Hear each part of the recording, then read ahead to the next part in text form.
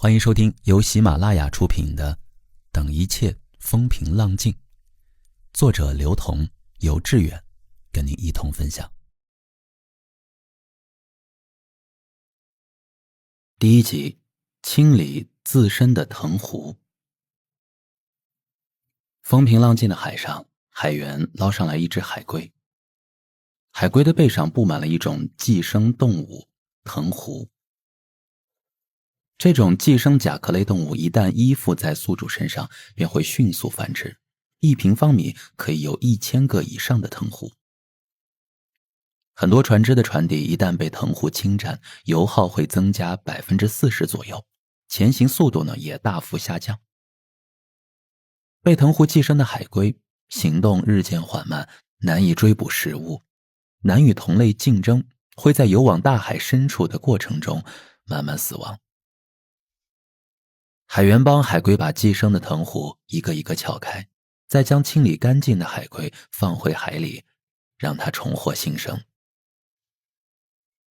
我很喜欢看这样的纪录片。我突然很能理解为什么大家很喜欢看治愈类的视频了。那种感觉就好像自己在污浊中偷喘了一口清新空气。某天我突然问了自己一个问题：海龟被藤壶寄生了，能遇见海员帮忙清理。如果我被藤壶寄生了，谁能帮我清理呢？我下意识地看了一眼自己的身体，但就和海龟一样，自己怎么可能看得到呢？于是我很认真地开始思考，在我看不见的地方，是不是也布满了藤壶呢？那些藤壶又有多少呢？是怎样的类型呢？如果真的有，那它们是从何时开始寄居在我身体里的呢？想起20出头时一头扎进社会，埋头就冲，不管不顾，跑起来都带着风。可为何这些年自己开始步履缓慢了呢？是胆小了，还是稳重了呢？明明什么事儿都还没做，光是在心里默念了一遍流程，就好像消耗了大半的精力。有人说，随着年纪的增大，身体不行了，心累是正常的。可那么多70、80岁的老人，思维敏捷，谈笑风生，除了身份证上的年纪变了，其他地方都与年轻时没有两样。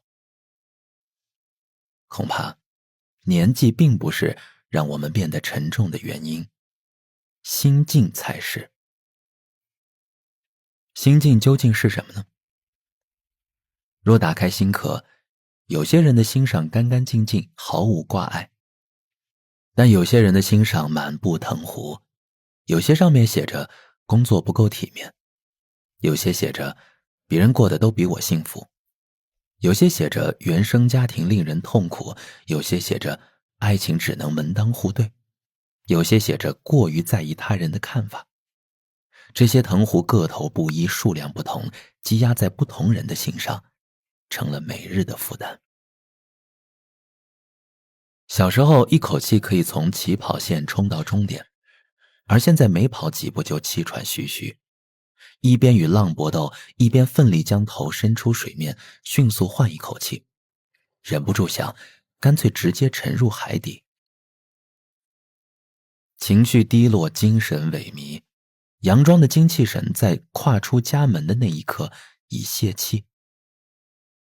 越对抗，越疲乏，越尽力，越虚无。我心里装了太多的东西，堆积如山，早已分不清哪些是年岁给我带来的珍宝，哪些又是环境给我制造的垃圾。当我短暂歇息，决定鼓起勇气再出去淋一遭大雨时，突然有只手拍了拍我的肩膀，对我说：别着急，不如等一切风平浪静。我猛然回过头，看见自己，他正笑眯眯。过于在意外界，被外界时刻拨弄情绪的日子里，我已经很久没有关注过自己。他接着说：趁着大风大雨，坐下来清理掉身上寄生的那些藤壶吧，等一切风平浪静，再出发也来得及。于是，我写下了这些文字，给同一屋檐下的你。我们就如同背上布满了藤壶的海龟，需要一点点时间去做清理。最后一页呢，我和读者们做了一个约定，希望你一页一页翻阅过去，自然会理解这份约定的意义。本是悠悠心境者，却因纷扰失凝神。清风悄悄为行人，岁月从不负前心。山川远处传清音，雨打梧桐声独吟。心静如虎澄清水，迷茫时须心自安。等一切风平浪静，静坐山间听松风。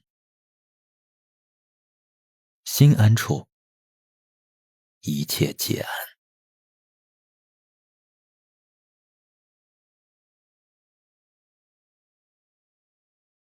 第一章，疾风骤雨。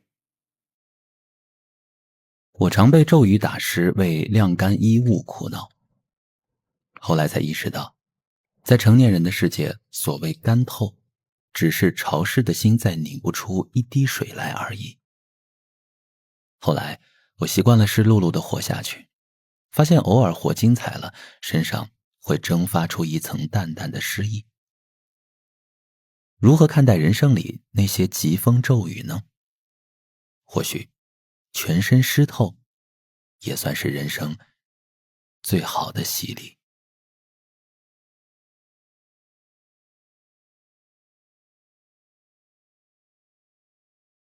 第一个话题叫人生是一场仓促的逃亡。我的人生是一场仓促的逃亡，这话并不夸张。我在湖南南部的小城郴州生活了18年。高考前我告诉自己，如果不拼最后一把，人生会永远被困在这里。被困是一个很妙的说法，它意味着我青春期最初的觉醒。虽然我并不清楚自己到底有何本事，但我笃定，如果不自救，这里有一种引力能把我一辈子困在这里。抱着多考10分就能离家100公里，多考50分就能离家500公里的信念，我大量刷题毫无怨气。比起后半辈子会一直懊恼，为何自己没能抓住高考的机会拯救自己，赌上高31年的时间，是年少的我能做的最正确的决定。那大概是我人生中第一次想通了就奋不顾身去做的事情。正因如此，只要心甘情愿，一切理所当然，成了我此后很长一段时间的座右铭。说来奇怪，当学习的意义只有考试一种的时候，我无论如何也理解不了。可当它的意义变成了能遇见更多厉害的人，能见到更广阔的世界，我能选择自己的人生时，学习一下就变得容易了起来。看不进去的能看进去了，没耐心搞懂的也变得有耐心学了。只要能让我逃离这里，好像一切的苦都变得理所当然了。命运似乎待我不薄，我从家乡考到了省会的大学，大学毕业后进入省电视台，之后选择北漂至今。如我所愿，自己离家乡越来越远。甚至这一路我遇见了很多人，遇见不喜欢的我也逃得远远的，把距离拉开。拉不开物理距离的，我就拉开心理距离。埋头工作嘛，让自己晋升快一点，眼界更高一点，不让对方出现在自己的视野。这一路的逃离，我的出发点只有一个，那就是找到一个让自己生活得更舒服的环境。可当初为何要选择逃离呢？这就要先从家乡说起。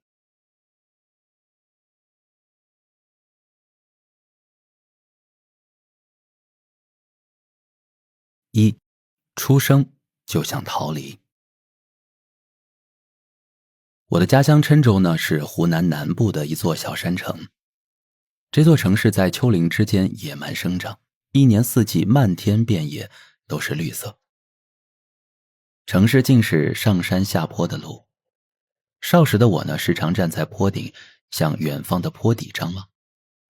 那绵延起伏的道路总让我不自觉陷入怅然。我怀疑自己本是一个心思简单的孩子，是这一程交织起伏的山路，在我的心上画出了深浅不一的褶皱。为了熨平这些沟壑，我把自己一整个藏进心里，在里面忙来忙去，看起来就成了心思很重的样子。郴这个字呢，除了本地人，外地多数人不认识。刚去外地念书时，我总要纠正同学，这个字念琛。可就算提醒了，很多人还是记不住，第二次大概率会念成冰。20世纪70、80年代，大家提到这座山城呢，都用一句俗语来形容：马到郴州死，船到郴州止，人到郴州打摆子。打摆子的意思就是生病打磕拉痢疾，加上粮不够、水不长、环境恶劣，这变成了外界对家乡郴州的第一印象。我爸呢，是当地卫校附属医院的医生，我妈是同单位的护士，他俩在这里相遇，组建家庭，然后有了我。那时为了工作方便，爸妈单位分配的平房就在医院住院楼的对面，中间隔着一条勉强能并行2辆车的路，他们上下班的路程不过10来米。我妈总担心把病菌带回家里，所以呢，家里常备8四消毒液，在一个大澡盆里面稀释，再用稀释的水拖地、泡手、洗衣服。打小起，家里有且只有一种味道，8四消毒液的味道，以至于后来我在其他场合，只要有保洁员在用8四消毒液做清洁，我总是会多看一眼，他们的身上大概也藏着妈妈的影子。因为爸妈身上全是这种味道，所以我便很少往他俩身上扑，显得不够亲近，大概也是这个原因。因为工作单位离家近，他俩下班总是很晚，刚到家没几分钟又被叫回科室，也是常事儿。我呢，像是父母工作之余的赠品，只有在他俩极其放松的情况下，他俩才想得起我。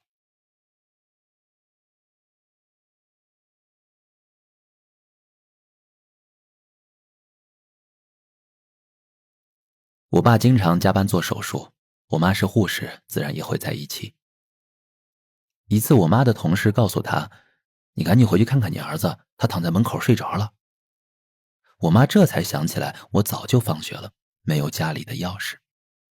她赶紧回家，发现我躺在木门和纱窗门之间呼呼大睡。我妈哭着把我摇醒，紧紧抱住我，又赶紧给我做饭。她内心偶尔愧疚，就会戏份很足，而我早已习惯了被忽视，所以情绪稳定。她内疚她的，我看她一眼，继续睡我的。我小时候觉得呢，这样也没什么不好。他们最好工作一直那么忙，这样就不会有人催我学习做家庭作业。也正因如此，我那时的家庭作业都是第二天一大早赶到学校去抄，埋下了成绩不好的祸根。我爸妈都是努力的人，在单位人缘好，能力强，我完全配不上他们。这一点也是我慢慢有了自尊心之后才意识到的。爸妈那个年代的人，没孩子时呢，大家比工作成绩；有了孩子，大家便开始比孩子的成绩。每到这样的环节，我总是很抬不起头。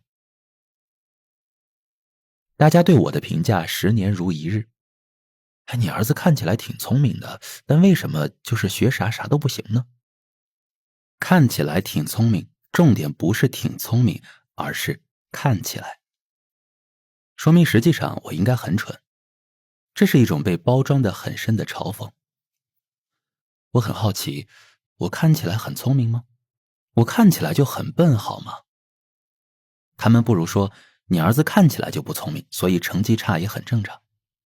这样的话呢，我爸妈可能也不会对我抱有什么期待。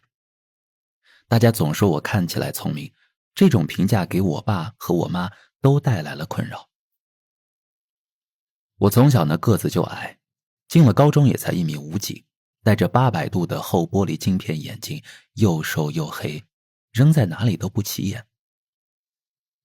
估计我爸妈也常困惑，为啥他俩的结合会生出一个我这样的孩子呢？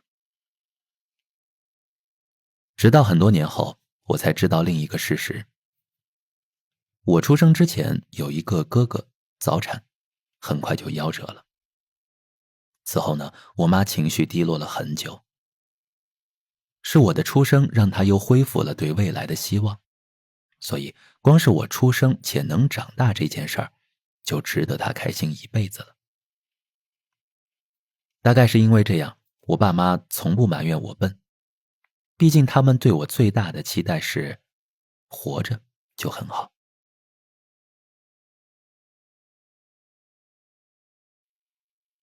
他俩呢给我报过不少的兴趣班，美术、武术、篮球、小提琴、珠算。其他孩子轻易就能抓住其中的诀窍，被筛选出来，被夸赞说很有天资，应该朝这个方向努力。只有我在任何兴趣班都找不到诀窍，全靠胡乱比划蒙混过关。每个兴趣班的老师和我妈聊天后，我妈的脸上总有掩饰不住的失落。我跟在她后头，也失落。她从不指责我，我知道这是无能为力的意思。我笨吗？笨是将一个人的未来彻底封死的最好理由，也是一个人放弃自己的最坦荡的原因。但真正笨的孩子是不会有内疚感的。可我有内疚感，还超标。我整天都在思考，为什么我和同龄人相比那么糟糕呢？为什么我成绩就是不好呢？为什么我运动就是那么差？为什么我美术音乐没一个有天赋呢？为什么我那么矮，长得又那么不端正呢？为什么我有高度近视呢？为什么所有的诟病都集中在我一个人身上呢？我满脑子疑惑，时常眼神失焦，陷入发呆状态。旁人便说，他又在发呆了，发什么呆呢？想点正经事儿不好吗？发呆不是放空，恰恰是在聚精会神地想一件正经事儿，但需要用极其安静的姿势去悄悄靠近，潜伏在其周围，才有可能等到答案，偷偷探头。因为没有自我，无法靠双腿堂堂正正地站立，我像个不倒翁，被来往的路人推来推去，一会儿东一会儿西，朝南后又朝北，谁经过都能推我一把，我重心不稳，总是颠三倒四，惹人笑话。小时候呢，我最喜欢的电影是《霹雳贝贝》，里面的贝贝被雷电击了一下，就成了一个很厉害的人。很长一段时间，每当山城被瓢泼大雨笼罩时，我都希望能来一道闪电劈中我。每次出考试成绩时，我都望着窗外的雨，期待有个球形闪电进入教室，直接扑向我，电击我，让我成为一个全新的我。雨过天晴后，同学们为彩虹而欢呼，只有我很失落。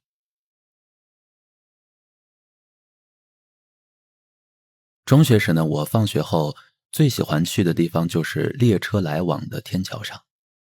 我总是站在桥边看南来北往的列车，希望未来有一辆列车能把我带到别的地方，一个没有人认识我的地方，哪里都行。毕竟在那里，我不会过得那么狼狈。父母对我的失望藏在心里，我对自己的失望写在脸上。周围的亲朋好友都知道我是一个怎样的孩子。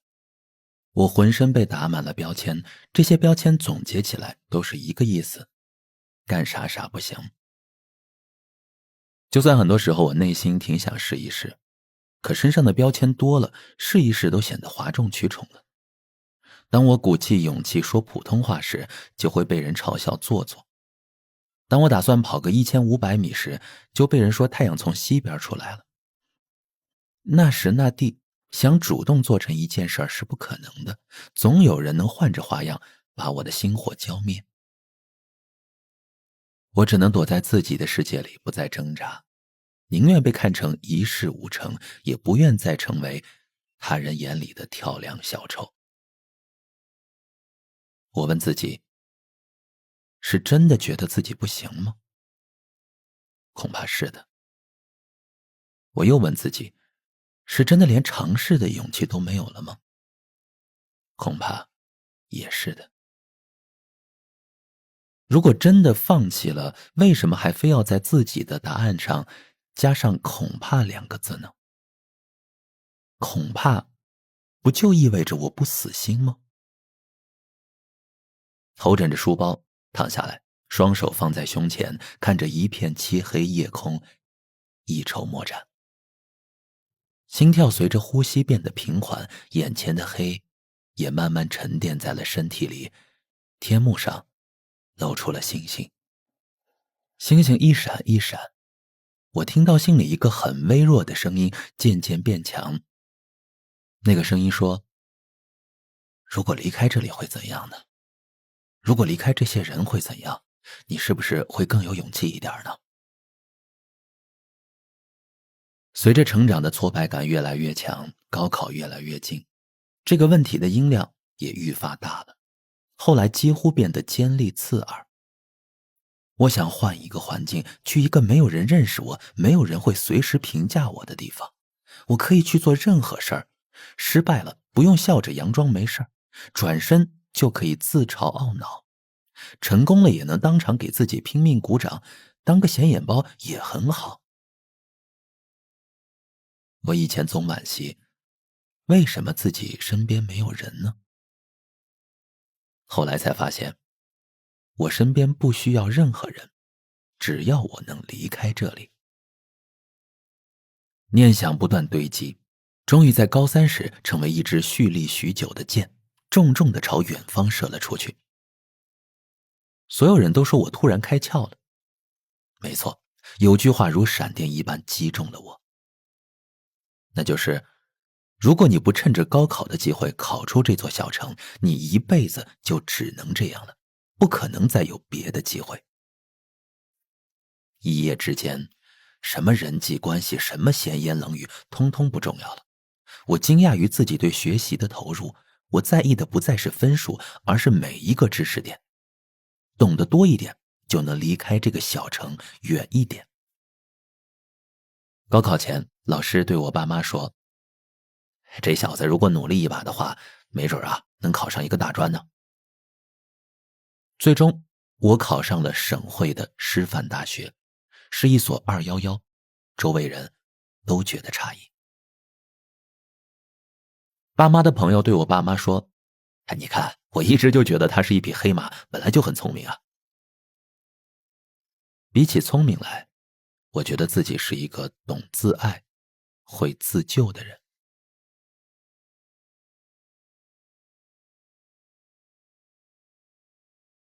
第二，每个逃离的人身后都有一双手的支撑。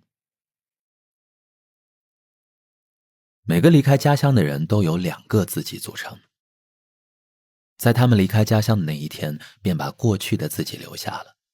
异乡的他们又会在新的土地上长出一个全新的自己。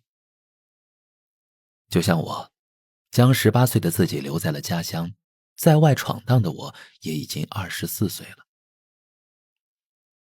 曾有朋友对我说，真羡慕你，离开家那么久，父母呢也没有给你压力，任你在外面看世界。当我第一次听到这句话时，本能地愣住。我似乎从未站在父母的角度思考过这个问题。难道不是因为自己足够坚定、足够坚韧，才能在大城市生存下来的吗？我也没有想过，如果父母不在背后支持我，从来不抱怨我回家少，我是否能这么多年心安理得地待在大城市？在我30岁之前的那些年，当一起北漂的伙伴陆续选择回家乡时，我不止一次问过自己，到底要不要坚持下去。父母从未对我提出过任何要求，也从未对我进行过任何催促。他们不问我究竟能挣到多少钱，也没问过我未来的计划。他们问我最多的就是还行吧。我说还行。他们就说哦，还行就行。现在想起来，好像他们从一开始就做好了支持我远行的准备。大学毕业时呢，很多同学选择了回家乡。我对我妈说，我不想回郴州工作了，我想留在长沙。她说，你喜欢就好，反正长沙呢离家也不远，火车4-5个小时就到了，很方便。又过了1年，我跟她说，我打算去北京工作，北京很远，有可能我们1年只能见1-2次了。她还是像之前那样对我说，你喜欢就好，不要委屈自己就行。你回不来湖南，那我们呢就去北京看你。事实上，他们从未提出来北京看我。他们知道我和几个朋友挤在一间小房子里，他们知道我买了一张2手的床垫睡在地上，他们知道我所任职公司的领导对我还不错，知道我每天的生活只有2点一线，公司和家里，也知道我每天都会加很长时间的班。他们对我唯一的交代就是注意身体。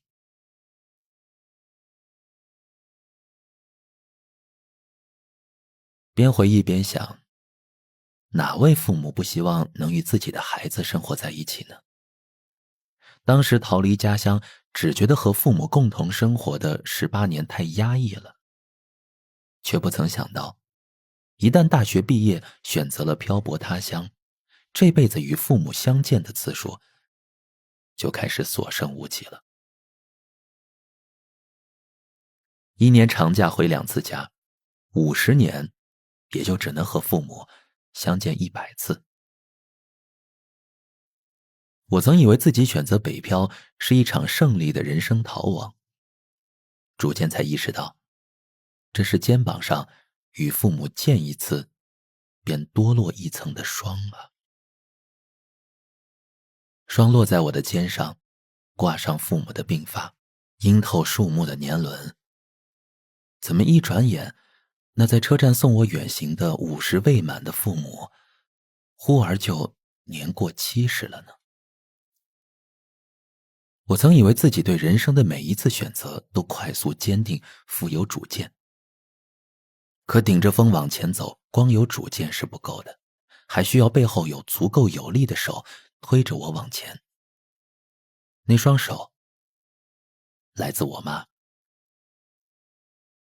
无论是高考后选择读中文系，还是毕业后选择留在长沙，再决定北漂，每个决定的背后都是我妈在我身后死死顶住，让我不必回头。因为从小成长在医院里，周遭的人理所当然地认为我应该学医，不然我爸那些医书那些积累无人继承。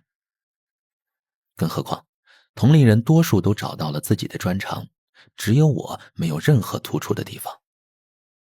只是凭着高3的最后一腔热血和好运，考到了一个不错的分数。学医是最没有悬念的。虽然我不知道自己喜欢什么，但我很清楚自己讨厌与医院有关的一切。半夜家里响起急诊电话铃声，手术台的无影灯能照出一切胆怯。至今闭上眼，我的世界都弥漫着84消毒液的味道。印象最深的是，有一次我半夜惊醒，发现只剩自己一个人在家，于是就跑去住院部找爸妈。路上经过有病人家属低声哭泣的太平间，我用力推开住院部的双扇门，看到走廊两边躺满了因为瓦斯爆炸而重度烧伤的矿工。所有医生护士口罩帽子大白褂全副武装，人人都只露出双眼，在为伤者抹烧伤膏。我在惊恐中一步一步往前挪，终于看见一双熟悉的眼睛，便走过去蹲在他的身边，一声不吭。我妈看我一眼，瞬间就哭了。我离她那么近，她都哭了。后来我离开她那么远，她有哭过吗？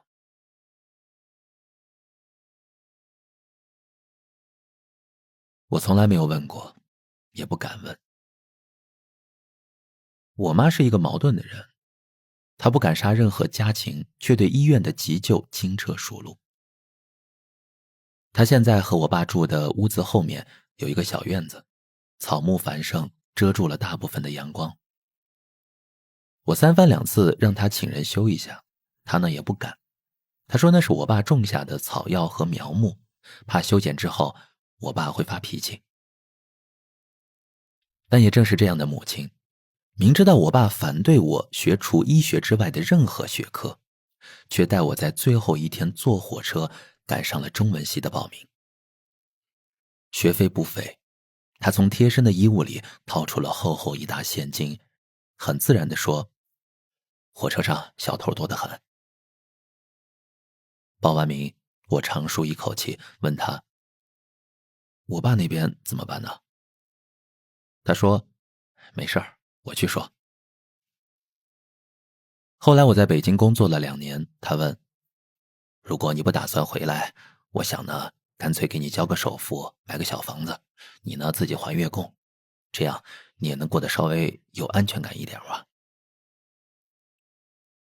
我爸呢不同意，觉得家里所有的积蓄只有那几十万元，都给我了，他们就没法安心养老了。我爸反对他的，我妈呢又背着他把钱都给我交了首付。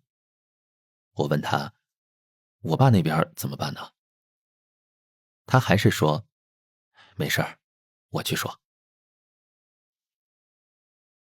我在之前的文章里写，28岁那年，我硬着头皮跟我妈聊了自己对未来人生所有的规划。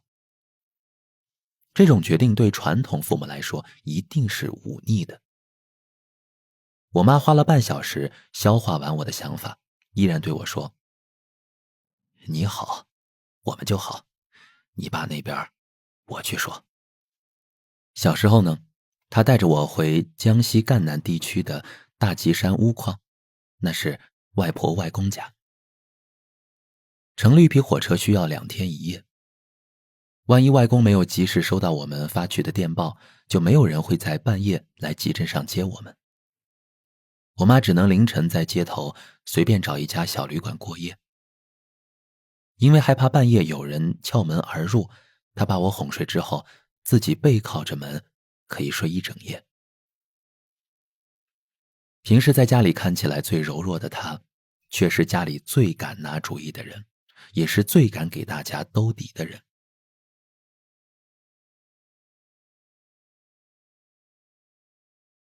我爸平时工作太忙，我和他的关系也在长大中逐渐疏离。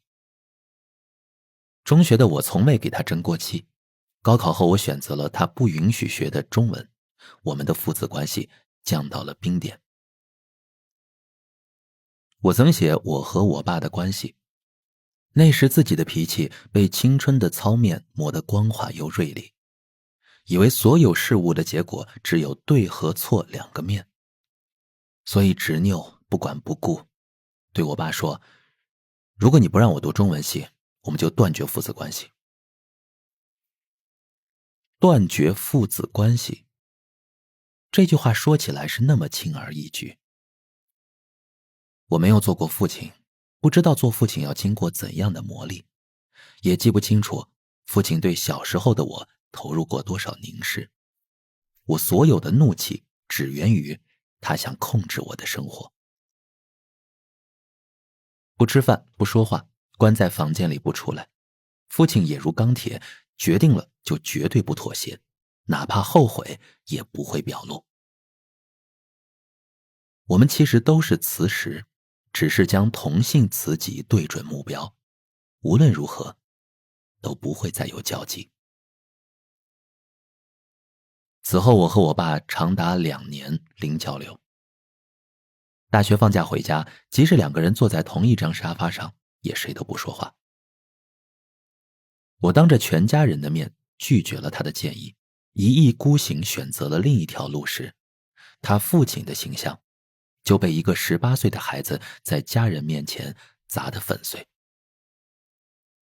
他一定觉得在我面前失去了威望，无论他再说什么，我都不会往心里去了吧。他不说话，也许只是不想再被我伤害。30岁那年，我参加了一个访谈节目。就在我以为节目要收尾时，主持人突然请出了我的父母。也就是从那一天，我重新认识了我爸。起因呢是主持人问了我爸一个问题：你觉得当初逼儿子学医是不是一种错误呀？你觉得自己被误解了吗？委屈吗？这个问题让我爸突然哭出来，豆大的泪珠扑簌直落。那是我人生中第一次看见我爸哭。我妈一边拍着爸爸的肩膀安慰他，一边解释。其实我爸想让我学医的出发点很简单，因为那时我各方面表现都不尽如人意。他觉得只要我学医，无论我干得好不好，他都能保护我。他只是想给子女一个更有安全感的未来。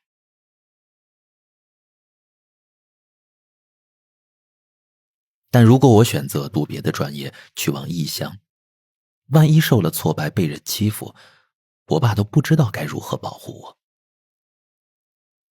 他担心我中文系毕业那天，他不知道该托谁帮我找一份工作。他所有的出发点来自他该怎么保护我，而我所有的出发点都来自为什么他要管控我的人生。我妈接着说，我刚到北京头2年，半夜会因为空气过于干燥而流鼻血。我总是凌晨打电话给我爸问如何止血最有效。我爸告诉我方法后，挂了电话就立刻穿上衣服去医院帮我抓药熬药，无论当时是半夜几点。我也立刻想起来，每次第2天醒来，总会收到爸爸给我发的一条消息：中药给你煎好了，刚寄出去了，真空包装，每天1袋，开水温热，睡前喝，连喝2周，看看效果。我妈说，那是我爸唯一觉得他还能帮助到我的方式，他在尽他的全力保护我。迄今为止的人生中，我只见我爸哭过2次。一次呢是做节目那天，一次是后来他送我奶奶下葬。一次是他作为爸爸被儿子误解，一次是他作为儿子送妈妈离开。之后呢，我把这一段故事写在了散文集《你的孤独虽败犹荣》中的趁一切还来得及这一章里，然后把书寄给了他。我不知道他看了没，也从来没问过他的感受。但我心里想的是，看，说了不要担心我学中文找不到工作，我还能把你的故事写进书里，这下你总该放心了吧。多年后呢，我回到家乡拍摄电视剧，把主角们放学后聚会的地点选在了当年我常看火车经过的天桥上。站在以前的位置，来往的绿皮列车和10几岁那年仍一模一样。列车飞驰而过的气味也和当年一模一样。我怔怔地看着，仿佛看见自己被这南来北往的列车刮来的风灌满，而瞬间长大。3. 逃跑时的家乡是浑浊的，回望时的家乡是沉静的。当异乡的你与家乡的你在多年后统一了对某件事情的看法时，这个过程就叫和解。我把自己理解了爸爸的事情告诉了家乡的自己，他也终于表示能理解了。30岁前呢，我常用黑云压城来形容自己的故乡。出发那天发誓再也不回来。30岁后，故乡的一切都在我的身体里沉淀，成了一切回忆的重叠。任何的似曾相识都能打开一扇任意门，而门的另一端便是故乡。当我顶着寒风缓行在冰岛维克的黑沙滩上时，有人惊叹大自然的造物，而我脑海里却浮现出家乡的北湖公园中那个180亩的湖。小时候我就坐在北湖边的铁链护栏上，微风和煦，阳光正好，风慢慢将水面刮出湖皱，雨燕一次又一次点醒一池的沉闷，余波一层接一层倾打湖岸。那是13岁的少年人生中遇见过的最大的水域。少年想，未来能走到海边吗？大海又会是什么样子呢？味道是像北湖一样略带鱼腥味吗？风是友好的吗？当我真的走到了火山喷发后的黑沙滩，走到了风琴岩峭壁下时，我瞬间穿越回了北湖的铁链护栏边。是他第一次让我对海有了想象，我也想让他看看我眼前的海。当我站在海拔4000多米的阿尔卑斯山脉的少女峰上，双眼被白茫茫的大雪晃得无法睁开时，我想到的却是家乡的苏仙岭。登高远望整座小城，目力所及之处的大部分建筑被连绵的山岭雾气所淹没。导游说云开雾散时能清楚地俯瞰整座城市。那时我想的是，我能等到自己的人生云开雾散的那一天吗？所以当我站在异国他乡的山峰之上时，我打开任意门走出去，拍了拍家乡苏仙岭上17岁的自己的肩膀，说，会有那么一天的。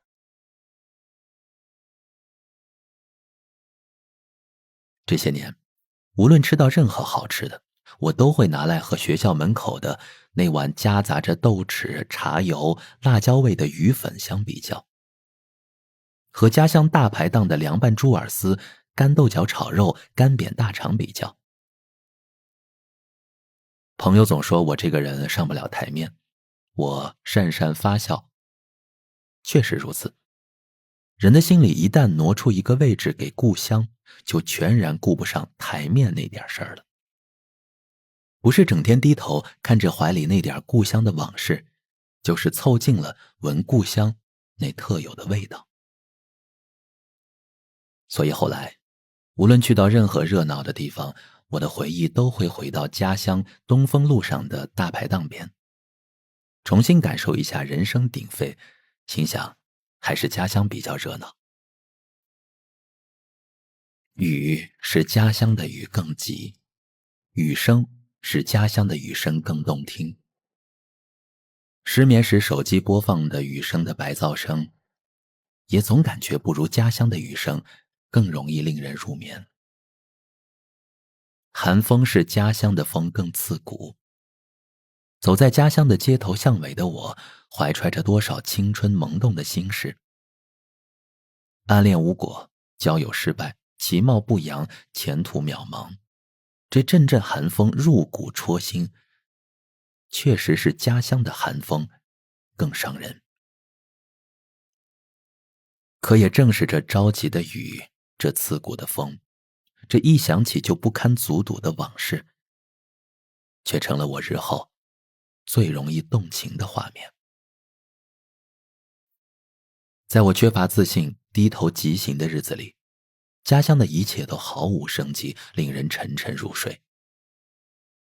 我曾走在它每一条狭窄的街巷，触碰每一面带有裂痕的墙壁。居民区总是传来无休止的争吵，不及格的成绩单飘落四地。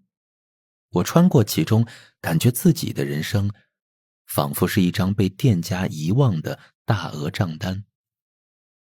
自己买不起，商家也不惦记，我就一直站在那里瑟瑟发抖，左右为难。在这座城市中，所有人都在过着机械而麻木的生活，觉得彼此的事儿都无关痛痒。阳光透过楼房的间隙，一缕缕尘埃洒在黄昏的街头。行色匆匆的人，眼神不小心对上，也满是冷漠和疏离，似乎每一步都在前往无望之地。夜晚的星光也显得那么苍白无力，投射在城市的屋顶上，如同被悲哀涂抹的铅灰。我曾写，故乡是一座沉重的枷锁，每个离去的人都带走了一份无法言说的压抑。我们渴望远方，渴望一种更真实的存在，远离故乡给我们施加的荒谬和束缚。然而，离开并不等于遗忘。在远方的我们，总是不经意地在梦里重回故乡的街巷。醒来后觉得怅然，居然开始怀念那座让自己感到孤独的城市。或许正是这种孤独和无望，让我们在离去时义无反顾，在远方时又无法释怀。后来，当我慢慢的有了自己的样子，也敢与对面走来的人对视后，故乡又成了黑暗大海中一片发光的蓝藻。那是一闪一闪的微光，然后慢慢连成了一片。你走过去，那骤亮的光能直接映亮脸庞。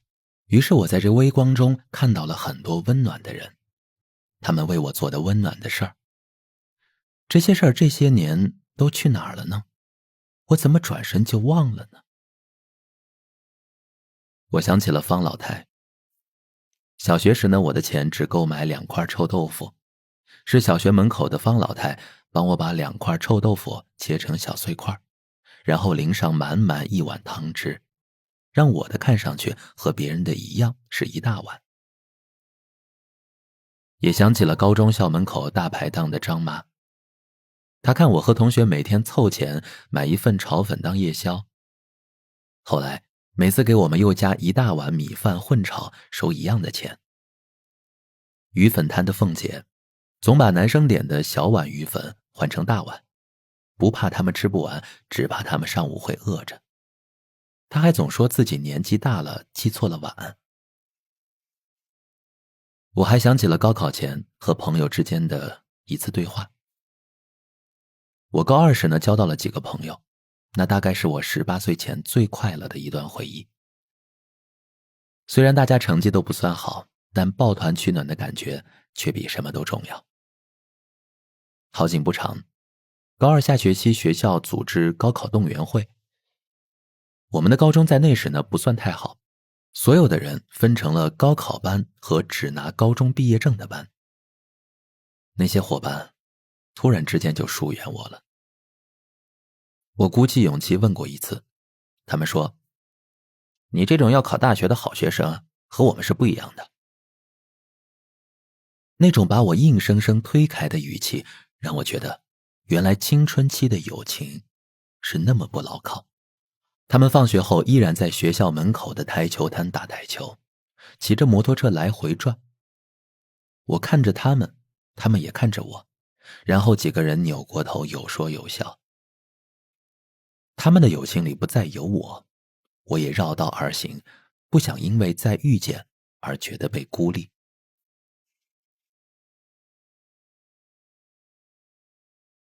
那是一段难熬的时光，于是我更想赶紧结束这一切，离开这个鬼地方。高考前最后一次晚自习，我从学校出来，远远看见那群朋友还在台球摊。我想了想，决定换条路走。没想到他们几个骑着摩托车来到了我的面前。我以为自己的态度得罪了他们，他们要揍我。我佯装镇定，问他们要干嘛。其中一位朋友说，再过几天不是高考了吗？我们想和你说句话。去年突然不和你玩，是因为我们觉得会拖累你。你确实比我们成绩好，也聪明。你是我们朋友中唯一有机会考上大学的，所以我们不想拖累你。我们是没有机会读大学了，但希望你能考出好的成绩，让我们这群朋友脸上也有面子。好了，不管怎样，等高考完了，我们再一起耍呀。他们说完，每个人都过来拥抱了我一下。我怔怔地听完，就简单地说了一个字：好。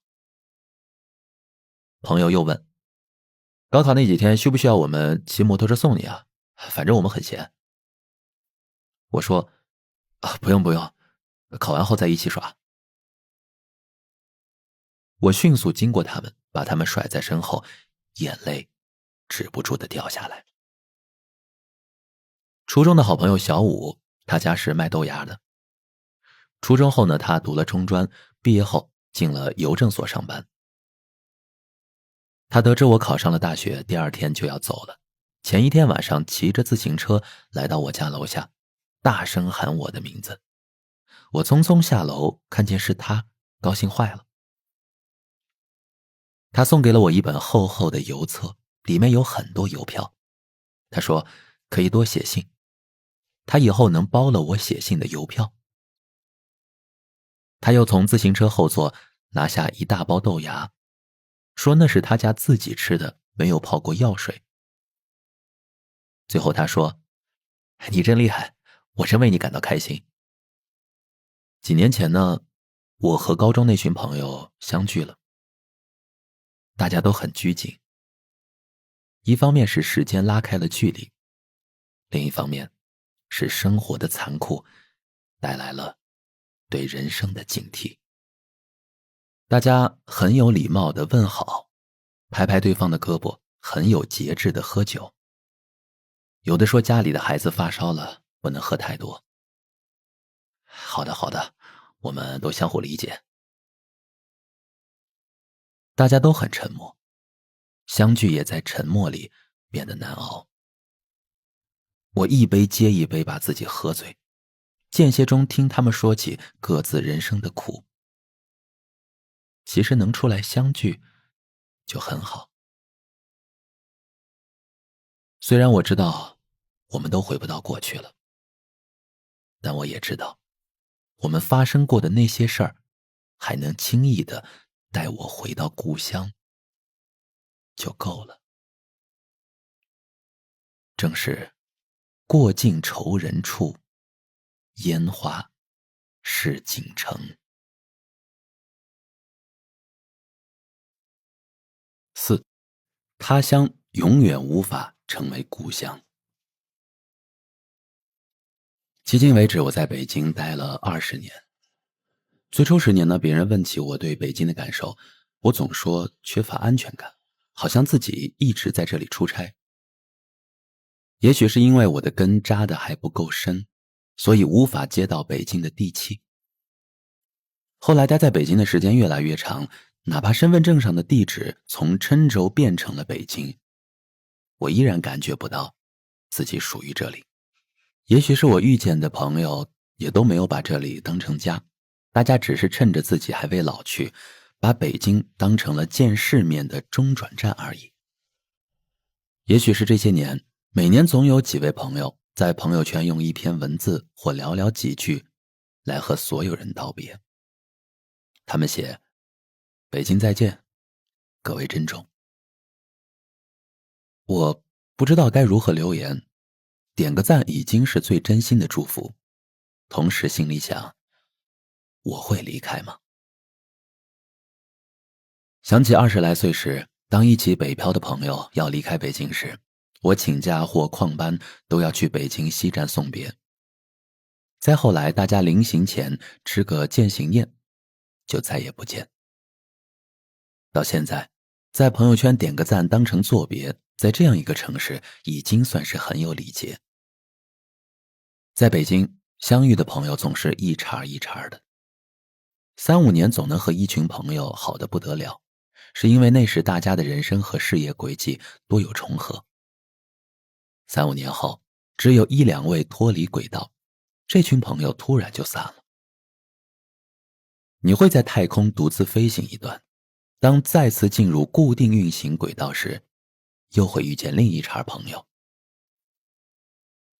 前段时间呢，我和一群朋友坐在一起，很是热闹。我突然放空，一位朋友就问我怎么了，我说，就是感慨，觉得遇见了你们，我很开心。他说，开心就要表现出来啊，不要忧心忡忡的。我接着说，这些年我遇到过好几次这样的朋友，后来都散了。我刚才在想，我们在一起可能还能热闹个2、3年，2、3年后这群人可能又会散了。朋友不说话了，我知道他也懂了，他也一定是从另一条轨道飞来的卫星，未来还将去往别的轨道。也正是因此，除工作之外，你在北京无论种什么都很难有收成，甚至一块地种久了也难免会遭遇贫瘠。前2年我把更多的时间投入工作中，难有时间写自己内心的东西，而忙碌很久后，工作结果呢又不如我所愿，我便陷入了自我怀疑，怀疑自己的能力是不是已经到头了，怀疑自己是不是已经没有心气再继续了，怀疑自己是不是不适合现在的工作，怀疑自己再提起笔也难写出真心了。这种一睁眼就开始的自我怀疑，极大地消耗着我对自己的耐心。先是失眠，接着是耳鸣，然后大量的掉发，直至多处斑秃，整个人的精气神全垮了。我找朋友聊天，去看医生，每天自己安慰自己，似乎都没有成效。我想逃去一个陌生的地方，却无法开口跟公司请假，甚至不知道自己应该到哪里去。那一刻我问自己，为什么我的人生似乎一直在逃呢？逃离家乡，逃离朋友，逃离对手，逃离自己。虽然我逃跑很有一手，但到了今天，我却发现好像怎么也逃不过五指山了。这五指山对我意味着什么呢？于是，那个在异乡成长到24岁的我提起笔，给留在家乡18岁的我写了一封信。是真的写了一封信，我把我的处境写在纸上，郑重地写上了家乡的地址，投递了出去。1周后呢，我回到家乡去驿站收信，坐在家里的沙发上拆信，一个字一个字地阅读。窗外是连绵不断的春雨，我枯木般的情绪就在这清新的雨水中重新冒出了一点新绿。读完信，我提起笔给北京的自己回了一封信。北京的我写，35岁前的我无论做什么都好像特别勇敢，可一过了35岁，大城市的我开始变得瞻前顾后，畏畏缩缩，似乎看到的人多了，对世界的了解多了之后，自己就变得胆怯了。一方面害怕失去，另一方面又无法像头些年那样全情投入去做一件事儿了。到底是因为觉得自己时间不够了，无法在规定时间内得到自己想要的结果，还是因为才华有限，就算时间充裕，也担心无法得到一个好结果呢？家乡的我回道：你要知道，当时你拼了命要出去，不是为了要获得什么，只是为了成为一个不妄自菲薄的人。所以你现在也应该如此，不必在意更多，不必患得患失太多。你离开家乡时，只带了爸爸用过的一只小箱子，而现在呢，我们拥有的足够多了。想想这件事儿，你不必如此自责。北京的我写，那你知道为什么我现在那么焦虑吗？好像每天醒来都在衡量和计较各种事情，而又没有任何结论。家乡的我回，刚去北京的头10年，你少有不快乐的日子，因为所有的闲暇你都坐在电脑前打字，把一切写成文字。那些负面情绪一旦形成文字，就不再是情绪，而是变成了你的作品。后来当你接触的人多了，事情多了，目标多了之后，你再难有时间写作。郁气堆在胸口无法化去，工作又难有成就感，整个人飘在空中，你的眼里都是人，你忍不住去和他们去比较。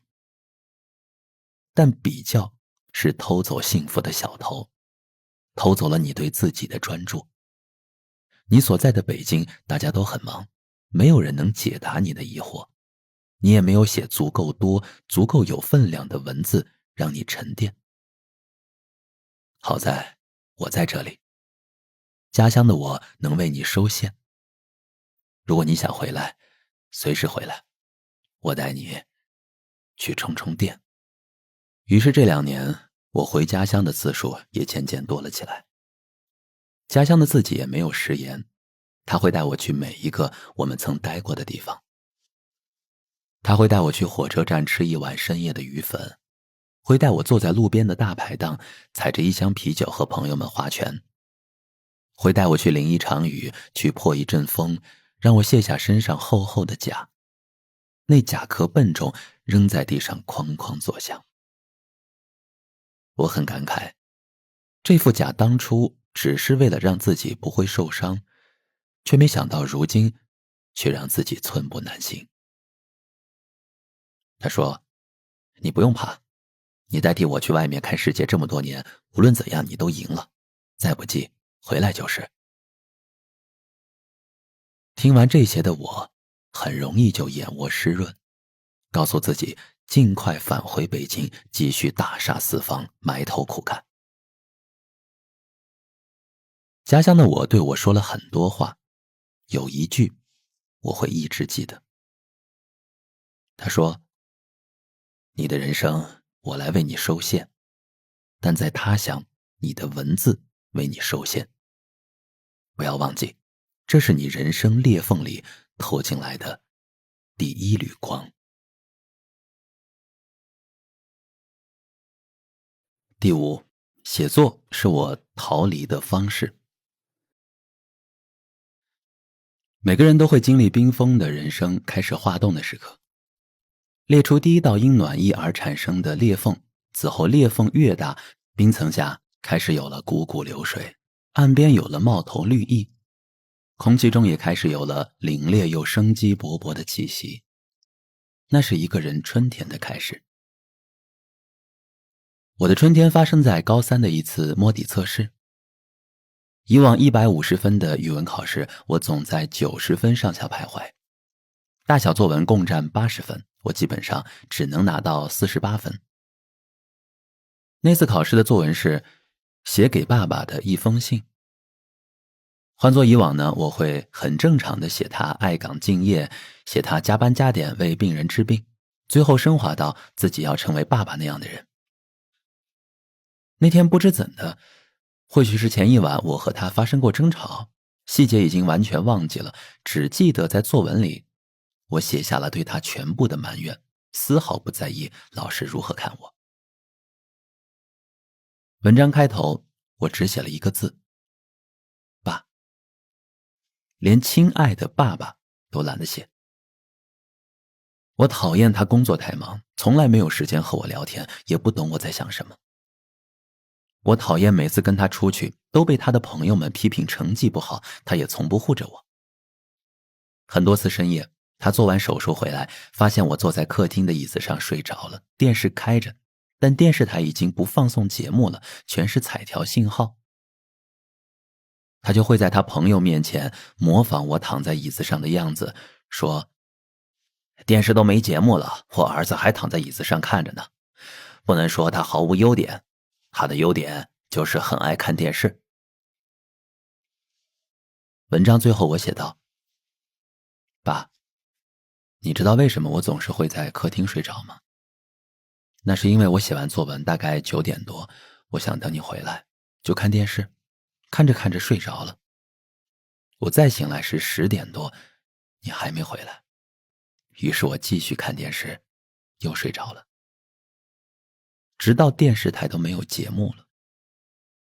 在你看来，我是一个可以看一晚上电视的小孩，但其实我是为了等爸爸回来聊天，每天晚上看电视会睡着2次的儿子。写完那一段，眼泪都滴在试卷上了，我赶紧擦掉，觉得自己好丢人。但交卷之后，又感觉到了少有的轻松愉悦。那次语文考试，满分80分的作文，我拿到了78分，总分破天荒的上了120分。语文老师拿着我的作文在全班宣读。一开始呢，我觉得家丑怎可外扬，但语文老师念到一半的时候，他在讲台上哽咽了。我偷偷瞄了一眼周围的同学，他们眼眶也都红了。念完之后，语文老师告诉我，写的全是真实情感，你就该这么写，把心里所有的东西掏出来，只有掏出来才能先感动自己，只有感动了自己才能感动别人。你是有写作天赋的，好好写。后来语文老师拿着这篇文章在全年级每个班级轮流念，那些平时和我没啥交集的同学也会跑过来对我说，刘同，王老师念了你的作文，让我们向你学习，你写得很好，你爸也太坏了吧。那次之后呢，我的作文几乎再没有下过70分，语文也一直稳定在120分以上，直至高考结束。高中语文老师的名字叫做王水如，如果不是他，我或许至今还没找到自己人生的出路。对成绩好的学生来说呢，一位好老师能让他们少走弯路，朝着自己的目标心无旁骛地前行。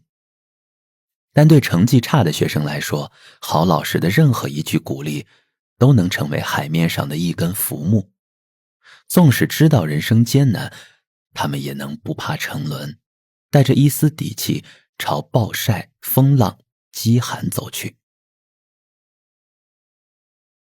因为王老师那句你是有写作天赋的，好好写，从此写作成了我的避难所。表面上看呢，我幼稚且缺乏必要的交际能力，可回到家拿起笔，整个人就像拿到了地堡的钥匙，打开门走进去，那连连绵绵的房间，深邃不见尽头的过道，无论走向哪里，都是一处安全的歇栖之地。当我用文字填满这些房间，把回忆刷满所有的墙壁时，我的人生开始变得很有底气。不过我太天真了，写东西这件事儿谁不会呢？进入湖南师大中文系没1周，系里举行了一次作文摸底。中文系共7个班，6个普通班，1个基地班。拔得头筹的是我们宿舍的郭青年。那篇名为《青春》的文章被复印、被传阅，在熄灯前被朗诵。我反复阅读那篇文章，每个字我都认识，但句与句之间的停顿，词与词之间的字义，我怕是10年都学不来。我拿起自己的文章，打算再读一遍，看看差在哪里。读了几句，便将文章撕了。云泥之别，大概就是形容我和郭青年之间文采的差距的。同学校东念完郭青年的文章，重重地感慨了一句：好文章啊，好文章，确实是好文章。写作真的是要有天赋的，像我等写一辈子都赶不上郭青年了吧。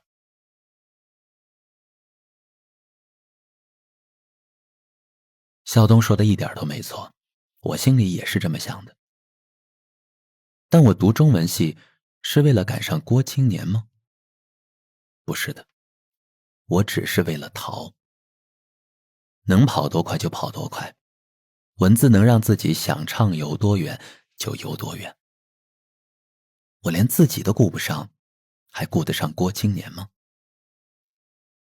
我开始很投入地去写文章，从提笔到成文到发表，堪比攀一座冰峰。大一每天写了1整年，没有成功发表1篇文章。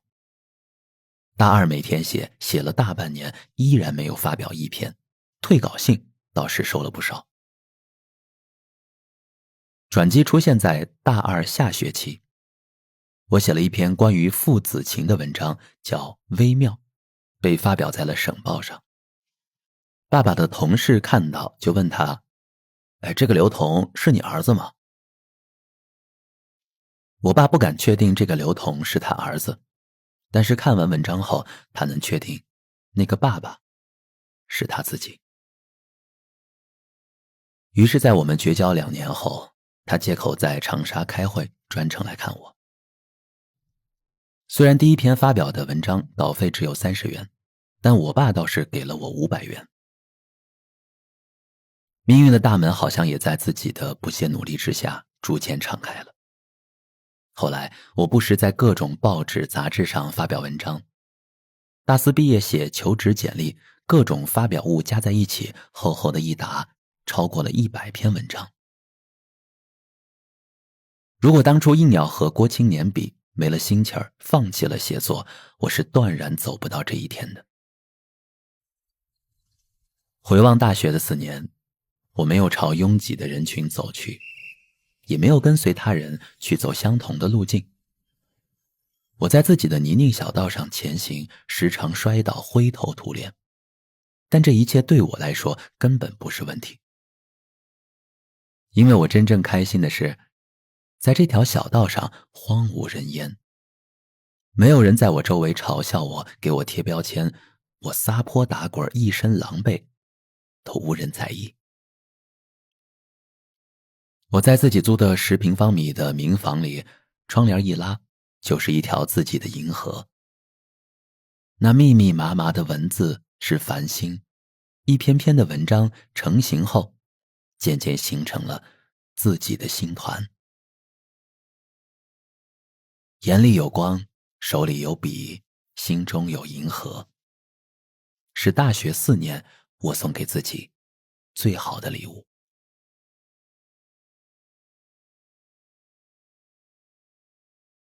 这份礼物让入学时自觉矮人一头的我，有了面对更大世界的自信和底气。我看史铁生老师的《我与地坛》，里面提到写作的目的。他一个朋友说自己写作呢，就是为了母亲，为了让母亲骄傲。朋友自觉这个答案似乎显得粗俗和自私。我问自己写作的目的是什么，答案似乎更自私。我想被人看见，被自己看见。文字让我不用去讨好任何人，也不用讨好自己，在文字里我清醒地看见了完整的自己。一开始写作是我用来拯救自己的方式，后来成为区分自己和别人的方式，再后来写作成了我逃往远方忤逆世界的勇气。后来我选择的职业是电视传媒，最大的遗憾是自己制作完成的节目播出之后，也许这辈子再也不会看第二次。所以写作又成了我想为自己留下一些什么而必须做的事儿。一晃大学毕业20年。突然有一天，郭青年在大学同学群说话，他告诉大家他自己拍摄的独立电影要在国外参展。同学问他拍摄的内容，他说是一个中年男子不停地找小姐，用来对抗巨大的空虚的故事。他说他以前很喜欢的女孩来找他，他也很开心，但见面之后，他发现他不再年轻，他很诧异。他还说了一些什么，我默默关闭了群聊天。郭青年拿到那次作文大赛第1名之后，就再也不写东西了，一直在追求他的目标和理想。具体是什么，他没说清楚，我也没弄懂。我曾为他觉得可惜，也觉得我和他不是一路人。当时间的回旋镖又击中我们时，我发现其实我和郭青年是一样的。我在用不停逃离的方式寻找自己，他在用说不清道不明的方式对抗生命的虚无。我们都拥有自以为的自由，我也知道在我们的身上都背负着自己看不见的藤壶。但无论如何，我们都找到了与孤独、与时间和平共处的方式。6. 离开是为了回来。我常想，如果我的少年时期不都是那些痛苦的经历，今天的我还会是今天的我吗？故乡给我带来的，到底是用它的土壤将我死死地压在地底，令我无法喘息，好让我在多年后的某一个春天里发疯地成长，还是许我以更多脆弱，让我在他乡能以此酿出酒，轻易的就醉倒在过去，在挣扎中写成文呢？900多年前，秦观被流放至我的家乡，写下了郴江信自绕郴山，为谁留下潇湘去。郴江明明是绕着郴州的山而流淌，为何又要流去湘江呢？马尔克斯在《百年孤独》里写，还是少年的何塞·阿尔卡蒂奥跟着吉普赛人去了远方，多年后归来，成为另一个人，强壮健康，回到家中就像什么都没有发生过一样。或许所有离开家的孩子，其实命运里都自带另一颗种子，那是故乡的庇护，让你拥有第二次生命，第二套根系，能让你在陌生的土地上汲取到新的营养。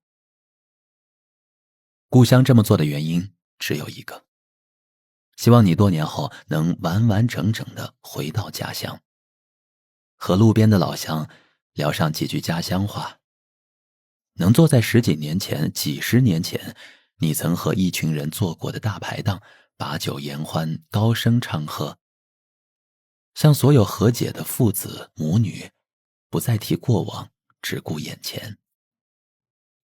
那是过一天老一天，过一天少一天的相聚。我父母不是幽默的人，我也从未有过和他们开玩笑的念头。自从我了解了父亲心里所想之后，便尝试时不时和他开玩笑。有些玩笑太轻，有故作朋友之嫌；有些玩笑太重，重到周围的人都啧舌。无论是哪种，我爸都应对自如。就好像在我离家这些年，他一直在做应对我的准备。酒桌上喝开心了，我跟我爸的朋友们说，你们一定要珍惜和我爸喝酒的机会啊！我爸真的是这个城市里年纪最大还出来交际喝酒的人了，喝一次少一次，没准儿明天就不在了。这种话一出口，全场突然鸦雀无声，大家脸上一副刚才发生了什么，刘同他知不知道他说了什么，他是不是疯了这样的表情。我爸呢就一乐，来来来，人生得意须尽欢，大家都要把酒干了啊，真的是喝一次少一次呀。我爸呢完全不在乎。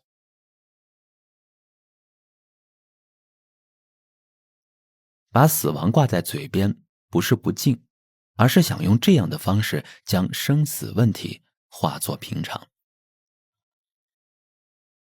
我在以前的文章里写过，我会和爸爸讨论他的骨灰分几份，每份放在哪里。我妈一听就气得不行，不准我和爸爸讨论这样的话题，说年纪大了听不了这些难受。我就对我妈说，我也把你的骨灰带在身上，大家一起走，给你买既好看又贵的骨灰盒。我妈就说，那我不要红色的盒子，吓人。我说，行行行，不买红色。我妈是个顶有趣的人。有一回我们一大家子人去吃饭，吃完饭大家在前台录入自己的车牌号码，免费停车。大家全都录入完了，只有我妈一遍一遍的试。我妈着急了，一脸无辜的看着我说，怎么办？年纪大了，怎么连自己车牌号码都不记得了呀？我安慰她，没事没事，是不是你记错了呀？记了我之前的那个。我妈想了想，觉得有可能，于是呢又输入，还是错了。她来来回回输入了10几次，我爸很不耐烦，我妈都快哭了。我就说，算了，没事不弄了，咱们倒是直接交停车费吧，就几块钱，走。我妈很丧气的走到门口，突然停下来，用力嗷了一声。我连忙制止她，别弄了，我们走吧，没事的妈。我妈看着我真挚地说，难怪输不进去，我今天就没有开车来，我是坐你小姑的车来的。我妈当了30年护士，60岁退休，63岁考驾照，65岁去老年大学学古筝，70岁和同学们代表我们城市的老年大学参加全国古筝比赛，拿到了全国2等奖。我爸60岁退休后，先去援疆了一段时间，然后又被返聘做医院的专家门诊。我妈呢，就每天开车送他上下班，直到今天。看到他俩现在相处的模样，我都会怀疑以前的记忆。以前他俩几乎是每天吵架，一早一晚毫不在意邻居的看法，更不把我当回事儿。他俩隔3差5签一次离婚协议，我从一开始哭着求我妈不要离婚，到后来是随便吧，赶紧离了，也别再吵了，还我个清净。我甚至记得我在北京好几年后，有一年国庆节放假最后一天，他俩非要在我面前表演离婚。那时我都30岁了，他俩都60岁了。我想着，如果不赶紧解决这个问题，下半辈子可够我受的。我只能跟老板再请2天假，我必须让他俩离了再回北京。老板呢也生气了，公司那么多事还没弄完，你7天假还不够，还要继续玩，你到底有没有责任心啊？我硬着头皮回复老板，我父母离婚，我得让他俩离了再回来。老板呢没有再回我的信息，估计他也觉得这个理由非常莫名其妙，又令人不知所措吧。结果呢，晚上他俩又和好了，我真的被气坏了。我说，你俩演吧，我不陪你俩玩了，我被你们折磨几10年了，你们没腻，我已经腻了，再见。我收拾行李就住到酒店去了。那次我几乎是哭着告诉他俩，小时候我的心理阴影有多大。有时我妈为了制止我爸喝酒，大白天自己在家里把自己灌醉。我放学一回来就是满屋子酒味儿，我妈躺在角落一动不动，我好几次以为她死了，嚎哭着给我爸打电话，我爸一回来他就醒来了，周而复始。我真不知道到底应该怪我妈太喜欢演戏，还是怪我爸太喜欢交际。我被夹在中间不知所措，可能这也是我想逃离的原因之一吧。我说，如果你俩再这样，我就再也不回这个家了。现在朋友看见我和我父母的相处，觉得很羡慕，说你家真幸福呀。我心想，哪有什么幸福的家庭，不都是每个人不放弃才熬过来的吗？他们不放弃我，让我远行，我不放弃他们，让他俩演戏，他俩不放弃彼此，相互依靠。很多事情呢，都需要靠时间才能得出更好的解释。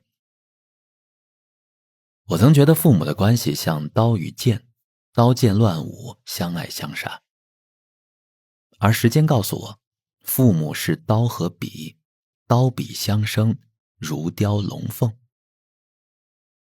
这一屋子的鸡毛飞絮，最终如尘埃落定，波澜不惊。这一桩名为家庭的笨桩，最终也被雕刻得栩栩如生。有一天我爸对我说，只要我还没走，你就永远是小孩。父母在，我们不惧怕活着；父母走了，我们不惧怕死亡。他们在的任何地方，一切都是小事儿。7. 我似乎从未离开过。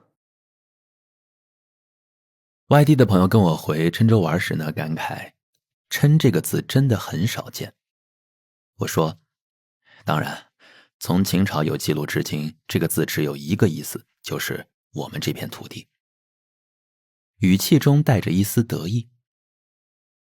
我突然意识到，我怎么变了呢？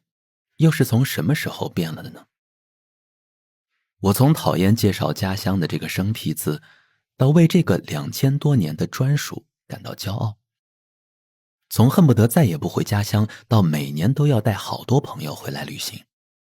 从斩钉截铁地对父母说，这座城市没有适合我生活的土壤，到信誓旦旦地跟同事说，我的家乡真的很适合拍摄影视作品。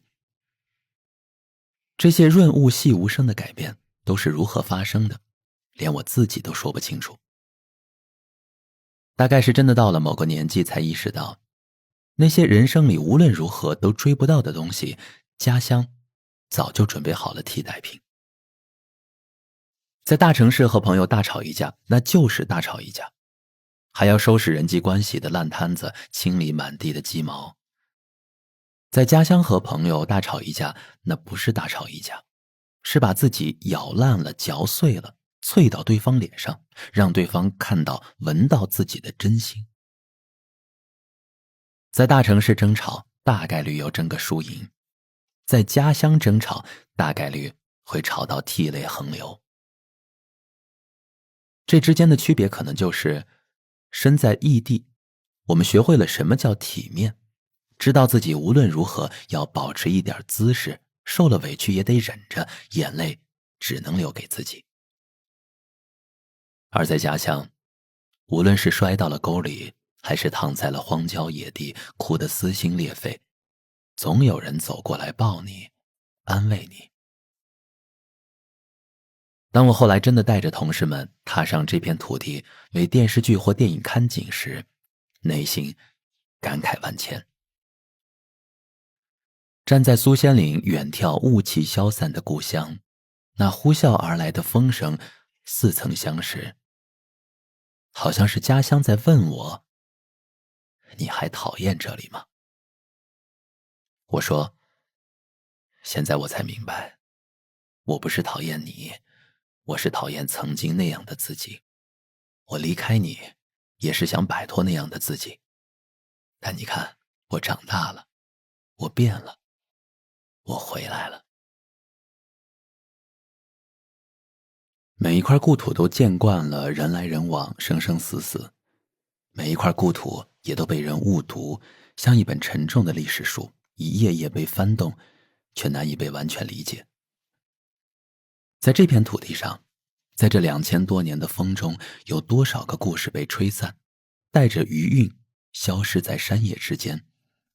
这土地的每一寸都沉淀过悲欢离合，承载过梦想与坚持。一年四季，冬藏春生，土地总会准备新的土壤，让年轻人生长，也总把过往越藏越深。只是年轻的我们快速发芽，快速挣脱，快速离开，匆匆而过，看似熟悉故土，却鲜有人在离开时真正读懂它。多年后，我带着同事们站在铁道的天桥上，看着南来北往的列车，说起自己每日放学后的心境，居然有泪水润湿了眼眶。一辆列车缓缓北上，我看见一位眼熟的少年趴在座位上，看着窗外发呆。那不就是18岁的我吗？正乘着列车奔往他乡，眼里有憧憬，又有迷茫。我站在桥头，用力朝他挥手，在心里告诉他，未来的你能凭能力逃开一切，也能在异乡脚踏实地的生活。你理解了父亲，你会回来重新阅读《故乡》这本书。无论你飞了多久多远，都不用担心自己没有根。你身上有一根线，线的一头拽着你，另一头在故乡的手里。这篇文章写完后呢，我放在文档里没有再读。再读的时候如同做梦一般，甚至都想不起自己是在怎样的心境下敲完了以上的文字。我想大概是在梦里回去了很多次，在曙光熹微时带回了几捧故土，温润厚重的泥土的芬芳随着回忆一点一点地迸发而出。我曾在文章里写过一个卡拉 OK 厅，我每次回家乡都会去那儿。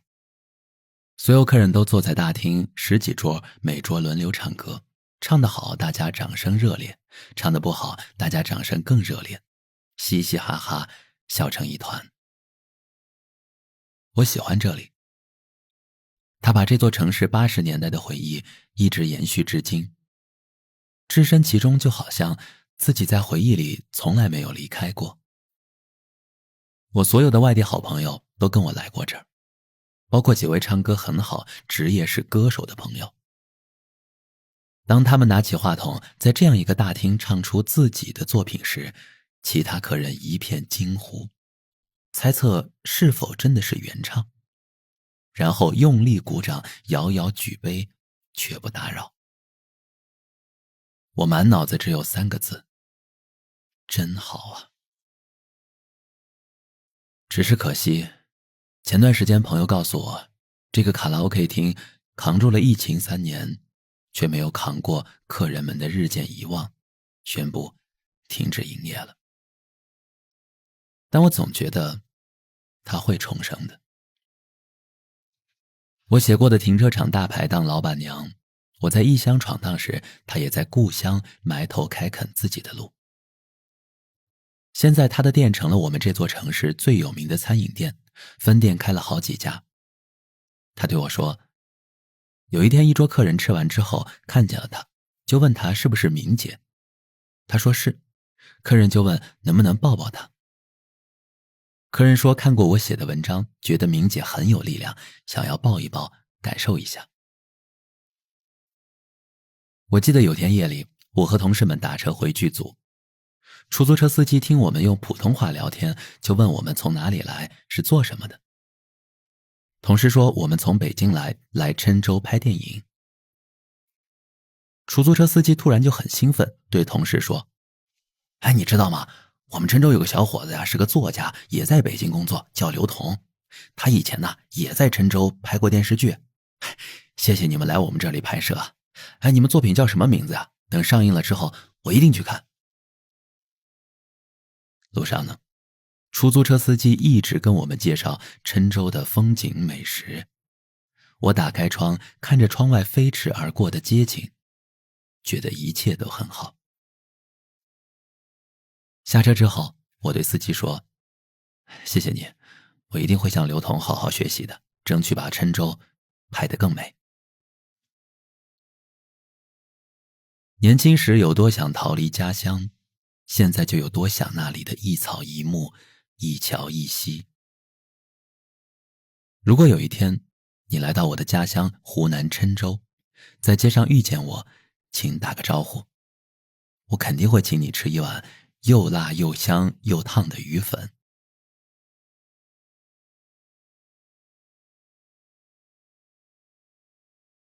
欢迎收听由喜马拉雅出品的《等一切风平浪静》，作者刘同，由志远跟您一同分享。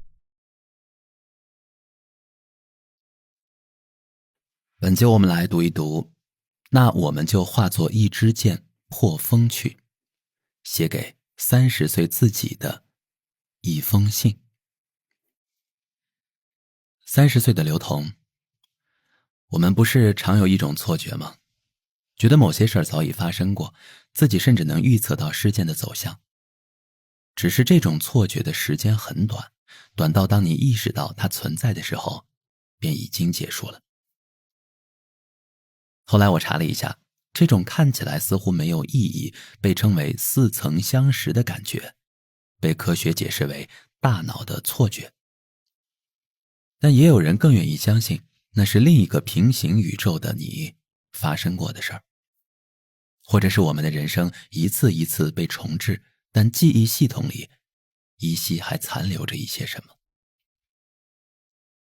这些年呢，我依然偶有这样的错觉。我想那大概是未来我们给现在的我们的提醒。我想那大概是未来的我们给现在的我们的提醒。虽解决不了什么问题，却能让我更有底气往未来的生活里前进。一切我们都曾经历过，克服过。你30岁那年呢，给20岁的我们写了一封信。那封信被作为《谁的青春不迷茫》的序言进行了出版。那时的真诚让很多年轻人拥有了心理上的慰藉。而我今天给你写这封信，也是那时你与每个10年后的我们做的约定。这是我们人生的第2封10年来信，想和你聊聊30岁之后至今12年间我的改变和觉悟。你大概会好奇，为何这封信是由42岁的刘同来执笔？40岁的刘同呢？他去哪儿了？为何没能遵守10年的承诺呢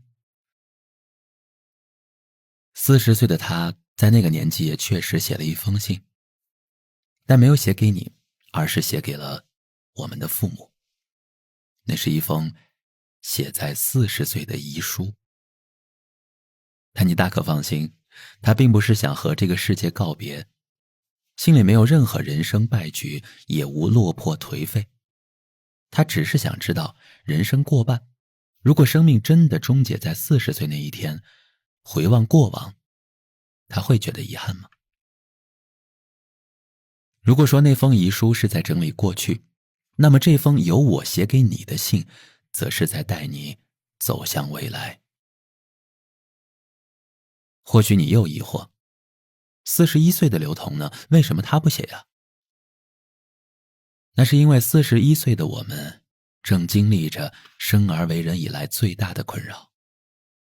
他被焦虑包围，在意各种声音、他人看法，心也不够静，整天与周围人比较，坏情绪将他压得死死的。虽然从小就有发际线高、头发稀疏的困扰，但41岁的我们依然掉了人生里最多的头发，湿了最长的眠，睁着眼迎来了最多的日出，遭遇了最长时间的耳鸣。应该说41岁的我们感受了处于最低谷的人生。他总以为是因为那一年的他办了很多错事儿，做了很多错误决定，甚至觉得是那一年的他情绪不够稳定造成的。但我们都知道，那是长年累月的积累，就像这本书最开始写的那样，我们早已在不经意间被藤壶寄生了，步伐越来越慢，直至其压垮了41岁的我们。但暂不提他，你也不必过多担心。你从我的语气里应该知道，42岁的我终于越过了这一关，穿过了云层，熬过了冷雨，躲过了落石，扛过了低氧，正在前往另一座山峰。从你的30岁到我的42岁，这一晃12年，我变了很多。我先从重要的说起。那是你觉得30岁对成年人来说是一个重要的节点，它意味着你已经脱离了年轻人的范畴。如果之前犯了错误，无论多少次，裁判员只会裁决为试跑。但30岁之后再犯同样的错误，裁判会直接判定为犯规，将你罚下场。30岁之前，做很多事情你都毫无顾忌，错了也不觉得会带来多大的后果。可30岁之后，你害怕犯错误，你开始觉得社会对你的容忍度变低。也正是这种害怕出错的心理，导致你很难再像以前那样不管不顾。有人觉得你稳重了很多，但我们自己心里很清楚，这种稳重背后藏着怯弱与输不起。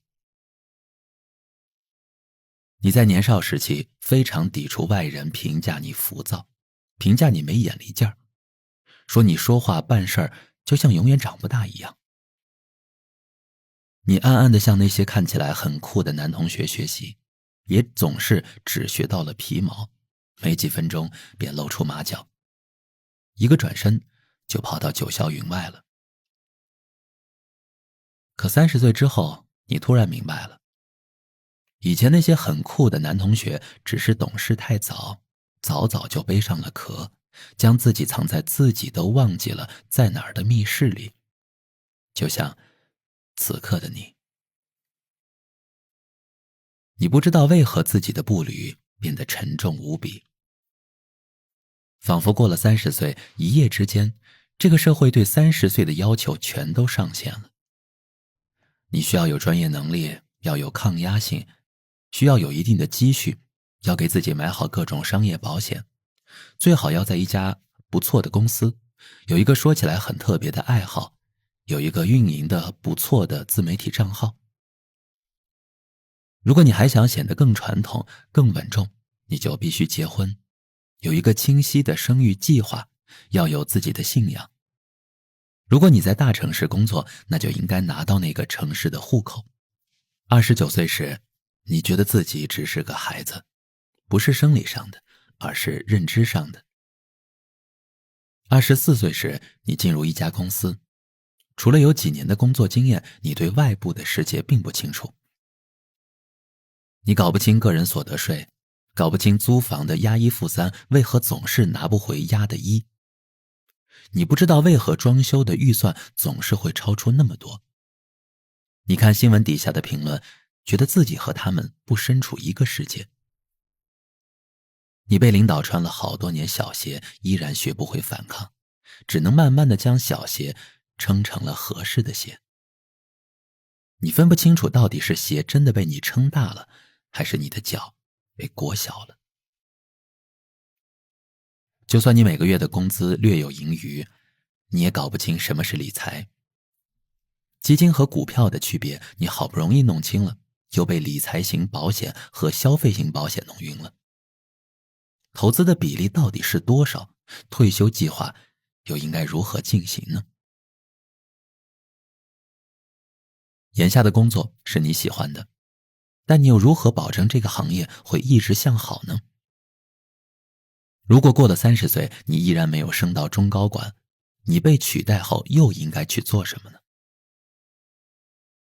？30岁自我困扰后，又多了一个35岁裁员危机。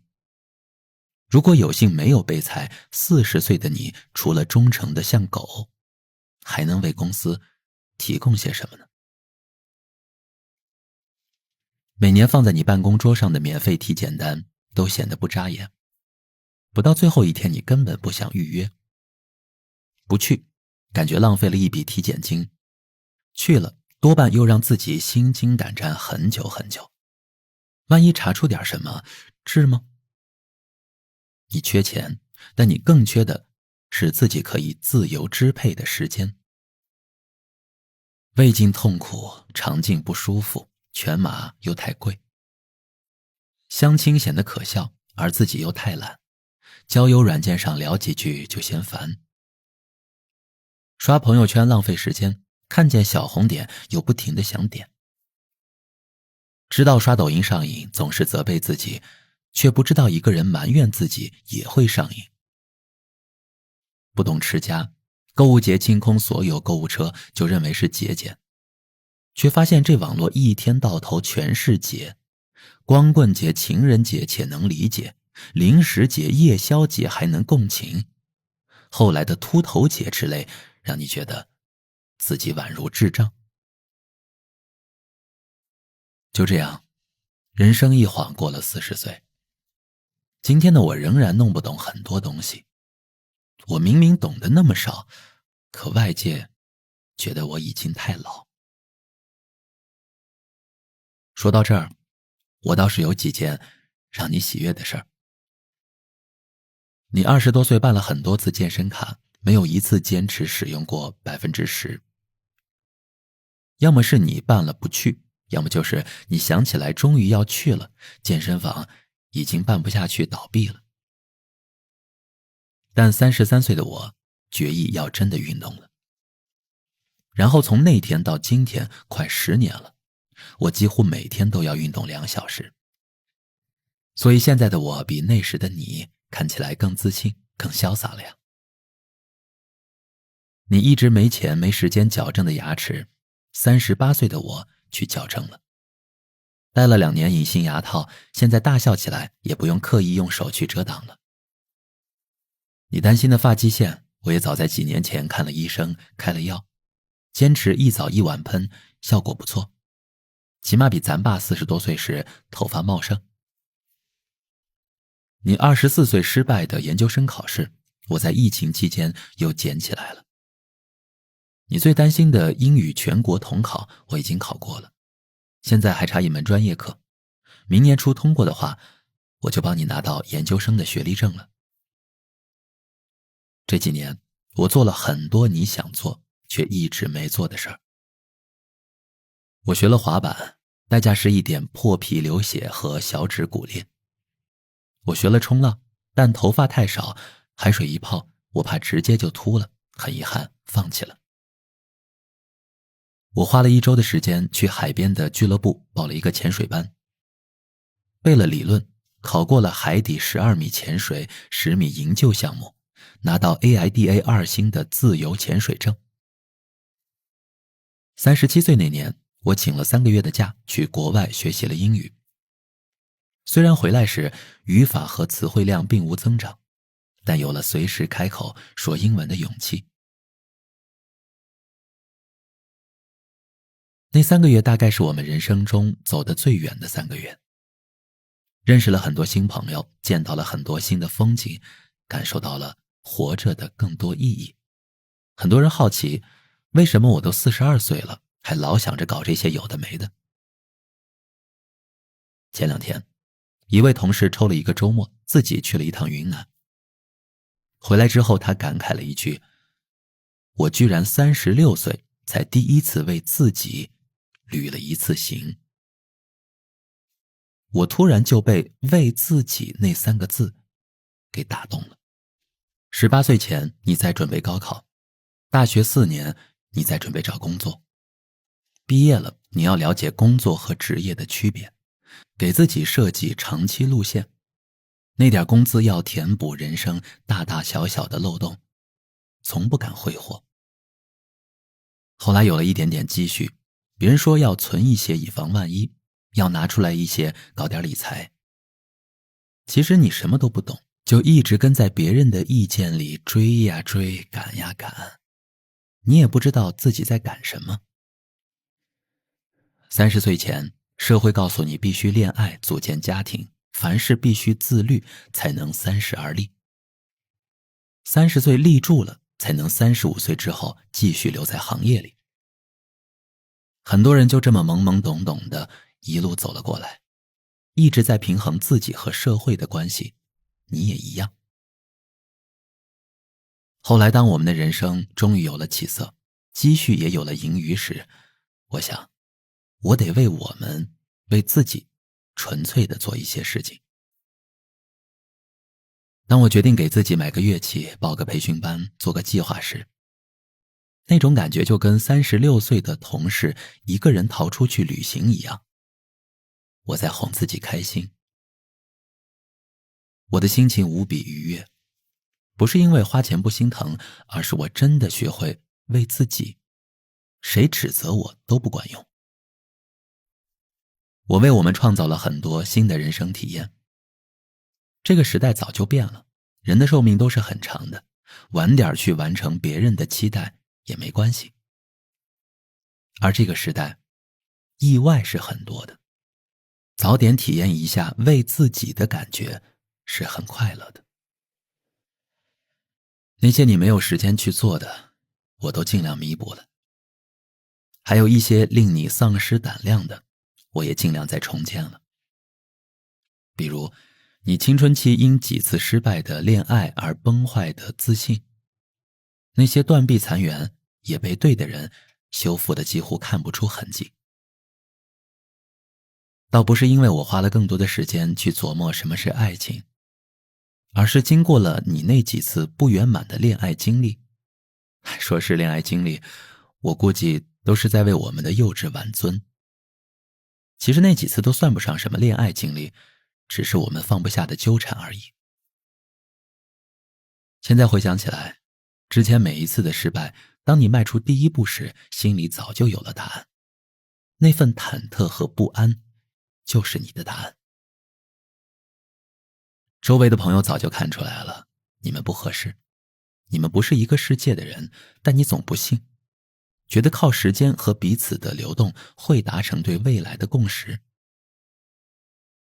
可怜的是，那时的你既没有足够的魅力，也没找到人生的重心，你甚至觉得提钱都是庸俗的，你只有一张说道理的嘴和一颗不服气的心。除了我们自己，谁又能看得起你？谁又愿意花时间帮我们看清呢？一句流行语，多适合那时的你呀。智者不入爱河，愚者重蹈覆辙。薄情的风生水起，深情的挫骨扬灰。你总是在扮演深情，实质上你除了扮演深情，也给予不了什么。但你把自己也给骗过了。你曾以为自己在爱情里总是被辜负，我也曾因此自觉难堪。但从更年轻的我们身上，我也学到了很多。我不再主动表示好感，聊了一句，如果没有回复，也绝不再聊第二句。提醒过的问题，如果出现第二次，就拉倒。若是察觉对方撒谎，便笃定以自己的智商，以后也绝对会被骗得团团转，不接受任何道歉。我朝另一个极端发展，我不再与人周旋，也不愿再用热情将一锅凉水煮沸。我不再给人写长之又长的情书，发短信也尽量点到为止。我怕自己的喜欢如蚁穴溃堤，怕自己的欣赏溢于言表，如落9天的千里银河。王尔德在自身深处中用了大量的细节来抨击情人是如何让他一步步身陷囹圄的。然而他却表示，跌落这般处境并非因为别人。你无法毁了我，是我毁了自己。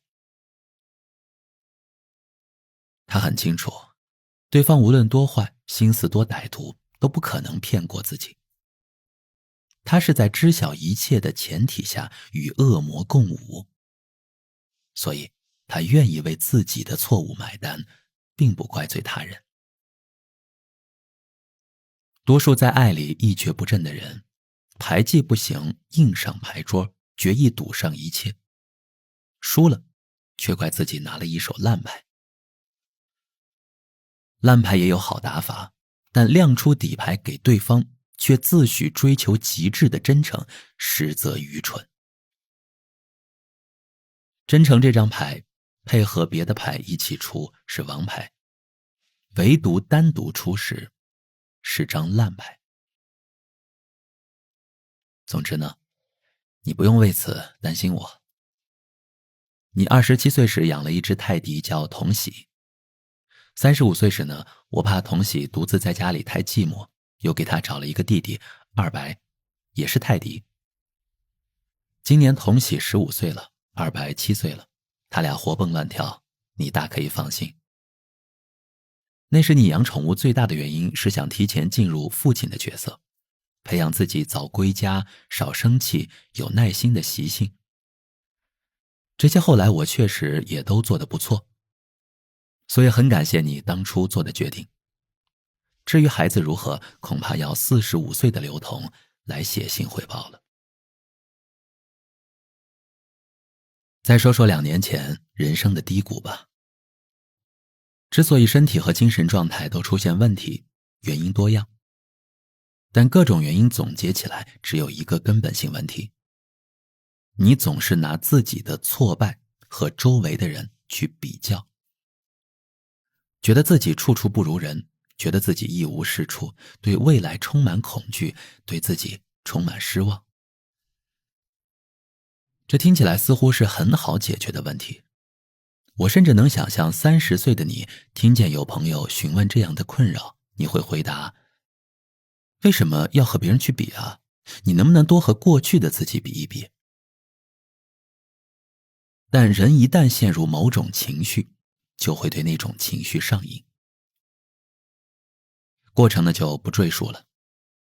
最终让24岁的我得以从困境中逃脱的原因，是41岁时关闭了朋友圈，不再把目光放在其他人身上，不去打听别人的工作，不去看网络上的各种消息，坚定地执行一句话：和他人比较是不幸的开始。这句话多简单直白啊！年轻的你看到这句话，可能都会觉得它不值得被念出来。但人往往是这样，总是在摔倒后才发现，绊倒自己的是一只大象。和人比较是虚无的，想象自己好或不够好也是虚无的。人一旦进入虚无，情绪就会变得阴晴不定，像暴雨天的风筝，随时有断线的可能。最好的方式就是收线，不用飞那么高拓展视野，也不用飞那么高被人观赏。你得把自己牢牢地拽在手里，哪里都别去，然后就会产生踏实的感觉。然后你回归了具体的生活。什么叫具体的生活呢？比如，有时候你觉得自己不幸福，和你没有生病，有一份能养活自己的工作，能隔三差五和父母通个电话，有时烦了还会先挂了他们的电话。你在外卖软件上收藏了很多家餐馆，一直轮换着点。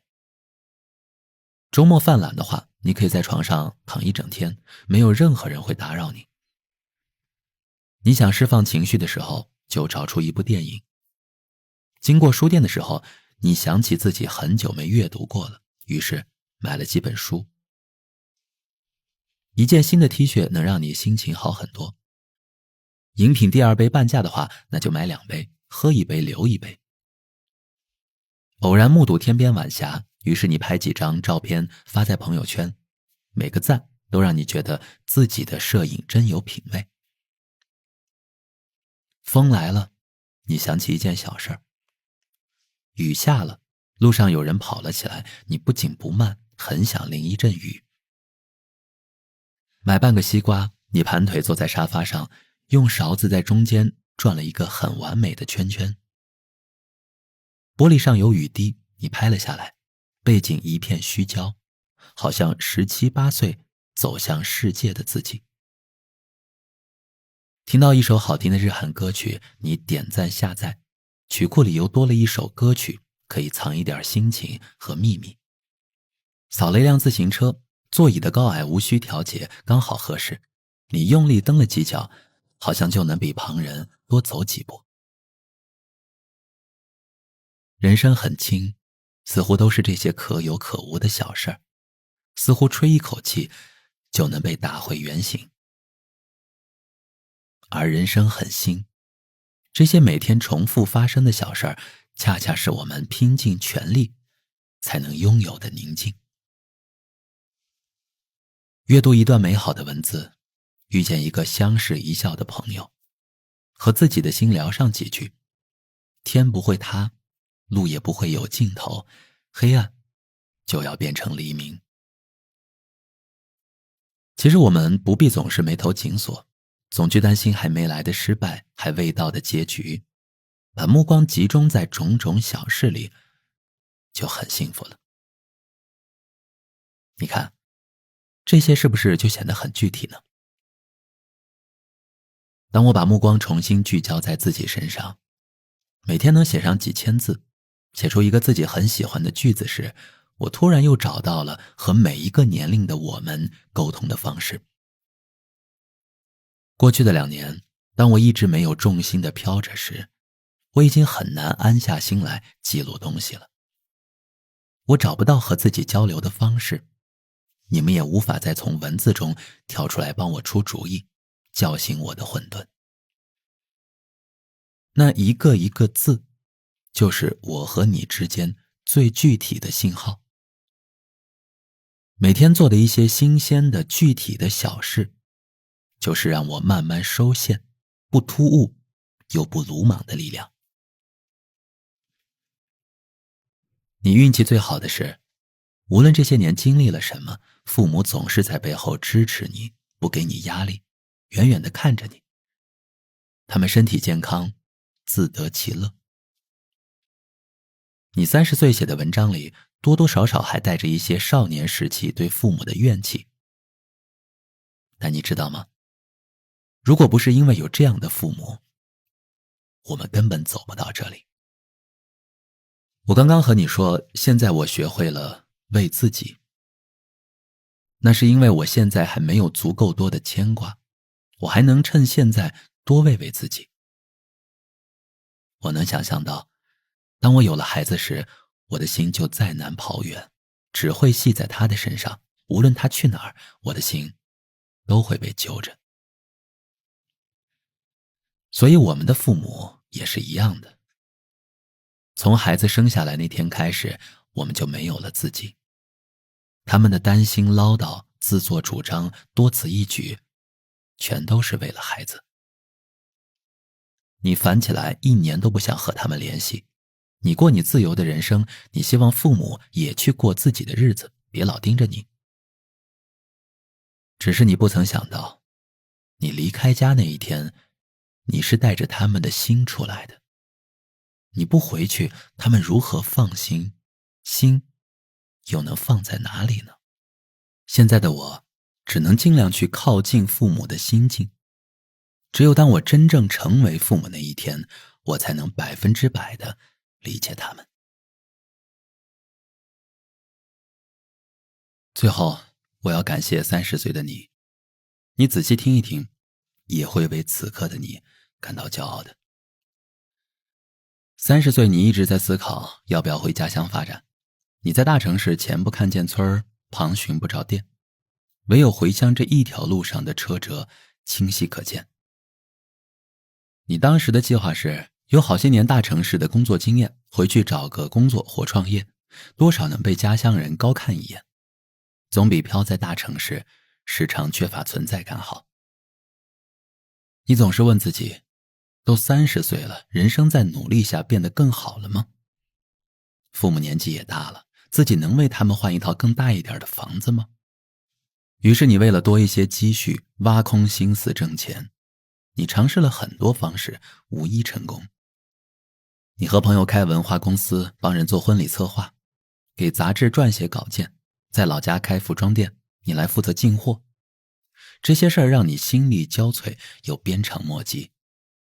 稍微走上正轨，都会影响正经工作，终归不是长久之计。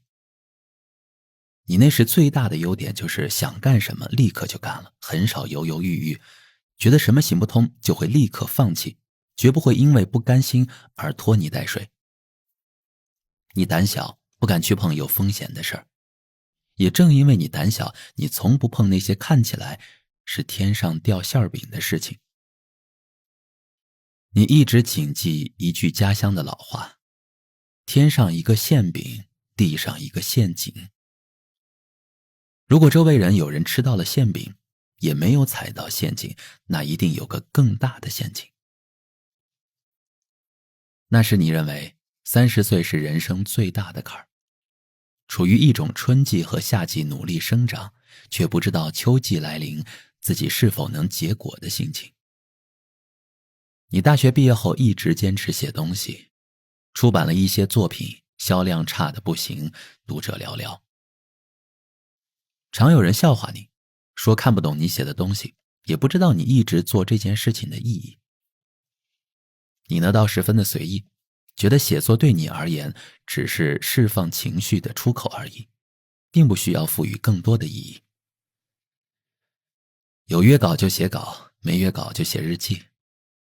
从大学毕业到32岁，你一直在写日记，把每日的自己拆成文字，一目了然。工作初期，你常带着或愤怒或不解下笔，洋洋洒洒1-2千字，收笔时却意外地在文字中看到了一条人生明镜。你所有的情绪都消解在了文字里，像冰融于海里，像风托起机翼。遣词造句都毫不讲究，仿如无人之境。胡乱来，尽情写，反正你只是写给自己看而已。只是你32岁那年，出版社编辑突然对你说，他看完了你的日记，莫名其妙的很感动。他说这种莫名其妙的感动来自一个对未来毫无信心的年轻人用力的挣扎，明明很无力，却又假装自己很有勇气。总是受到外界的委屈，还要躲起来一个劲儿地安慰自己。不知道出口在哪里，但先告诉自己，起码先做到脚踏实地。你的摆烂不是真的摆烂，你只是烂给别人看，但心里的摆锤从未耽搁过1秒，心里有数得很。你的躺平也并非真躺平，你只是躺在回忆里，暂时平复一会儿自己的心情。在你10年的日记里，你呈现出了大多数普通年轻人的通病，甚至表现得更为矫情。在编辑的建议下，你重新阅读了过去的日记，就像今天的我和你促膝长谈般。你把自己多年后的阅读感受写在了每一篇日记的后面，想起离开家，进入大学，选择北漂的种种，时常红了眼眶。你本很讨厌过去的自己，显得精明又过于算计，明明得不到还假装不想要，没有人格魅力又总想获得他人的注意。那种求生的可怜劲儿，却在多年后让你意识到了自己成长的不易。你决定毫无保留地公开这些文字，也知道会遭受一些非议，但也许会因此找到更多同类。你不暴露自己，别人又怎能看见你呢？再说了，这世上本就有很多事儿的成败与能力无关，却跟勇气挂钩。这本书叫《谁的青春不迷茫》，出版后让写了13年文字的你突然被看见了。此后我也没有让你失望，保持我们的约定，几乎每2年出版一本作品，这是我们之间的时光机。我也曾感慨，为什么人生的路越走越窄呢？写完这封信，我内心平静。我知道就算未来的路越来越窄也没问题，只要路一直还在，能延向远方，哪怕它窄成一条线也没问题。那我们就化作一支箭，破风去。写信人，42岁的我。接下来我们看看写在出版之前的部分。前2天我满43岁，发生日祝福的朋友很少，我心里的负担和压力便也小了。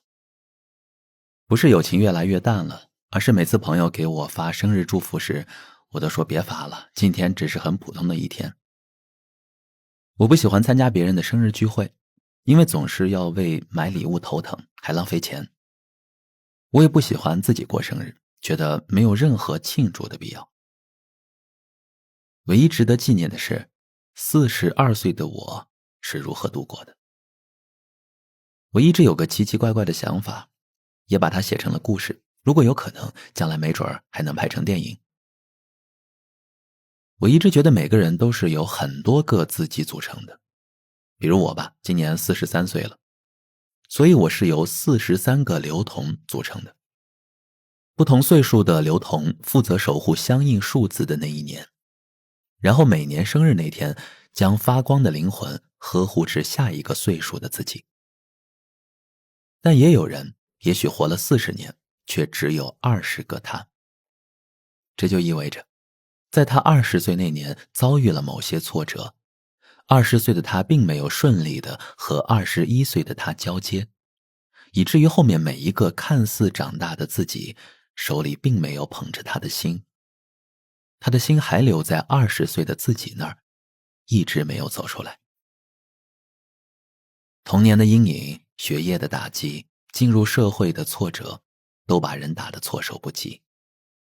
要走出心里的阴影，势必要找回当年出走的那个自己，把他带回来，把他手里的那颗心带回来。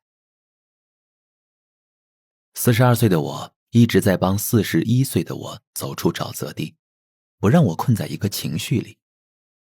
虽然我们每年都在长大，哪怕不努力，人生也会继续，但不要把自己的心忘在自己也不记得的地方了。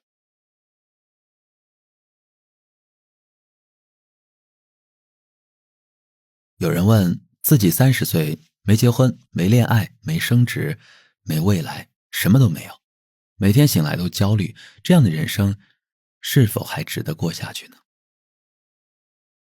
我想起之前看过的一首小诗，不要急，没有一朵花从一开始就是花，也不要嚣张，没有一朵花到最后还是花。我把这首诗送给了他。人生本无永久顺境，人人都在等待一场属于自己的春风，在历经春夏秋冬。你的人生不是只有一次四季，只要你怀揣着心里的那颗种子，低头滋养它，那就是你一次又一次的春天。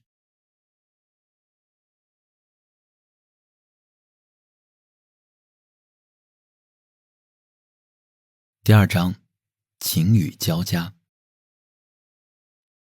曾看过一句话，除生病以外，你所感受的痛苦都是你的价值观带给你的，而非真实存在。所以我也常对自己说，除健康以外，我所体验到的快乐都是自己内心的感受和个人价值观的影响，而非统一存在。这样一来，痛苦并不是真的痛苦，而快乐则成了真的快乐。无数次我觉得自己的人生要完蛋了，后来发现只要自己还活着，人生就不会完蛋，一定会柳暗花明，绝处逢生。但这种花明和逢生不是我的环境突然改变了，而是我突然对很多事儿想通了。人生不会走进死胡同，但情绪会。晴雨交加不是你通往世界路上的极端天气，而是在这条路上你和自己内心的对抗。但你最终能在雨天偷出一段时间，将其编织成绳，去晾干自己的衣裳。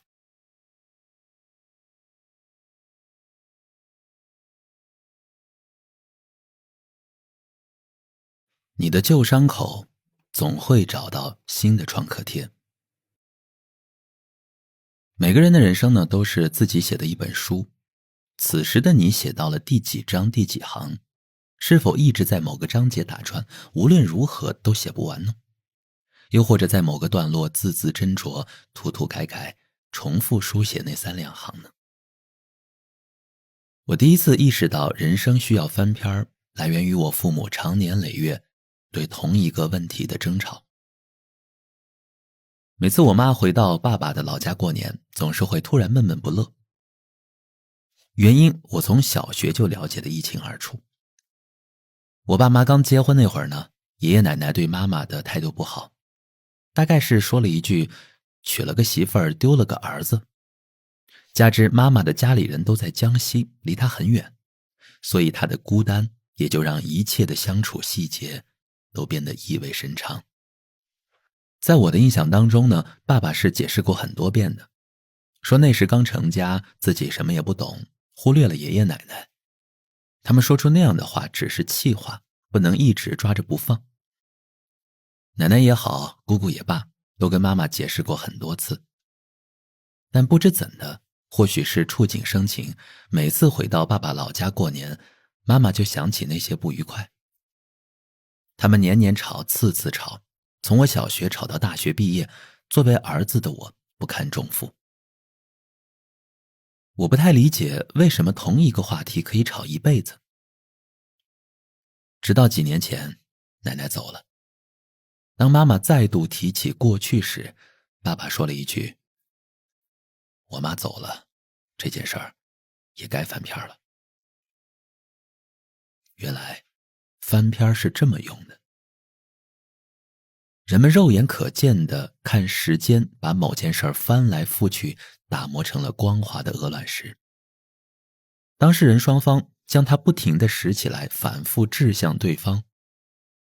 当事件本身的当事人纷纷离场后，真相似乎也变得没那么重要了。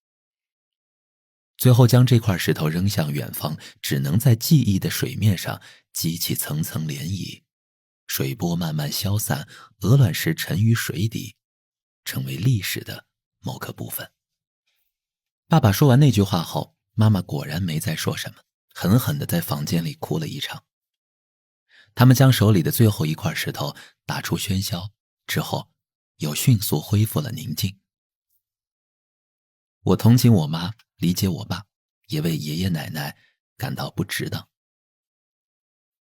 最终结束这件事情的不是某个段落或句子，不是一笑泯恩仇的皆大欢喜，而是命运将这一页硬性翻了过去。翻了篇就是救赎。有时聊起人生过往，尤其是令人难过的部分，除了那些用文字刻意记录的只是当作教训的部分，其余的我通通记不住。我曾一度以为自己脸皮够厚，心够糙，很难有事情可以伤害到我。但我明明又是 INFJ 人格，敏感又细腻，面对任何细微的不愉快，都像是白衬衣上被后桌同学转笔甩了一身墨水。后来我明白了，我会刻意遗忘让自己难堪的很多事儿，不去想，不去琢磨，赶紧投入别的事情里，让自己转移注意力。既然已社死于某个现场，就让那个不省人事的自己赶紧腐烂，化为养料去滋养新的自我，使之更为坚强。我很少和痛苦的自己死缠烂打，一身泥泞。我深知，造成自己痛苦的不是那个敏感又愚钝的自己，而是外界给的压力。我又怎能责怪自己呢？我所做的一切都是希望自己变得更好，但做错了走歪了，那就重新来过，而不是一直守在角落自责。只要你放过自己，大脑自然会放过你。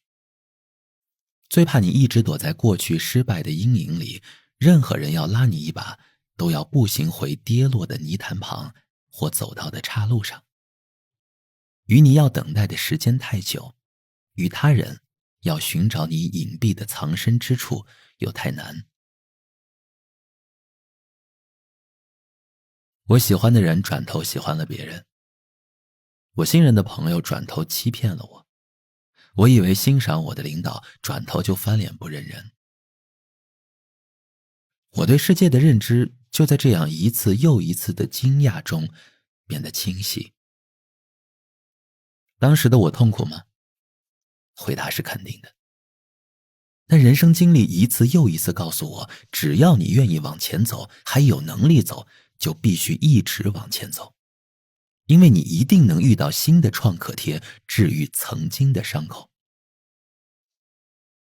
千万不要因为害怕受伤或受过伤而觉得难以启齿。大学时我对喜欢的人说，你是第一个让我动心的人，这是我第一次觉得喜欢一个人有多快乐。那个人并不觉得被我喜欢有什么了不起，甚至都没追问更多的细节。我就当自己对自己动了心。工作后呢，我把喜欢的人送到了车站，又一同乘车把对方送到了目的地。对方把我送到了对面的车站，也乘车把我送回了目的地。那晚我们就这么靠在公交车上，看着彼此互相送来送去。我相信那一晚我们一定是带着很认真的爱相处的。只是也没过多久，对方说我们暂时不要联系了。我问为何，对方的答案是我爱上别人了，心里纠结。我说我可以等100天，也不管对方是否愿意，我便开始了100天的等待。每天思念对方一次，我就像是纯爱战士里的荣耀王者。到了100天，我发信息过去，想好了吗？对方回，我和他已经在一起了。我说，好的，祝你幸福。倒也没哭，就是觉得自己以后不应该那么纯情了，要放肆，要随意，要尽兴。可没过几年，当一段感情失败时，我又开始写纯情小作文去告别。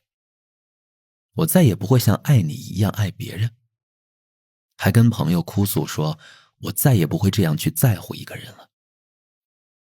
朋友怕我想不开，带我出去旅行。我站在游轮上，看着海面波光粼粼，月亮像鸡蛋一样被打碎在碗里。从海上回来，投入工作，却已不再儿女情长，悲悲戚戚。后来呢，现在这位问我，遇见我之前，你印象深刻的爱情有哪些呢？死去的回忆纷纷诈尸，无数个纯爱的我从坟墓里跳出来，组成敢死队。我说，好羞耻啊，不想提。但一一回想起来，我觉得自己做的那些看起来愚蠢的告别自有它的意义。在一切翻篇之前，必须亲手写上最后一句话，为这一页画上句点。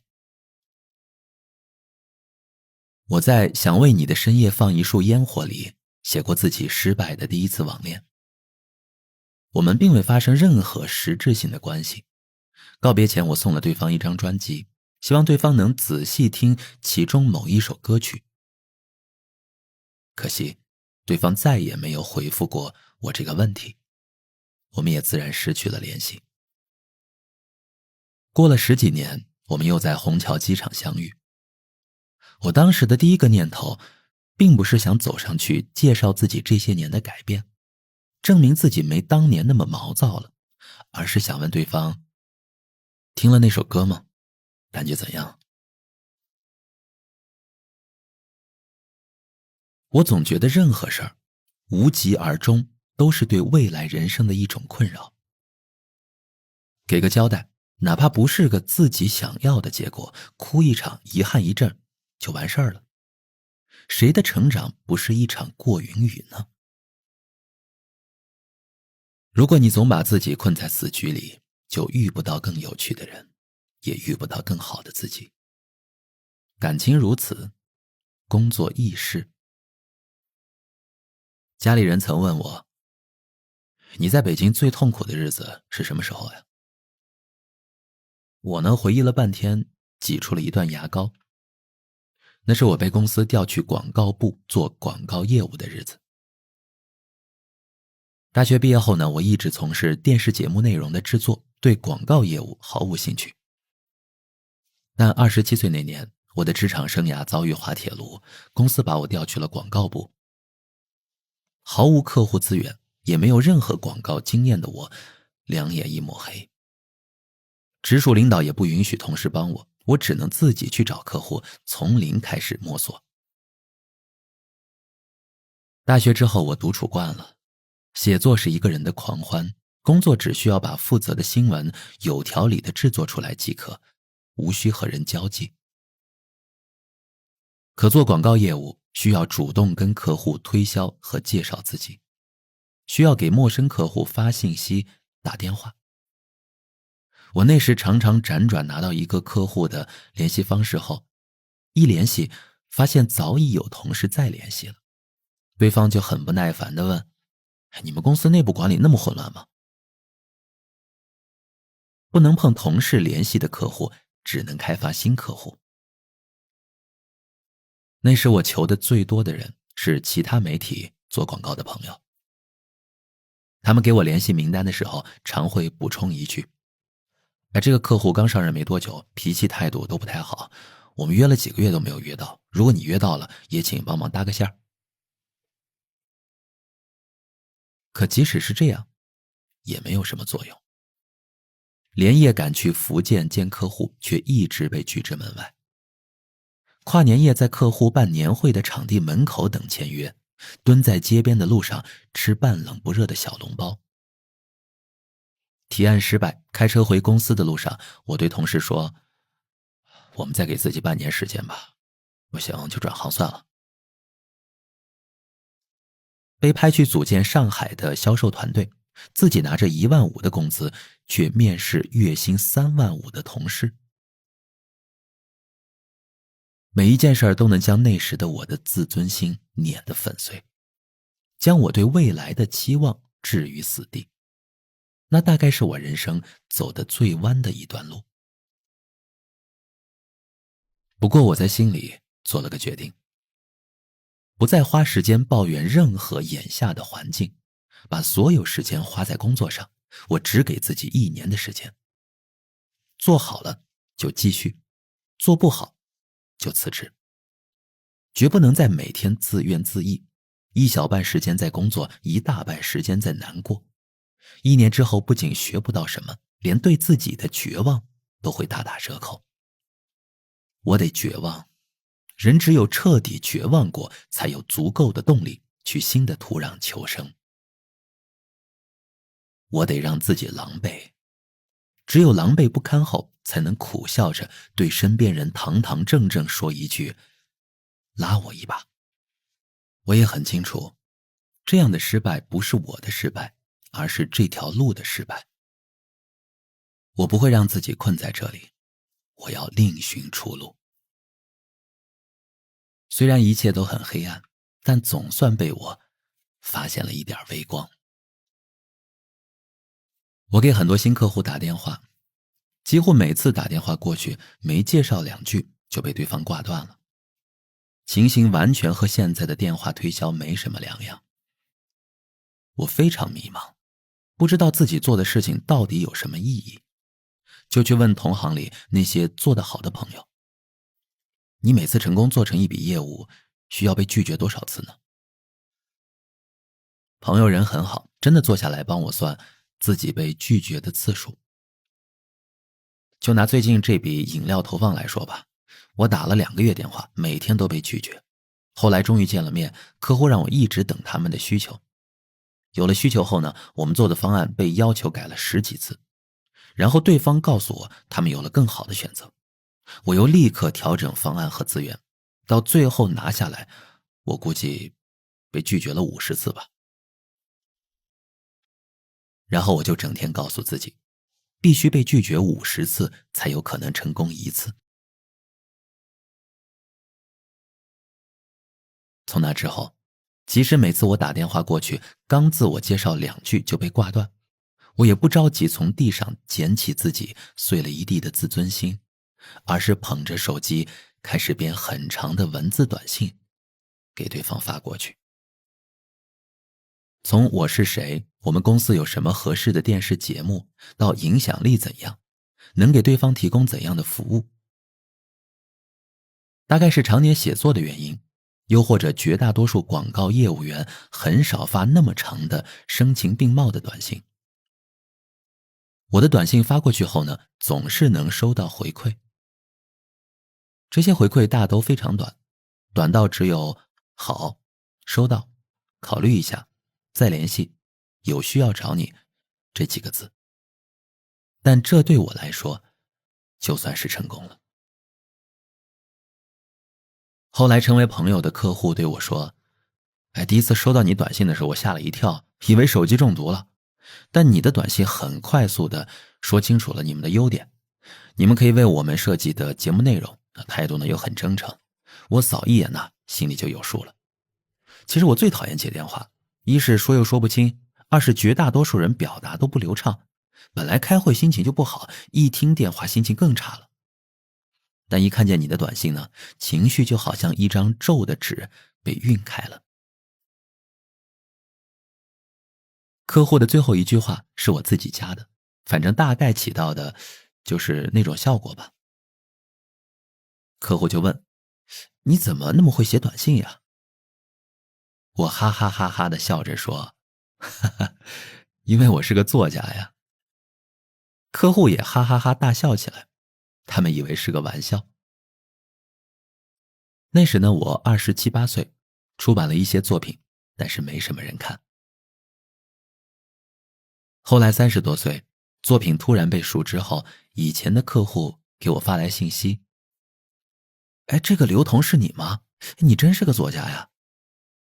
我说，是啊，我以前告诉过你啊。我们部门有同事很喜欢你，你快给我寄一些签名的书来。客户还说，好可惜啊，没有保留当初你给我发的那些那么长的短信。我说，我现在还是可以给你发呀。那一年很快过去，我被调回了节目部。我把这段经历用双面胶粘好，不想再看，也不愿意回味。那一页上，我写了一段话，以后觉得难的时候，想想这一段，这都熬过来了，还有什么难的？学会翻篇儿就好了。年前我问我妈，爷爷奶奶真的对你很差吗？她说，其实也没有，你爷爷奶奶后来对我还挺好的。轮到我疑惑了，我妈说，一开始你爸家里人呢对我态度都很差，可能是觉得你爸被我抢走了吧，我能理解。但我就坚持对他们好，不管他们对我怎样，哪怕家里只有100块，我都会拿出80块给他们，让他们知道我和他们想的不一样。慢慢的，你爸家里的人就被我感动了，觉得这个媳妇儿啊真是好。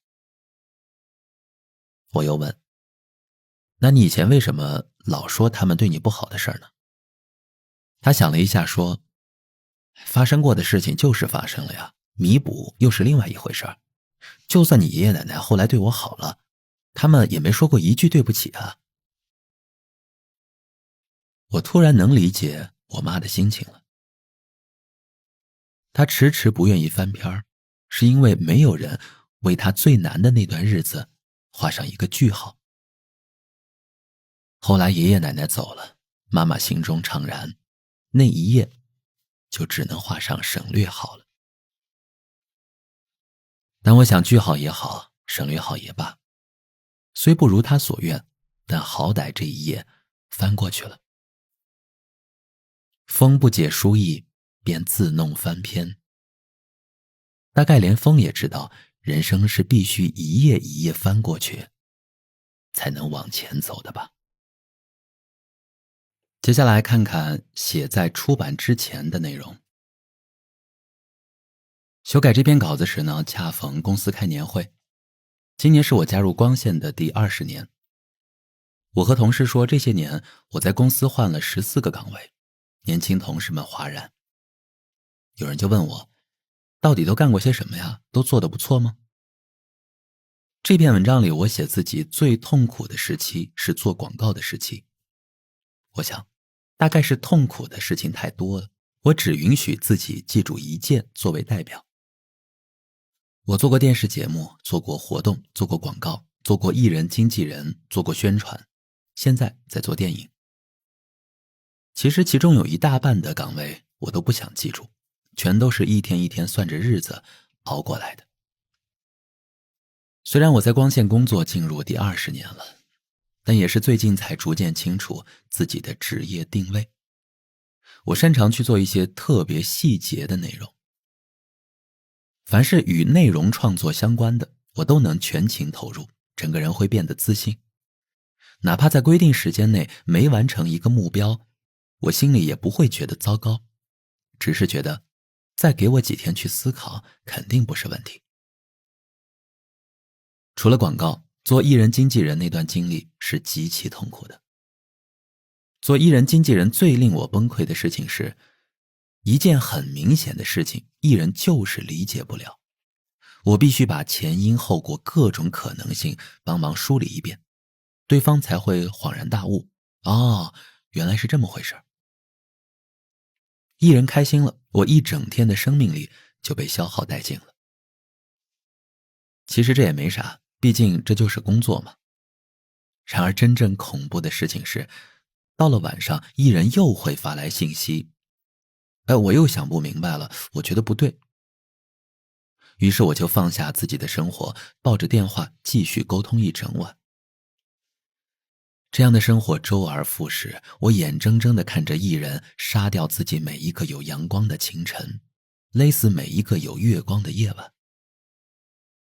有一天我想，我与其花那么多时间去疏导艺人，让对方成为更好的人，为什么不把时间花在自己身上，让自己成为更好的人呢？想明白这件事之后，我立刻从行业其他公司挖了一个靠谱的人过来取代自己，自己又退回到节目制作部门，总算是活了过来。拥有自己的可支配时间真的是一件快乐的事情。我就每天写东西，每天夸自己。到了30多岁的时候，我的人生就真的渐渐好起来了。所以要说我做艺人经济失败了，我是不太认账的，毕竟我把自己培养出来了。在我工作的这20年中，我常常被路上迎面来的大风刮跑，刮到一个不知名的地方，然后自己开荒种地，等待有所收成。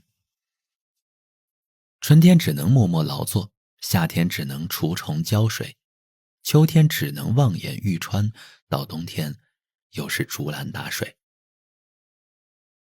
我以前会觉得自己运气不好，后来发现这是常态。因为我们多半不了解自己真正擅长的是什么，也不知道如何把自己擅长的部分融入新的挑战中。而一旦你清楚自己擅长做什么之后，便能真正为自己做长时间的职业规划。后来我就跟公司说，我想做那种和文字内容打交道的工作。在这样的工作里再累，我也不会觉得枯燥。慢慢的，我就走到了今天。长期主义说的就是这个意思。不要试图去催熟别的种子，而应该把自己当成种子去灌溉、去施肥，给自己更多的时间，在自己的地盘上生根、发芽、开花。我去年对自己彻底失去自信的时候，对公司领导说要不离职算了，感觉自己也创造不出价值了。但后来我发现其实公司里比我想先走的大有人在，所以我就为年会做了一个节目，叫劝退大会，劝他们离开。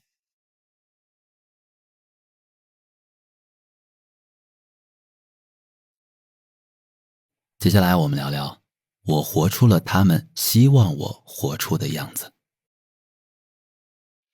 人生里很多事儿必须经过很长一段时间才能书写，那是暴风中被卷起的一页又一页的纸，那是无论如何伸手都是抓不住的，只能等风停了，你才能蹑手蹑脚地走过去，拾掇起上面的秘密。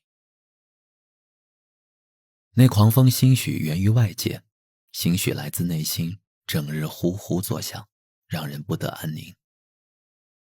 你也曾像堂吉诃德般拿出长矛去对抗，却被打得晕头转向。你压根儿碰不着风，风也懒得理你，只消用它卷起的一切事物，就能将你走得鼻青脸肿。这些事儿你只能等，等到风再也吹不动了，等到风自己也觉得索然无味了，你才能推开门去找那页纸交谈。他们一直在各种风里躲藏，一晃10几年过去了，我才能下笔写下自己心里的困扰，试图去找到一些答案。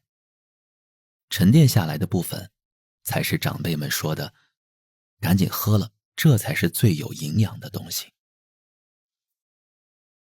16年前外公离开的时候，我在北京工作。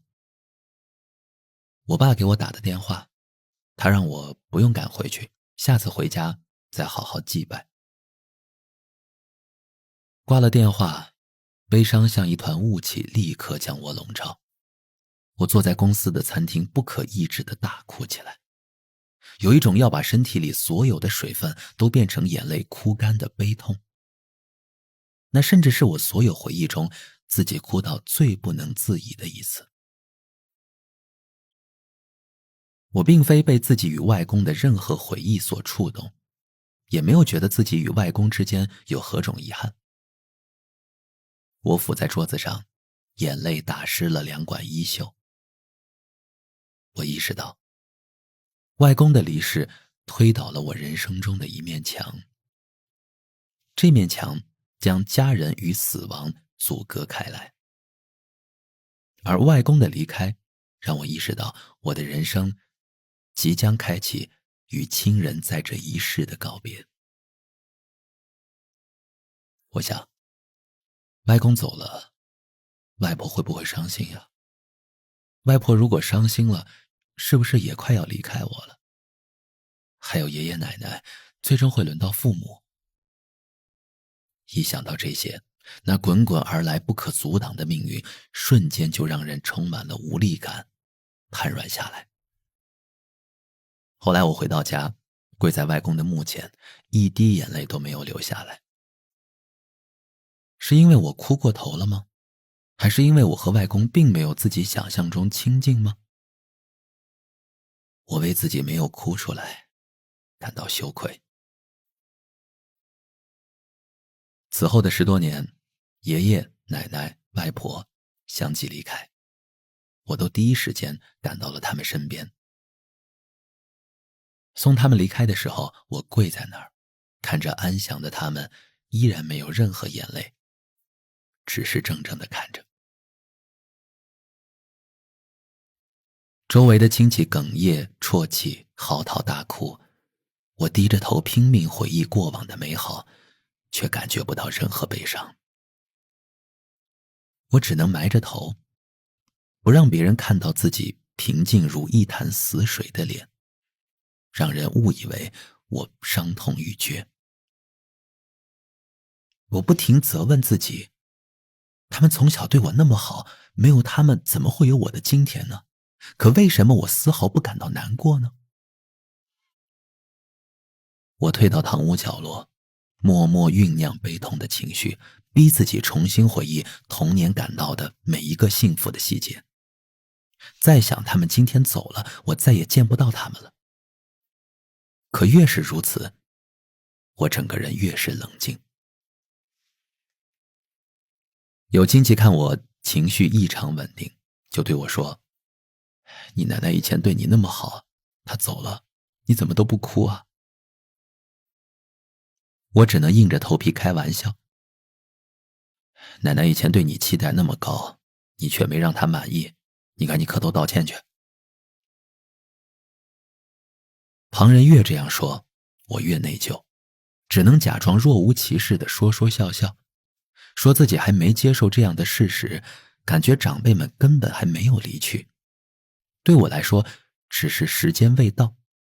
我觉得自己肯定会在一个夜深人静的时刻想起一切而痛哭流涕。仿佛只有哭才能表达一个人对另一个人的真心。后来我终于哭了一次，那是和朋友们聊起各自的奶奶做的腌菜。我说我奶奶每年会在家里做好多坛子萝卜条，说着说着就哭了。我说我想我奶奶了，其实是因为我察觉自己再也无法吃到奶奶做的萝卜条了。很奇怪，奶奶已经离开那么久了，为什么我依然觉得她从未离开呢？我觉得自己很冷血。冷血这个词的背后也藏着伪善，藏着虚情假意，藏着表里不一。可我分明是一个动不动就会流眼泪的人，看到别人的善意，听到别人的一点真心，就会立刻产生共情。难道我只会为陌生人情感泛滥，而对家里人有情感障碍吗？爷爷走的时候，我没哭。我想，可能是从小他对我太严厉了。奶奶走的时候，我没哭。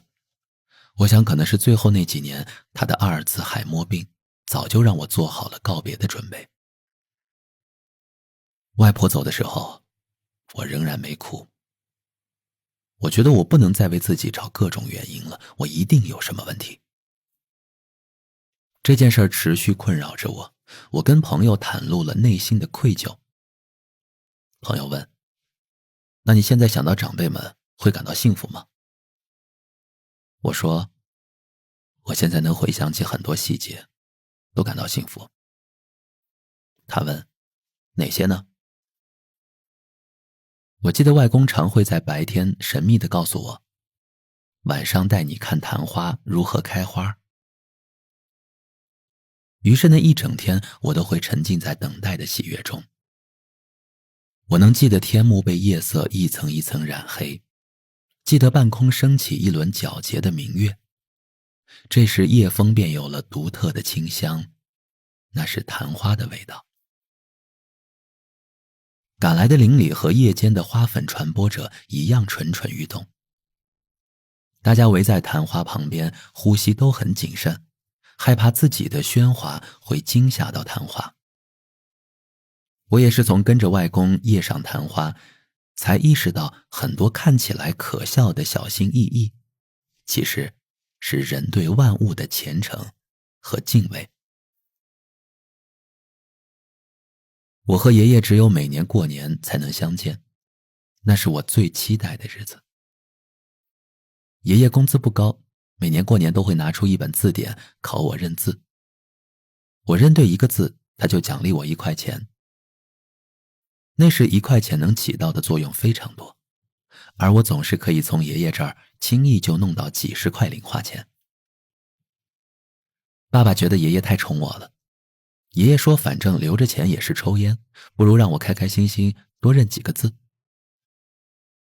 爷爷80岁大寿时，爸爸给他在村子里大摆了3天戏台。爷爷一个人偷偷躲在田埂抽他的烟斗，远远看着戏台。我拿着自己出版的作品给他，他颤颤巍巍地摸索着那本书，翻来覆去，不敢相信地问：这是你写的呀？是啊。好啊。满脸的皱纹让我看不出他是笑着还是惊讶着。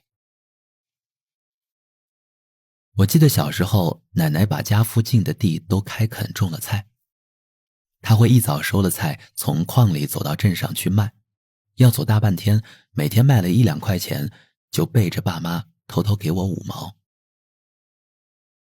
她知道我最喜欢吃她做的面条，因为能吃到很多新鲜的猪油渣。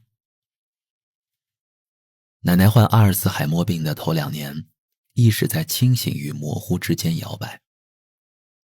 大年30，她看我吃年夜饭没什么胃口，就问我想不想吃她做的面。我眼睛一下就亮了。于是她立刻起身去厨房给我下面条。这个故事我曾经写在了文章里，当时大家都阻止奶奶帮我做面，她身体已经很差了。但我执意让奶奶下厨房，所有人都说我不懂事。我跟着奶奶到了厨房，不知怎么的，我觉得这可能是她人生中给我做的最后一碗面。于是我又从包里掏出了相机，一直拍奶奶给我做面的步骤。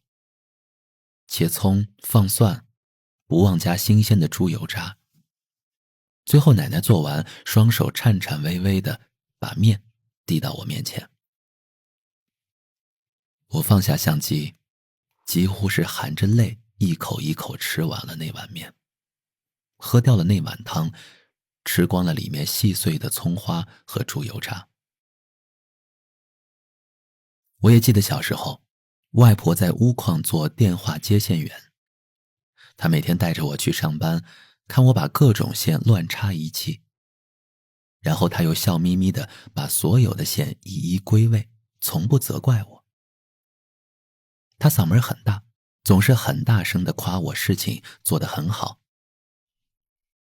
有一年聚会的时候呢，有亲戚说看不懂我写的书，原来写书那么容易，他也打算写。我一时语塞，外婆就直接怼他：我外孙就算写得不好，也会有人看，你就算写得再好，也不会有人看。我语塞变心塞。外婆为了帮我，真是杀敌1000，自损800。外婆在我记忆里总是精神矍铄。冬天为了节约煤气，居然洗冷水澡。我一说她，她就大手一挥说没事了没事了，都是可以的。这样的外婆在人生的后10年中遭受了3次重病，都硬挺过来了，但说话的嗓门越来越小。前些年她递给我一个红包，笑了笑，啥都没说。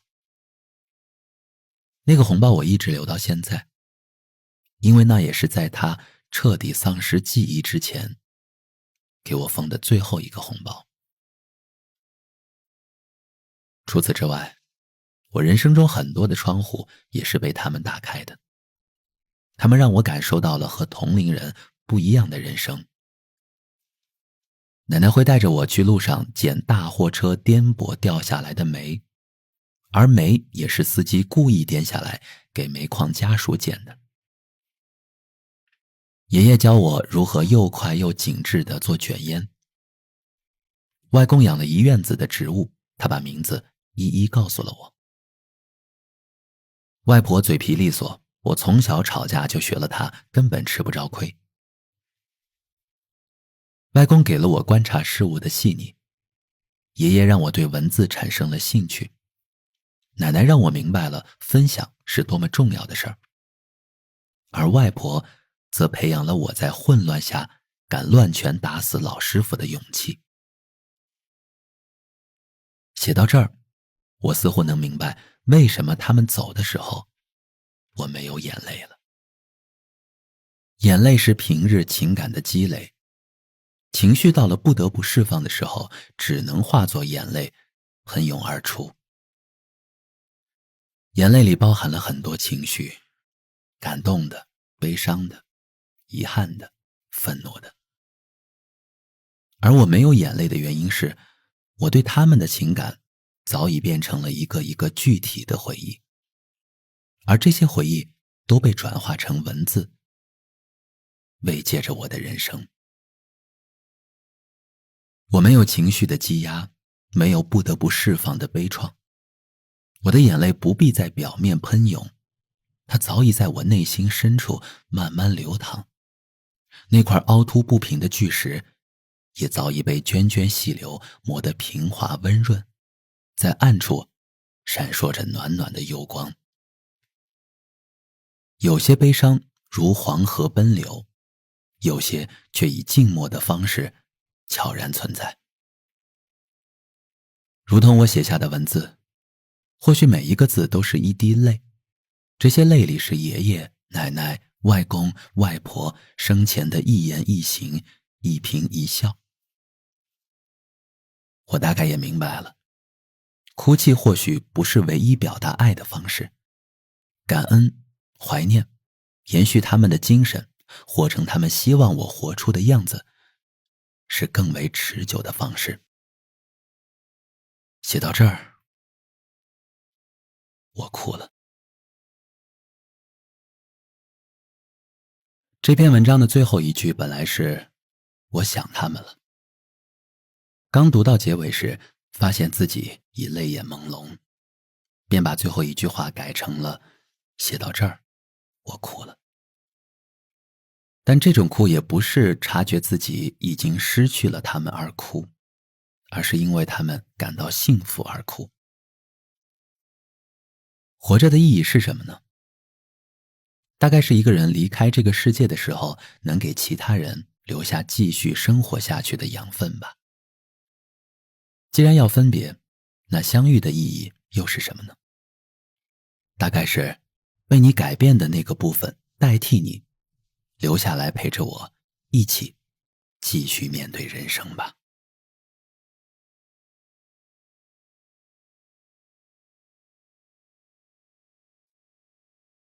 接下来我们聊聊，我们不会老去，只会失去。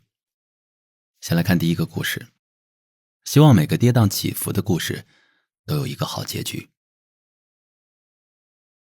看了一本书叫《豆子芝麻茶》，里面只有5篇故事，讲3个在婚姻中受尽苦难的女性和关于2位至今的生前回忆。故事的时间跨度不是5年、10年、20年、40年，而是写完了人的一生。不是从生到死，而是作者笔下人物经历的苦难，足以填满一生。如果是虚构的也就罢了，翻开简介一看，作者杨本芬花甲之年开始写作，今年84岁，这是他的第4部作品。在写给胞兄的文章最后，他写道：我出了3本书，要是哥哥能看到就好了，你会为我高兴的。要是我能亲眼看到你正儿八经坐在书桌前看我的书，我该有多高兴啊！我眼泪一下就出来了。有些文字本身并不带有故事性，但它却有一个美好的结局。还有什么比一个跌宕起伏的故事拥有一个美好结局更令人觉得安慰的呢？因为这个结尾，你会觉得所有发生的苦难都不算什么。他们经历了人生的种种磨难，如果最后能安静地坐在书桌前读一本关于自己的书，那也不枉人生走那么一趟。2，很遗憾，你看不到我老了的样子。前2天我玩了一下自媒体的老年特效，特效将屏幕上下一分为2，上面是80岁的我，下面是此刻正在拍摄的我。第一眼看过去，先是愣住，不敢相信自己老了的模样，然后笑一下。笑的这一下不是觉得老了的自己很有趣，而是遇见了80岁的自己，我想和他打个招呼，那是一种礼貌。于是他也对我笑了一下。之后呆呆地看着自己80岁的脸，突然情绪就涌了上来。不是害怕自己老，而是百感交集，心里瞬间有了无数种猜测。这些年我经历了什么，如此白发苍苍，满面沧桑。而后眼眶湿润。我身边的那些亲人，是不是这时已经不在身边了呢？不敢再想，立刻关掉特效，把眼泪逼回去。希冀轰鸣声能渐小，期待时间能永远停止在这一秒。只是那一道又一道在眉间被岁月刻下的痕纹，刻在脑海里深之又深。到底是因为时光的流淌和冲刷，最终冲开了青春的堤坝，还是因为后来我的人生发生了某种变故，所以用如此深邃的姿态纪念那段难行的路途呢？不得而知。我本想把这段视频发给爸爸看的，想问他，爸，你看我老得像不像你啊？恰巧看见视频底下一条留言。那天弟弟在玩这个特效，正准备关掉，这时妈妈凑过来说，让我再多看一下你老去的样子吧，等你老了，妈妈就看不到了。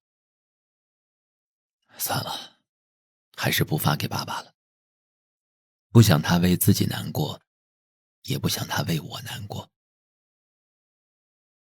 还有一条留言，刚打开看了一下自己老的样子，我姐一瞬间泪流满面，死死盯着手机。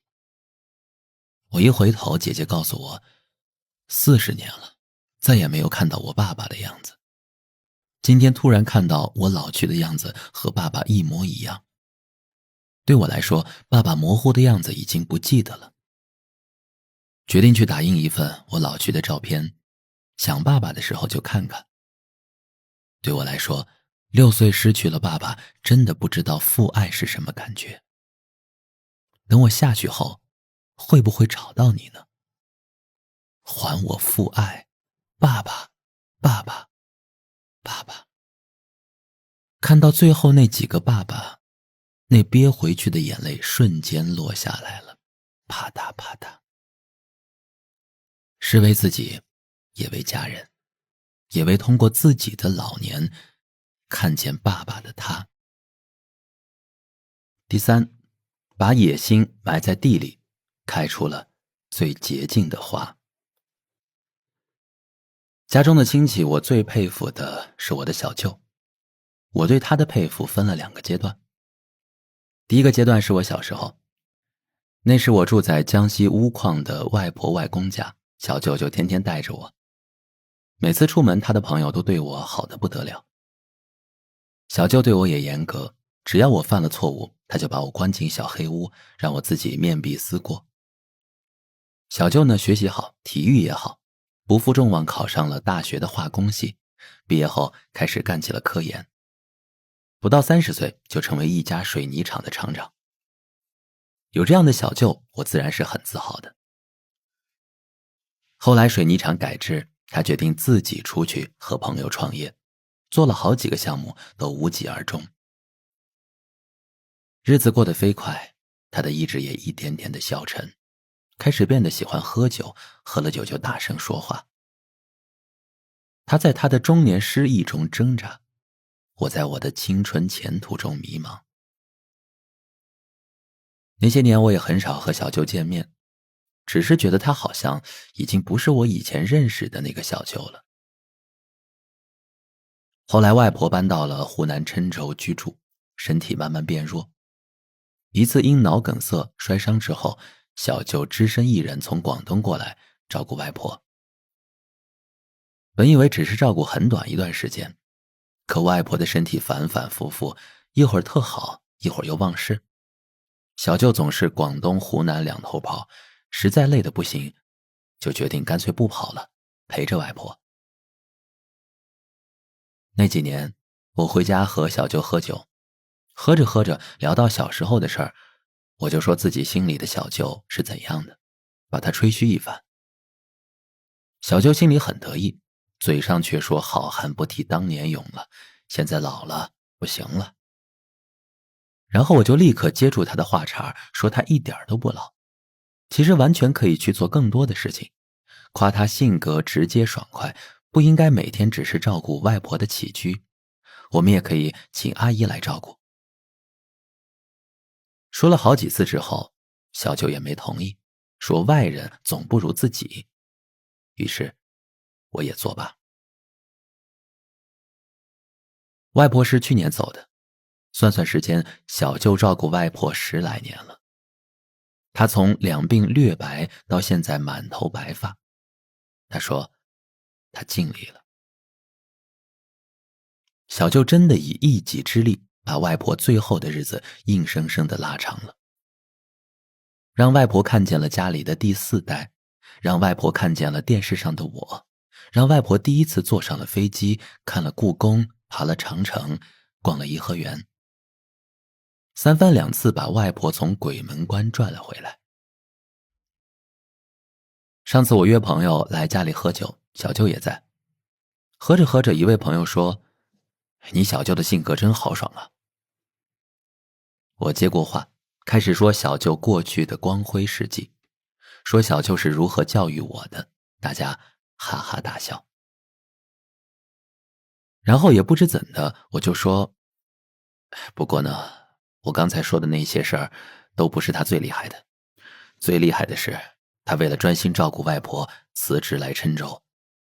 他以为只要照顾半年1年，没料到这一照顾啊就是10几年，他毫无怨言，把外婆照顾得很好很好。如果没有他，可能外婆早就离开我们了，如果没有小舅，可能我们家也不会像现在这么团结。”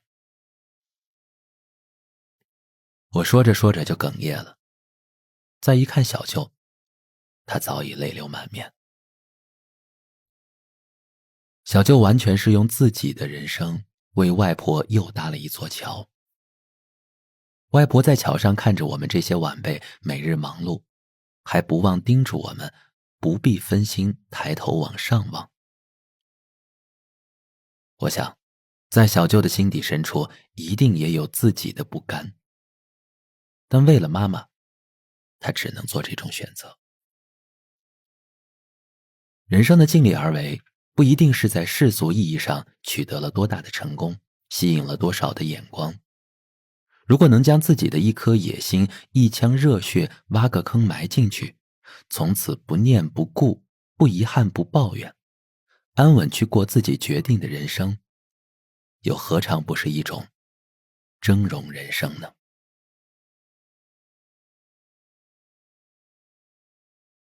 接下来我们看看写在出版之前。这本书我改着改着，有一种异样的情绪。以往的文字呢，都只针对当下和过去，像拿出放大镜仔细审视每一个人生阶段的细微之处，期许从中找到一些连接未来的意义。而这本书的文字却像拿着针线，将时间一前一后缝合重叠了起来。刘亮程老师写过一段话，所谓永恒，就是消磨一件事物的时间完了，但这件事物还在，时间再没有时间。我乐观地想，成长中迎面射来的漫天的箭没有阻止我前进。人生路不熟的环境中，面对低氧还在持续爬行。面容狰狞的好事者，语言歹毒的刺伤，也没能让我停留在过去。如今这些景象早就幻灭了，是不是说明我也应该将它们消磨殆尽了？对他们来说，我也算永恒。过去毁灭我的已经没了，可我还在。未来毁灭我的正在路上，我也习惯了。有读者问过我，你觉得你的人生顺遂吗？我说，我的人生很顺遂，不是没有遇到过挫折，我遇到的挫折可太多了。但每次遇到挫折，我的心态都能随机调整。用难听却易懂的话来形容，就是哪怕生活给我喂了一坨屎，我也要用很好的胃口吃下去，然后消化掉。你不偶尔委屈自己，生活就会一直委屈你。你要变得柔软，要像一阵风，能绕过山，绕过墙，也要像一杯水，能渗透，能蒸发。你需要变成各种样子，但你也要知道自己原本的样子。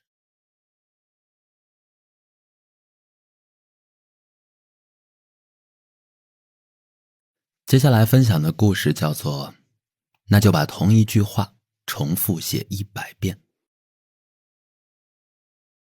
我很喜欢一位女歌手，从高中至今呢，无论我的手机如何更换，第一时间必定要将她的几张专辑在音乐软件里下载到手机上。很多人听说我一直很喜欢她，觉得奇怪。奇怪的原因无非是她早就过气了。我反倒觉得他们奇怪。如果我喜欢一个人是因为他很受大众欢迎，那我的喜欢又算什么喜欢？不就是跟风吗？在一个人还未被大众知晓时，你就发现了这个人身上的光。在这个人风头正盛时，你退到一旁默默欣赏。在这个人走下坡路时，你依然对他最初的光彩念念不忘。这种才叫真的喜欢吧。总之，这位歌手的前几张专辑，无论何时，只要我一听到，就觉得心情好得不得了。他在音乐里释放出来的情绪也毫不做作，真实可感。大概也是一瞬间发生的事儿。当这位歌手红了一段时间之后，便想着转型。此后他的音乐虽然也不错，但和歌手本人并不相称。随之而来的是歌手的造型也一个劲儿地挑战新鲜感。肉眼可见的，他不仅没有转型成功，反而失去了本身的魅力，事业跌落谷底。此后多年呢，我常常看见音乐论坛有讨论他的帖子，问他为什么突然就消失了。很多人回答了很多原因，我特别想留言说，因为他放弃了他最厉害的东西。前几年他宣布复出，我充满了期待。只要他亮出他的王牌，就没人是他的对手。这与他年纪多大无关，而与他自身的性格有关。没想到，他复出后的几首单曲，没有一首与我期待的相似。从他的访谈中，我甚至能明确地感觉到，女歌手觉得自己年纪大了，想让大家看到她成熟后的样子。王尔德在自身深处里有一段评价他情人的话，似乎能解释这一切。他说，你的缺陷并不是你对生活懂得太少，正相反，你对生活知道的太多了。开满鲜花，清新如尘的少年时光，它的纯净清澈的光束，它的天真无邪的喜悦和憧憬，所有这些都被你置于脑后。你迅捷地从浪漫跑入现实，阴沟和生活于阴沟中的生命开始吸引你。我们当初都是以清新如尘的少年时光被世界看见，却又在自己被看见之后，恨不得第一时间褪去身上的天真无邪，用老练世故去拥抱世界。在我看来，这位女歌手如此，这世间多数人如此，连我自身也是如此。在写这本书之前，我花了1年多的时间构思一部长篇小说，以落笔数万字。朋友就问，你为何突然打算写一部长篇小说呀？我说，就觉得应该写了。熬夜多日，天空泛蓝时，我问自己，为何一定要写这部小说呢？我以为自己的答案是非写不可，没想到我脑子里却出现了其他答案。似乎是我爸曾对我说，你能不能写点不一样的？也似乎是朋友对我说，你看谁谁谁一直在写小说，还能被改编成电影电视剧。也或者是我自己对自己说，我想证明一下自己给别人看。以上无论哪一种原因，都不是我要写一部长篇小说的必要性。除非是这个故事让我念念不忘，深入灵魂，提笔千言万语。可如果仅仅是抱着我想写一个不一样的东西给你们看看的目的，我甚至还没感觉到创作的自由，便已大半个身子陷入了沼泽之地。这么想着，我果断关闭了长篇小说的文档，新建了文档，写下了这本书的第一篇文章，清理自身的藤壶。为何我自觉人生越活越累？不正是因为自己在成长的过程中过于在意他人的目光吗？我又从清晨写到中午，长舒一口气，这才是我真正想要表达的东西。20岁出头时，觉得人要突破自己，必须多尝试，去找到自己擅长的部分。30岁出头时，觉得人要突破自己，就要多坚持，在自己坚信的部分驻扎下去。没想到，随着年纪越成熟，对事物的理解反而越偏执。35岁之后，居然会认为人要突破自己，就必须挑战别人的瞧不起。兜兜转转一大圈，人生也因此进入了长达2-3年的不自信和迷茫。后来我总算想明白了，人要突破自己只有一条路，必须在自己擅长的路上持续走下去，挖得越深越好，走得越远越好。绝不是放弃自己本身开辟出来的那条路，转而跑去别人的地盘，把别人挤走。前段时间有人问我，你还打算继续写青春写多久呢？我说，我从来没有觉得自己在写青春，我只是在写不同时期自己对人生的感受。我的心态就是如此，哪怕到了80岁，只要我还是这样的心态，我写出来的东西可能依然都是青春的。那一刻，我人生的很多疑惑似乎都迎刃而解了。陈丹青在某个采访中说，我也不求突破，那是句大话，突什么破呀？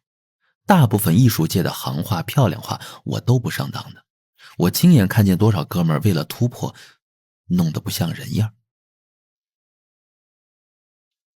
作家白先勇也说，一个作家一辈子写了许多书，其实也只在重复自己的2-3句话。如果能以各种角度不同的技巧把这2-3句话说好，那就没白写了。第一次看到时呢，不理解他要表达的意思，后来突然想起这段话，特意又去翻了出来，原来自己的困惑早被写下了答案。作为作家，你可以去尝试不同的东西，你也可以一直围绕自己真正想要表达的部分，翻来覆去表述得更清楚。这世间的路有很多，条条都是通途，你只管放心大胆地迈步子就行。作为人，更是如此。我觉得自己是很幸运的，人生跑了一圈，跌跌撞撞又回到了自己的赛道上。很多人跑着跑着，就再也没有跑回来。接下来我们看看写在出版之前。做自己擅长的，不是让你重复自己的工作，而是要在自己本身已经挖出来的矿洞里，再继续深挖100米，再100米，再100米。我突然想起以前做电视节目的时候，领导问了我一个问题，你天天做日播节目已经很得心应手了，但你一期节目的预算到头也就是10万20万，我现在给你100万让你做一期节目，你这个钱花得出去吗？你知道怎么花吗？我突然懵了，我从未想过这个问题。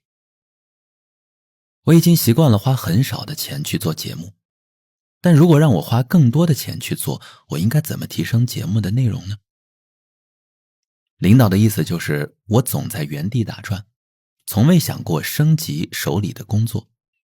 一期10万的日播节目和一期100万的日播节目差别在哪里？那个差别就是你深挖的自己。你首先要找到自己擅长的事儿，然后不停地让自己在这件事情上迭代升级。所谓擅长呢，是你做一件事情比别人做这件事情更轻松，角度更刁钻，做出来的气质更为独特。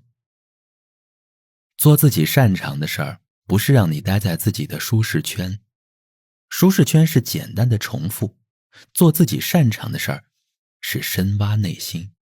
做自己擅长的事儿，不要被他人的意见影响了，不要和别人去比较，集中你的精力，专注你的目标。你是你人生矿洞里唯一的矿工，务必坚持挖下去，不然你矿里那么多的资源就荒废了。在心里默念100遍，做自己擅长的事儿。最后我们再听一下自语的部分。千万不要被这个时代带跑了，觉得什么都想做，你就稳住去做自己喜欢的擅长的。如果没有机会，那就不要机会，你就按照你的心意每天去做，每天都有进步。就跟时尚会复古，音乐会回潮一样，你擅长的部分总有一天会来到。别急，这是另一个时区的白天，你的夜晚。好好睡一觉，醒来大干一场就行了。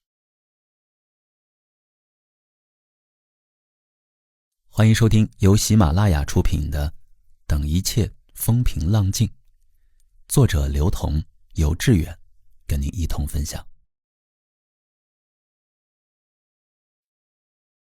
本集我们进入到第3章，叫做飓风过境。你总会遭遇1、2场飓风，将你过去坚定的信念摧毁，将你赖以生存的避难所连根拔起。一无所有指的是你失去了一切，也指的是你两手空空，随时可以拥抱一切。一贫如洗说的是人生贫困的如清水一般纯净，却也说明你无需再被层层过滤。飓风不仅会带走你视若珍宝的一切，也会带走这些年你舍不得扔掉的废弃品。一次断舍离也是一次新生，这也是飓风过境的意义。就算不停摇摆，都觉得是爱。从父母家翻出了大学时期的纸箱，里面呢有一些信件。那时已经开始流行电子邮箱，但总觉得用电子邮箱来解决问题过于干净利落，所以依然习惯在身旁背着纸笔。想要表达内心的一腔情愿，光靠嘴是不行的。嘴能解释，会辩驳，总沉默。最要命的是，还老会射出1、2支让人与人关系彻底崩塌的冷箭。纸总能先吸附满满一整页的情意，而书写的笔记，无论是工整娟秀，还是龙飞凤舞，或是潦草走形，总是能让人安心自若，有耐心读完的。大概是为了避免父母闲暇无事产生了解我的冲动，纸箱里死死压着几封这样的情书。看样子他们是没有翻开过。时隔多年再次阅读，忍俊不禁。心里20出头的那些相互指责和不理解，经过了那么长的时间，早已尘埃落定。我看都花不了20年的时间，10年、5年都已泾渭分明。当时交往的对象呢，写了一手好字，我们最后一封信的最后一段，对方写：我们冷静一段时间，如果几年后再遇见，也许我们都成长了，有耐心了，能理解彼此了，再续前缘也好。这一段写的真挚，我已忘记了我的准确回复是什么，但我一定表达了当我们成为更好的自己时，希望还能再遇见之类的意思。写断交信的时期呢，是我找工作的日子，前途未卜，对自己擅长的部分也很不确信，心里隐隐有一个方向，但说又说不明白，类似于做梦时遇到的某个场景，熟悉却没有细节，说出来就显得很可笑。当时我把简历投了民企，也想进电视台，大概是这样的原因，对方觉得我考虑问题不够周全。某次聊天时呢，不小心漏了一句：如果被我家人知道你在外省的民企工作，他们多少会觉得不够稳定。那一刻，我心上被对方用爱这把刀割开的部分立刻痊愈。爱情对我来说意味着什么呢？大概是我可以不信任自己，可以糊涂，可以犹豫不决，可以瞻前顾后，但你不行。你需要看到我深处的灵魂，看到我心底的呐喊，帮我把万千思绪中那几条最活跃的念头给瞪出来，织成更结实的信念，再把信念织成网，能帮我们网住未来的一些什么。你不能让我愈发贬低自我，你不能把我放在晒场上晾着，直至脱水。每次和你相见完，我不仅要期待下一次的你，我更要期待下一次更好的自己。没有爱情的我独自起高楼，为了有朝一日远眺人生。有爱情的我会和你一起建一座稳固的桥，横渡人生的流沙河，能前往你所在的对岸，感受你全部的人生。哪怕晒到和你一样的日光，也是一种别样的喜悦。以上，我与对方也一样。心里说给彼此一些成长，有缘再见。我甚至分不清这到底是分开前彼此留的一些颜面，还是确实有放不下的某些部分。但即使放不下，也放下了，留着的那点余地也只是在信里，现实生活中转身就不再联系。歌词里曾说，寄信人也是我，想象你可能关心我，仿佛船飘向海，就算不停摇摆，都觉得是爱。就算不停摇摆，都觉得是爱。20出头还真是这样，觉得爱应该是阳光的模样。所以任何能组成阳光的色彩，光谱的波长，都是爱本身自带的部分。爱可以痛，可以心酸，可以无助，空荡荡更是自然而然。大学毕业后呢，我们没有再见过，也会在很偶然的情况下，朋友聊起对方近况，问我会不会觉得遗憾。说真的，没有一丝遗憾。那时呢，我并没有去民企工作，而是进入了电视台当娱乐记者。每天休息时间不到8个小时，其余时间都在工作和在去工作的路上。我能想象对方得知我的近况后笑着说，娱乐记者啊，还不如去民企呢。我也能想象到，如果我们还在一起，我根本没有办法解释为什么我需要花如此多的时间在工作上。我突然觉得，我那一段写在信上的感情不应该是爱，爱应该就是在无法解释的时候不必解释。如果硬要赋予一些意义的话，应该是两个都看到了彼此的优点的人，发现并不身处一个世界，也不愿意去往同一个世界罢了。有些人的样子一看就能拥有很多爱。每每看见那样的人，我都快速地把头扭向一旁。每个人一生的土地上都会播同样数量的种子，你选择在哪里有更多的收成，必定在其他地方会略有贫瘠。我是这么劝慰自己的。只是后来猛然发现，别人的土壤无论是透气性、养分、pH 值都比自己的好，我何来底气和他们比一年的收成呢？唯有四季低头去改良脚下的那片土壤。爱情或许在那几年短暂的来过，却又被田间地头无尽的劳作给吓跑了。不敢对喜欢的人说我对你感兴趣，我喜欢你，我爱你。总觉得把我放在主体位置去说自己的想法是一件居高临下的事儿。我怎么有资格说出这种颐指气使的话呢？我怕对人造成惊扰，令其仓皇而逃。我总是怯弱地试探，你觉得我怎么样啊？讨厌吗？觉得哪里还行啊？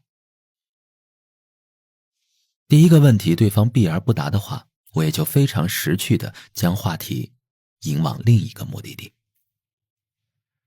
即使对方有足够耐心回答我的问题，我才能确保自己并不让人厌烦，才敢说你觉得我俩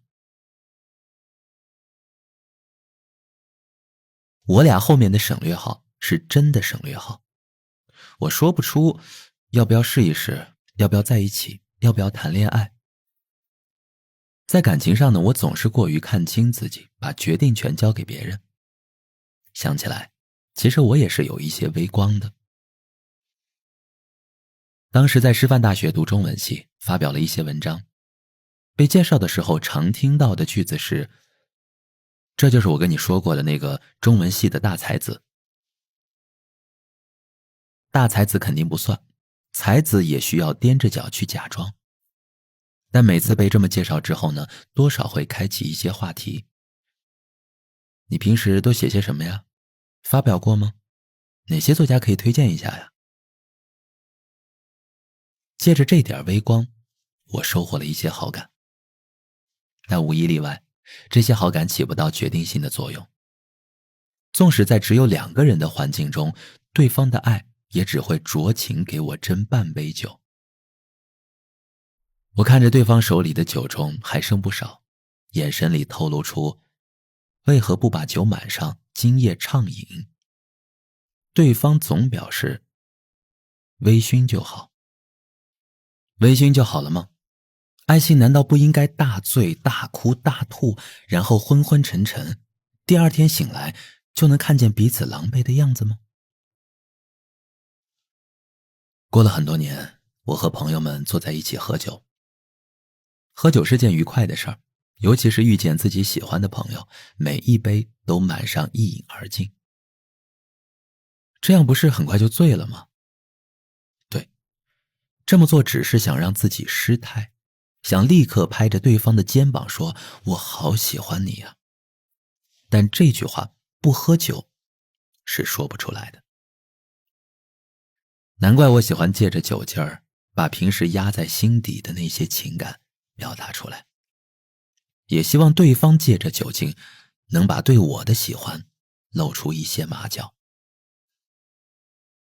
不给自己机会，也不给我机会，这不算是爱情，是一种情感拉锯战。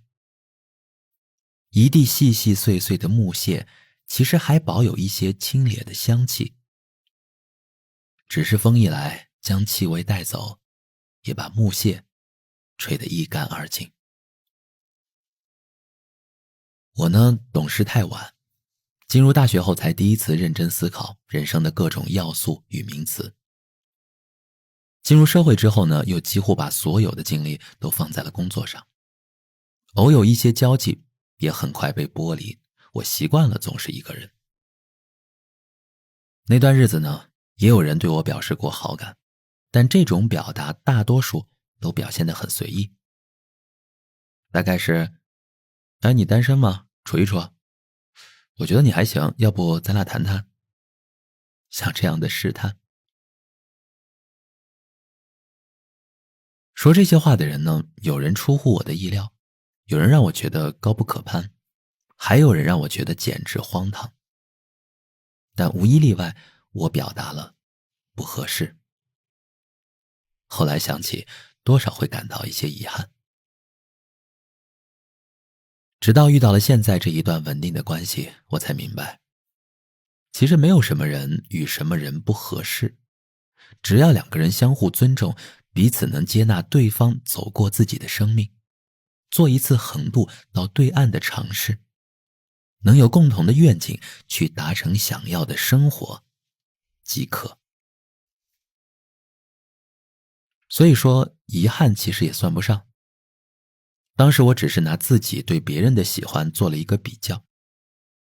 如果我想和一个人在一起，我会写一封长长的信，说一些自己之所以喜欢对方的细节，想象一些两个人如果能在一起的画面。就算不能在一起，这也是我内心的想法。我不想给自己留太多可回旋的余地。既然决定只有一次机会表达，那就尽量真挚，足够耐心。只要对方不轻视和践踏我的好感，我都觉得没关系。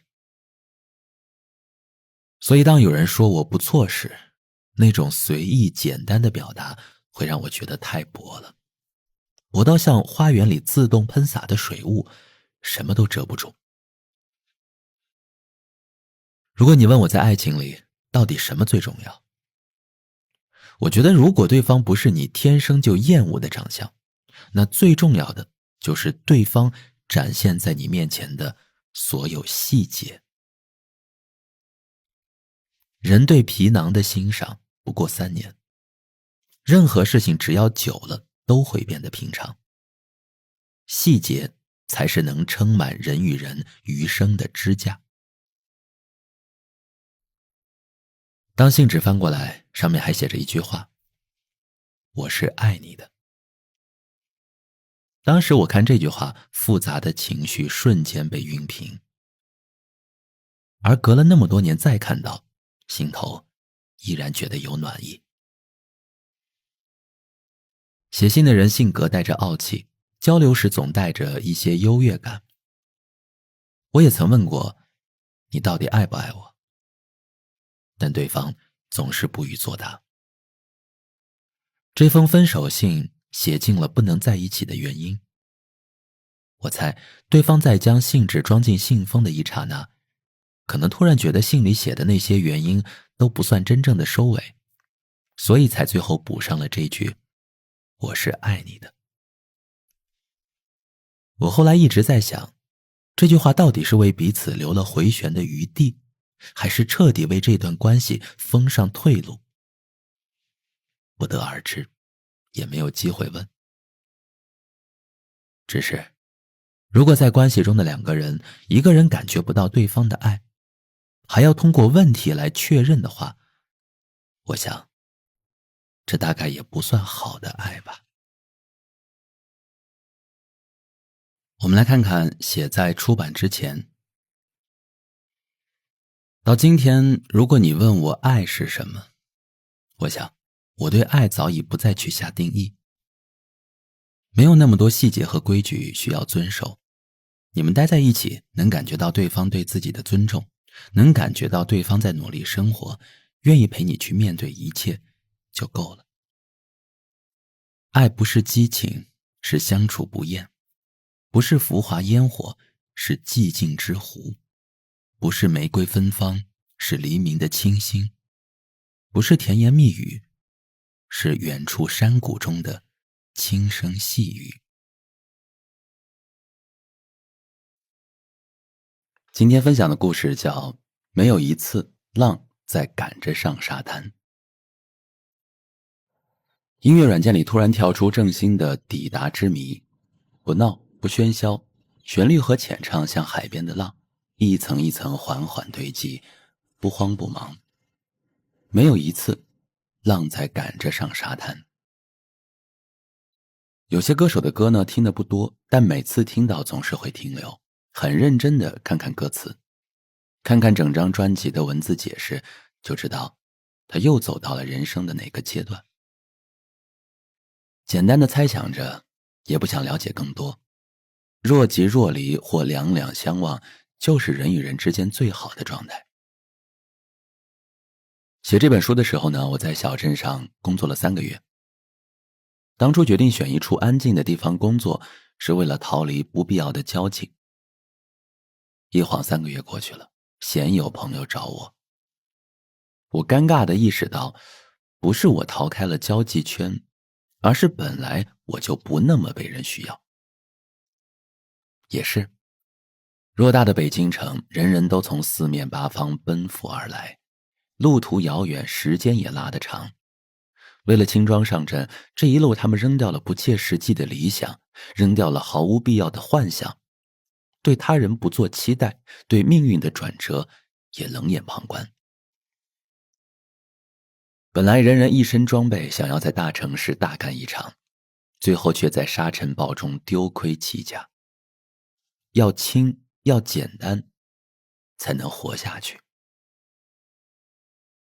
后来意识到，成年人与成年人的相处就像纸笔写，哪里有纸就随手抽一张碾成柱状，能塞进鼻子就行。但还没意识到友情就像纸笔写时，之前的每个年龄阶段都有走得很近的人。以前把所有走得近的人都称为朋友，也是后来才意识到这不是友情，这是生活的难题将一群人推到了一片海里，你们恰巧搭上了同一根浮木而已。后来，人总是在后来变得冷漠又强大。我想起了一个叫佑佑的朋友。当时呢，我被外派到上海工作，住在连锁酒店锦江之星里。突然想起大学同学佑佑好像在上海，便问到了联系方式。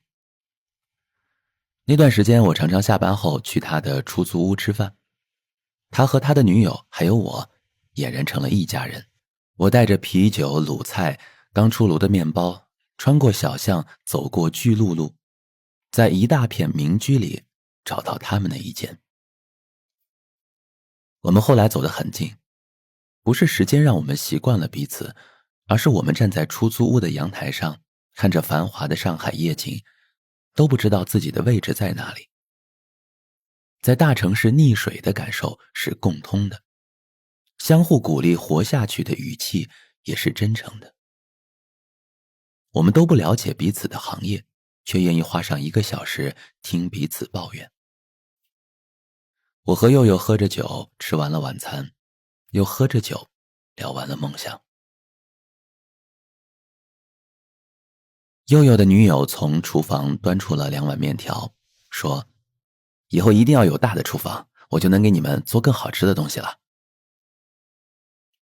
后来，我又被调回北京工作。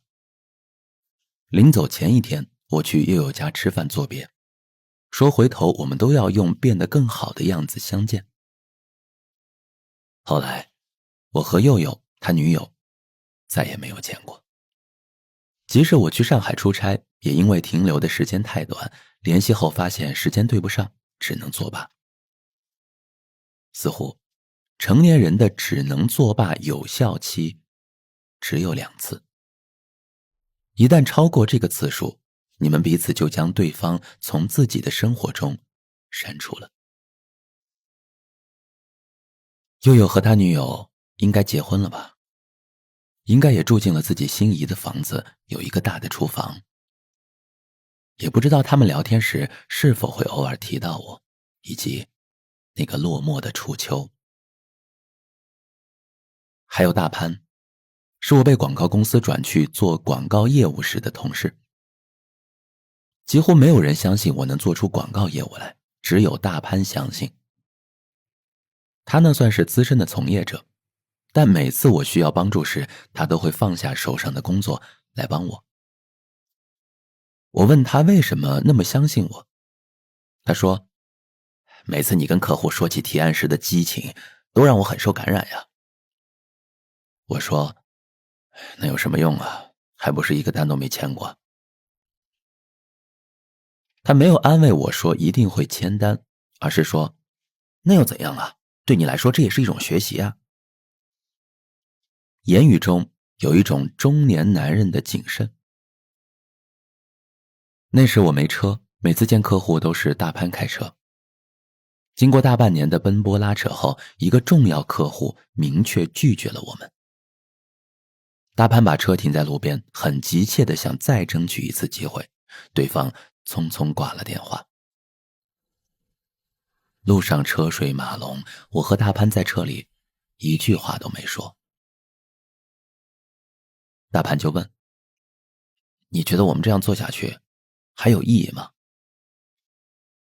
说实话，我给了自己1年的时间，如果1年不行，我就辞职，彻底放弃。但现在还不是怀疑自己的时候。大潘看着我笑起来，你真的随便说句话都能感染到我。失去那个客户最大的好处就是，我不再生活在对方很有可能会签单的虚幻憧憬里，而是变成了居然今天还没有被拒绝的死皮赖脸。我和大潘的关系呢，就是这样好起来的。随着好起来的还有我和他搭档谈下来的广告业务。如果没有大潘，做广告的那一段人生应该是我职业生涯中最惨不忍睹的一段。后来我调回了公司的节目部，大潘也因为儿子无法在北京上学而全家回到了武汉。头2年我在武汉出差时还会约他出来喝2杯。他说他看到我在电视上做节目很帅气，每次发言就像当初我谈客户一样，他很受触动。他说他知道我的书开始变得畅销了，也买了好几本让我签名，他去送客户。但也不知道从何时开始，我和大潘就断了联系。是我太忙，忘了回复他某个信息，让他误以为我走远了？还是我埋头工作了好几年后，觉得2个人聊天的话题越来越少，也不知道从何联系吗？其实这样的过程似乎也是不存在的，就是突然断了联系。我在文章里写过的张老头也是，他是我在光线的前领导，教会了我不少东西。后来他离职出去创业，又遇了一场大病，痊愈后进入半退休生活。我在厦门拍电影时和他又见面了。那天我和同事见了他，眼泪止也止不住。那晚我们说了很多话，聊了很多关于未来的畅想。可那天之后呢，我们只联系过1次。后来疫情3年，就再也没有联系过了。我时常想，自己是不是有什么问题？为何曾经那么要好的朋友，说不联系就不联系了呢？也常陷入自责，觉得自己不算是有情有义的人。我是在什么时候释然的呢？前2年，我的情绪跌落到最低谷，整夜失眠。那时才意识到，在意的新朋友多了，就会忘记自己这个老朋友。放弃一些老朋友，才能重新认识自己这个新朋友。自己要帮助自己走出泥沼，别的全都不重要。工作不重要，朋友不重要，未来也不重要。重要的是，当下的自己是否能睡一个好觉。一个人只有能睡好觉，才有更多的精力去面对更多问题。正因如此，我写了一段话。好像和很多朋友都失联了，尤其是经过了疫情那3年，你会发现人在各自的命运里，其实也不是那么需要更多朋友。所以就算偶尔想起时，会觉得有些惋惜。但你一想到你没找朋友的时候，他们其实也没有找过你，瞬间觉得也就那么回事儿。比起失望，更多的是妥协。你会越来越接受曾经难以认同的事实，你也会发现，其实自己也不如自己以为的那般重情义。管好自己，是你现阶段最重要的主题。当然，趁这个时间好好沉淀，不再陷入混乱的交际，也是可遇不可求的时机。我发表了一篇关于友情的文章，有一句留言很打动我：你们就这样安静地停止了这一回合。我回复说，再也没有人想得起揭开友情这口锅。今天我们分享的故事叫你看那蒲公英起风了就散了。弟对我说，昨晚他在家莫名其妙的就哭了起来，原因是他想起10年前那些一起来闯北京的朋友，现在离的离，散的散。10几个人的小团队现在还联系的也就2、3个人。今年他30岁了，觉得自己很失败。我就问他为啥散了呀？他略带懊恼地说，真的是日久见人心呀。有几个朋友好像功利性特别重，需要我们的时候就用我们，不需要我们的时候就不出现。慢慢的大家都发现了这一点，就不再有联系了。好羡慕你啊，还有几个特别好的朋友，什么话都能说，大家情绪稳定，互相解决问题，各自工作也有声有色。我笑起来，你说的这几个朋友都是我30岁之后才认识的。我30岁之前认识的朋友，一起从湖南来北京的朋友，现在一个都没联系了。你呀，起码还剩2、3个呢。弟羡慕我的洒脱，好像从来不为朋友的事情困扰。20来岁的时候呢，看到某本杂志上问了一个问题：爱情、事业、友情、娱乐，你如何排序呢？我当时的排序是友情、事业、爱情、娱乐。现在我再做这个回答，应该是娱乐、事业、爱情、友情。10年时间，人生的准则突然就出了2个极端，但爱情总排在第3。我想当时是因为真寂寞，用现在时兴的说法是缺少性张力。就算强烈渴望爱情，也无济于事。喜欢自己的人不是没有，但我喜欢的总不会把我当成第一选择。只有我介绍自己的职务和出版过的作品时，对方才会正视我2眼。泰坦尼克号里，远远的杰克被露丝吸引，一动不动地看着他。2个人的目光碰撞在一起，但露丝立刻偏移了视线。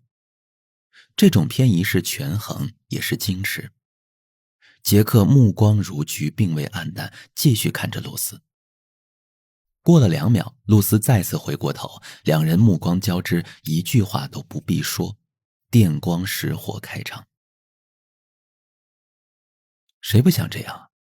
省去介绍，仅仅是一个人的状态、气场、外在就能吸引对方。想是想，但自己也知道原因。本来就长得不够好看，还不怎么会打扮，身材也缺乏锻炼，毫无挺拔之感。爱情排第3，是因为得不到，所以假装不想要。友情从第1到最后，也是这10年心境的变化。当时年少，觉得朋友是万能药，能解无聊，能解焦躁，能打发时间，能 AA 世间消遣。每天的安全感来自北漂的我，虽然一切都很惨，但起码还有一群好朋友。每天的期待也是，虽然今天过得不怎么行，但下班后还有一群好朋友。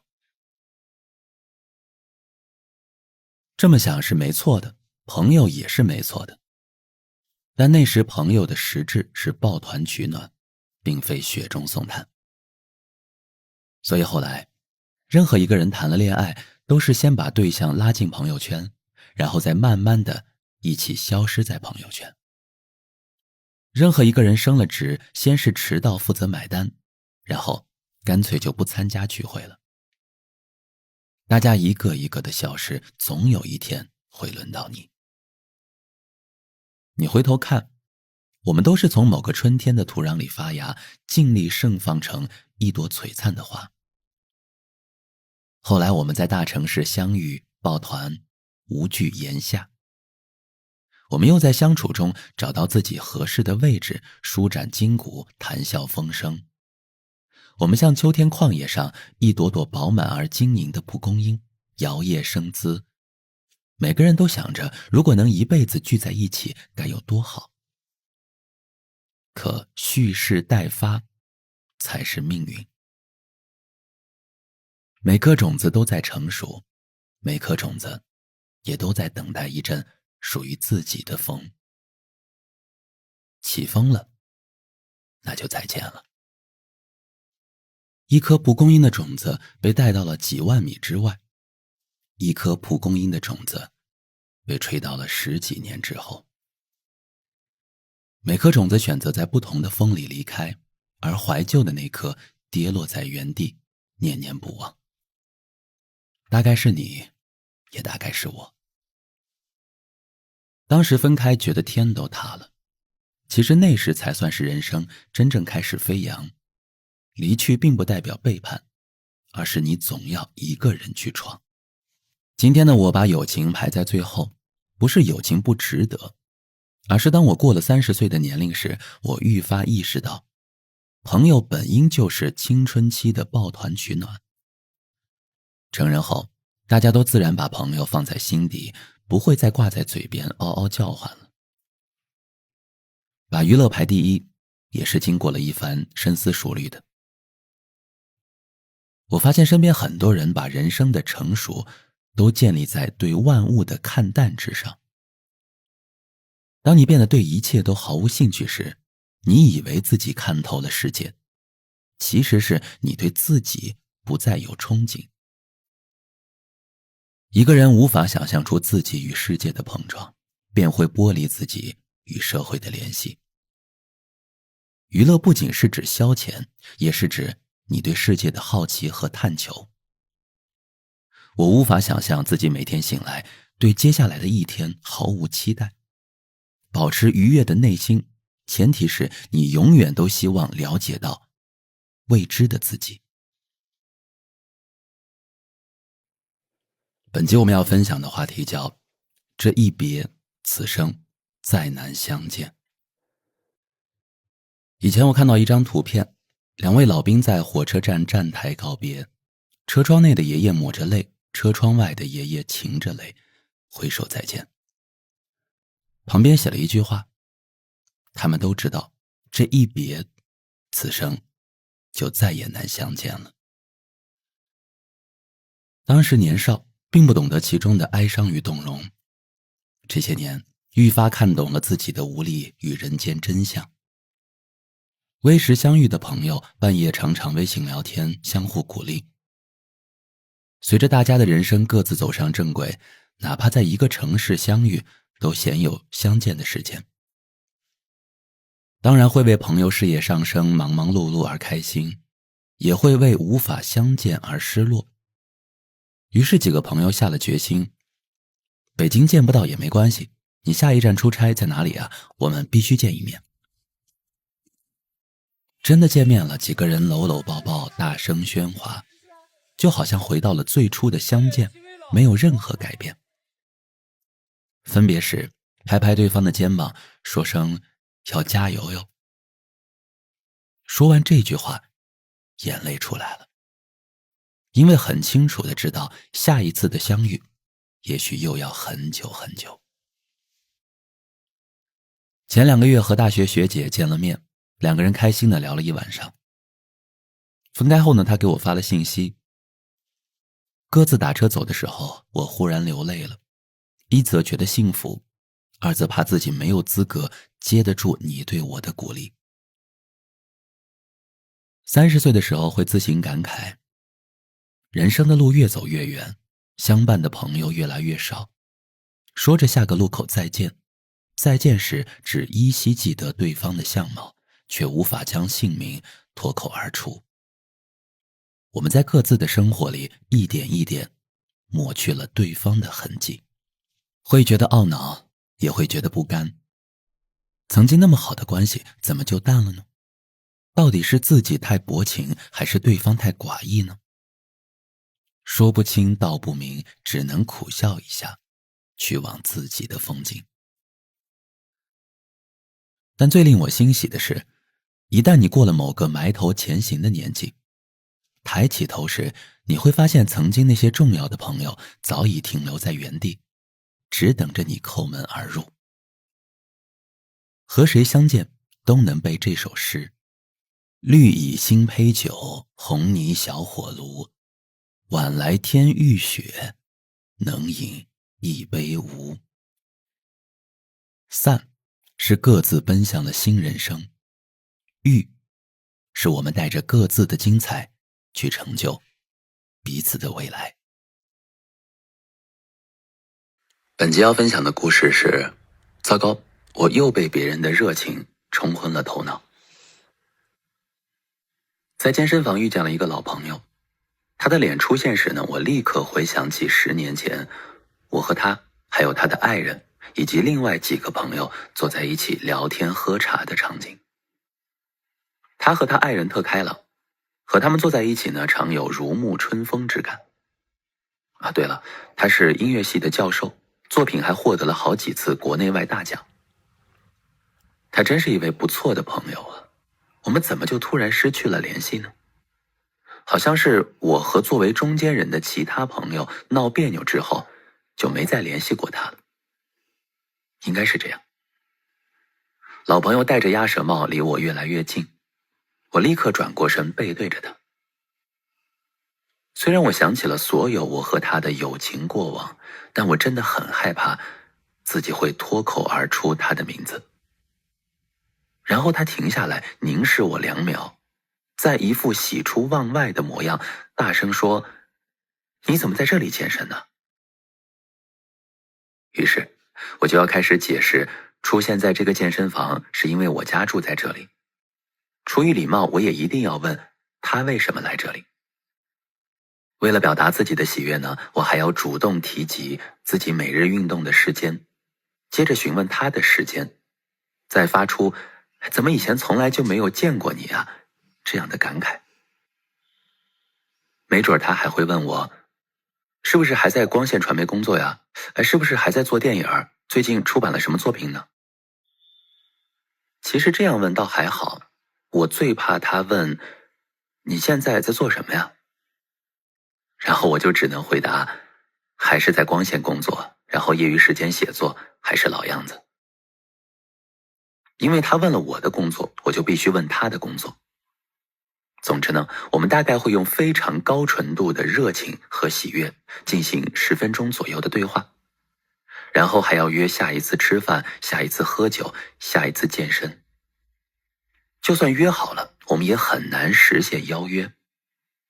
而最尴尬的是，以后我们每次相遇都会重复一次下次约吃饭，尴尬到要命。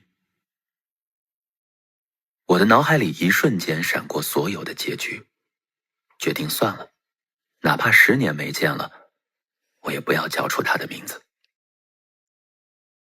虽然转身的时候很果断，但心里依稀会觉得，我怎么就变得这么怂了？以前的我不是这样的呀。刘同，身后响起了朋友的声音。真的是他，他看见我了。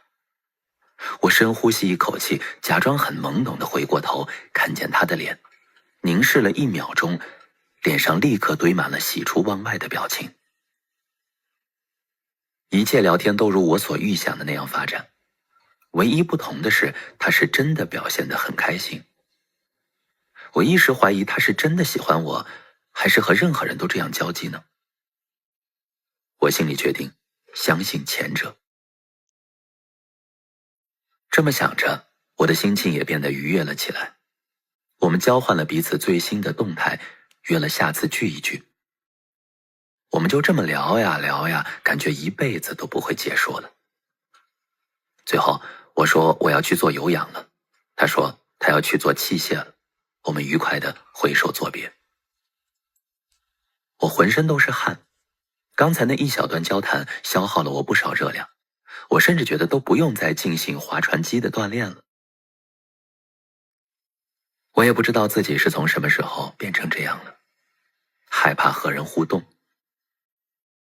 大概在10年前，我就开始不接电话，挂断之后会回一条短信说我在开会，不好意思，请发信息给我。而所有的微信语音我也必转成文字。我担心里面会夹杂着某些情绪，让我情绪不稳定。我是不是对自己过于保护了呢？这没准儿是一种病。我们再来看看写在出版之前的内容。我果然和这位朋友没有再遇到，也没有再约见面。我们就像10几年前见过的最后一面那样，给彼此留下了最好的样子，以供怀念。也许我和他再见面又会是10年后，想起那天他特别开心的样子，我觉得自己还是很有个人魅力的。就算这是他的交际手段也没关系。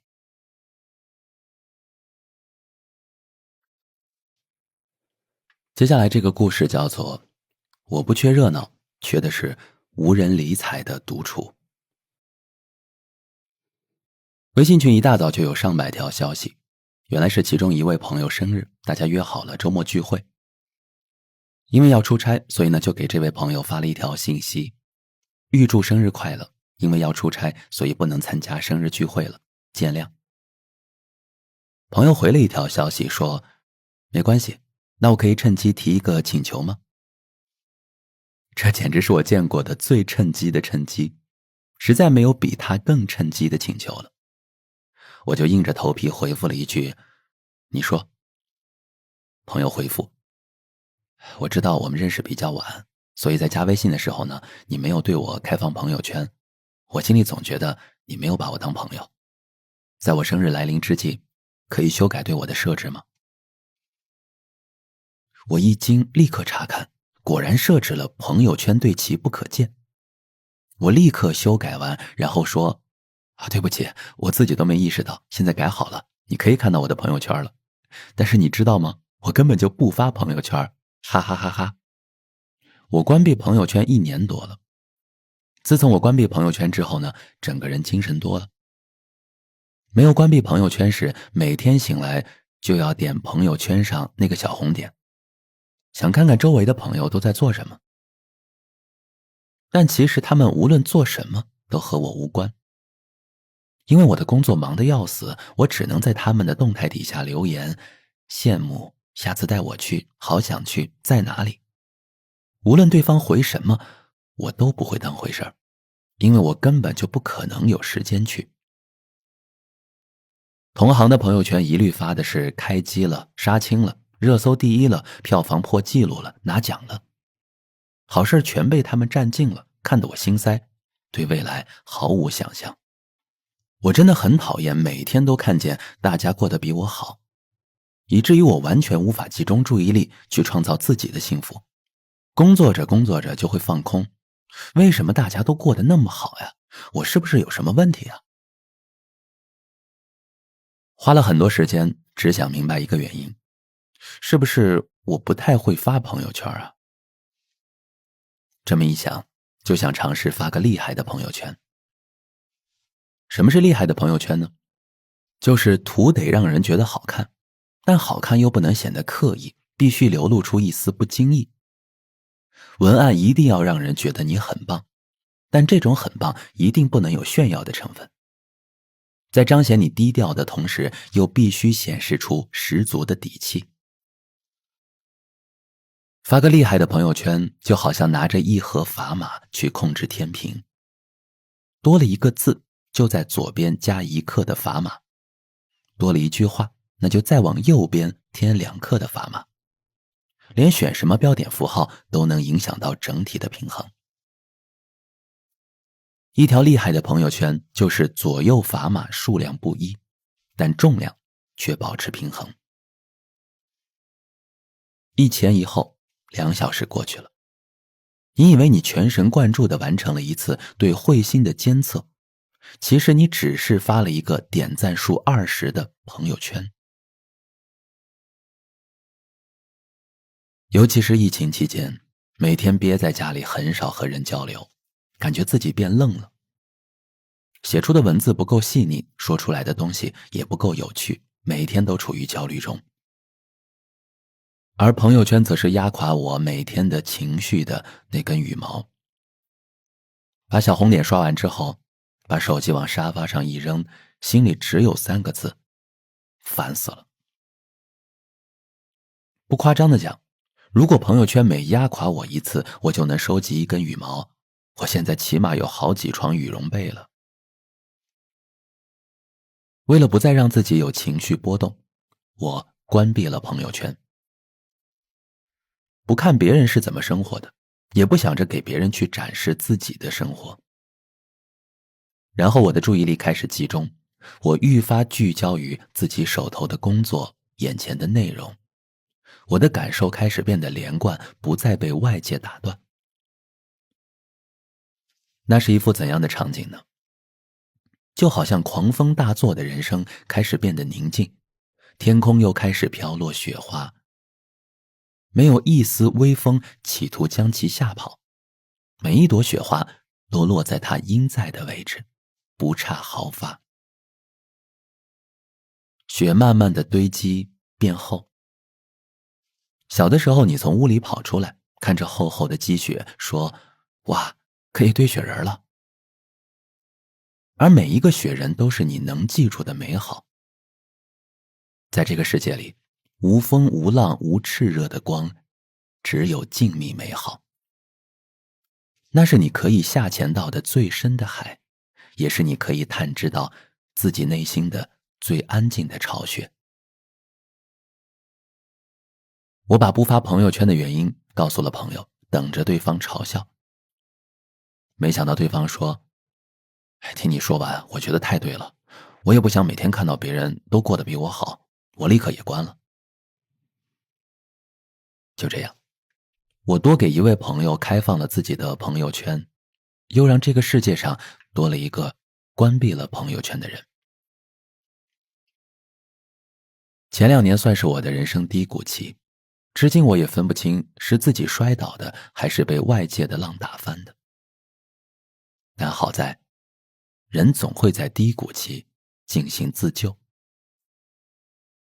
既然只身在外头晕目眩，那就退回到自己的小世界里苟活着。既然无法在外面寻找到自己的意义，那就重新为自己造一塑雕像。你总得信点什么。人生的幸福不是和别人比较，而是活在自己可控的生活里。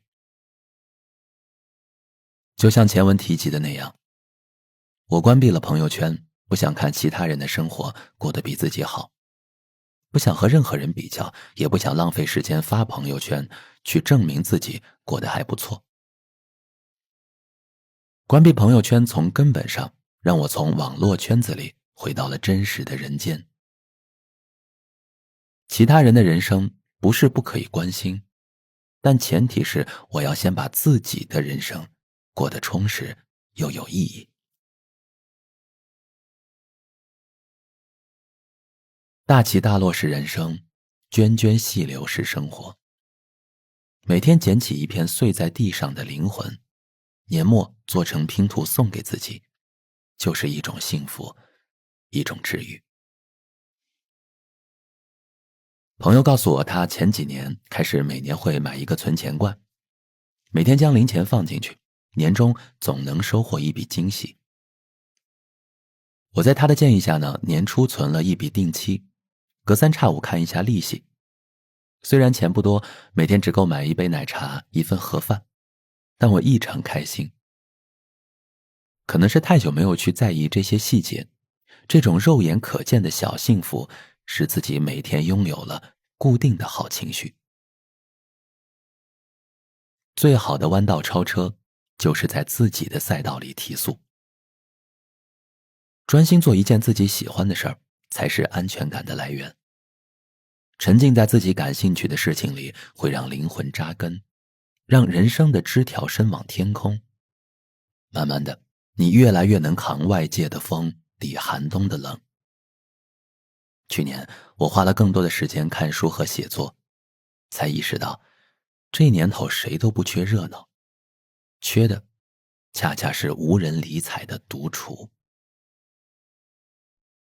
做具体的小事儿，具体的小事儿能把你从胡思乱想中拉回现实。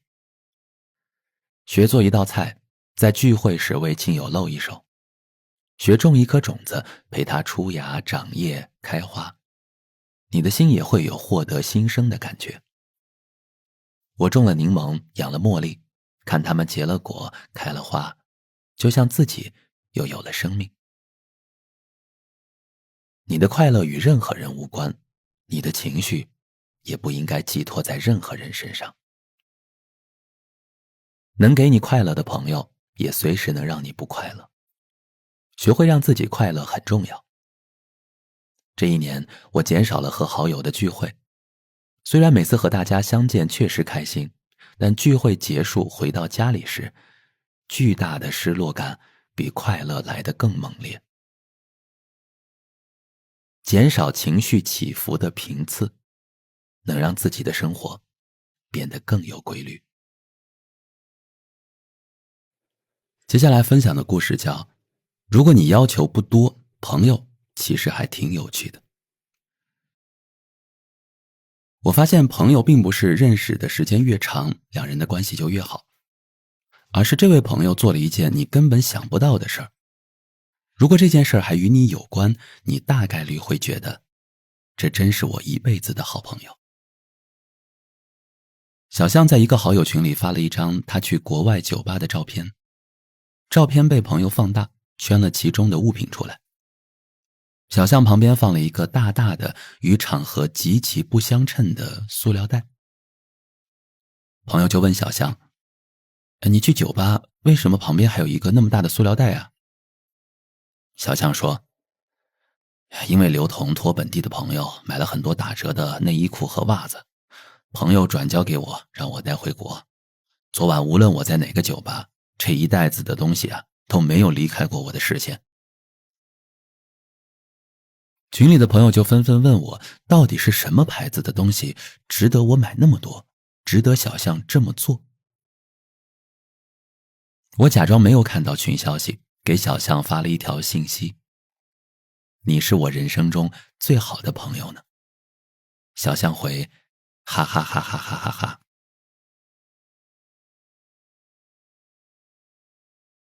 我还有几位朋友，20出头就认识，关系还不错。后来我们的关系变得要好，主要是因为有一年我们把彼此的父母都约上，一起出去旅行。因为父母们在一起聊天很开心，所以孩子们的关系也就更紧密了一些。父母每次见面都说，虽然我们生的是独生子女，但大家的关系就像一家人，多好呀。然后我们几个孩子就说，我们一定相亲相爱，无论大家是否有了另一半，我们一定相互照顾，绝对不让父母担心。因为我最年长嘛，所以一般组织父母聚会都是我来提议。如果谁的父母来了北京，我也是第一时间请大家吃饭。我一直觉得自己是兄长的角色，很多事情都是理所当然就做了。但我万万没有想到，某次聚会父母都在，大家喝了点酒，我突然就对其中一位朋友发难了。我说，每次你父母来，我都是第一时间请他们吃饭，可是你呢，只要你父母不来，你就不和我聚，感觉你根本就不在意我。朋友们突然就愣住，可能大家都没有想到我居然在吃醋。我说完那句话后也愣住了，我这是在干啥呢？到底是在抱怨还是在刷自己的存在感呢？朋友说，哪有啊，你对我来说很重要呀，你是我最好的朋友呀。你简直就是在放屁。然后我就开始举例，说着说着我就哽咽起来。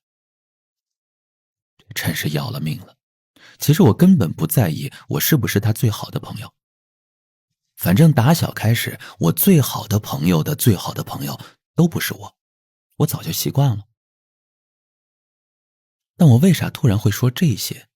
为啥我会说着说着就委屈到哭起来呢？那天除了我在哭，大家都笑得要死。他们越是笑，我越是大哭，怎么结束的也不知道。第二天朋友们把视频发给我，我根本没脸看。朋友的爸妈私下对我说，以后刘同喊你吃饭，你一定要参加。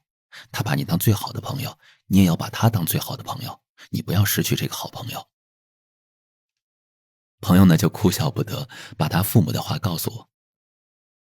我硬着头皮在群里回复他的父母，叔叔阿姨请放心，我们不会绝交的。我可能是最近工作和生活的压力有点大，我就是随便找了个理由哭一下。昨晚哭完，今天我的情绪果然好多了。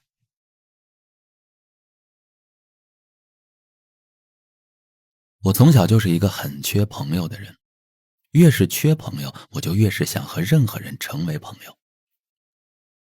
我的原则特别简单，只要你愿意说你是我最好的朋友，我就敢把心也掏出来作为交换，你也是我最好的朋友。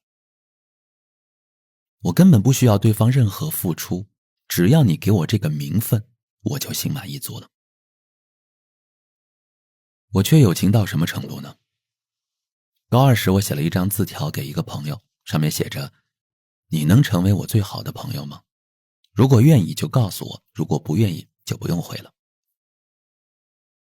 然后我就看着他把那张字条扔出了窗外。好惨呀。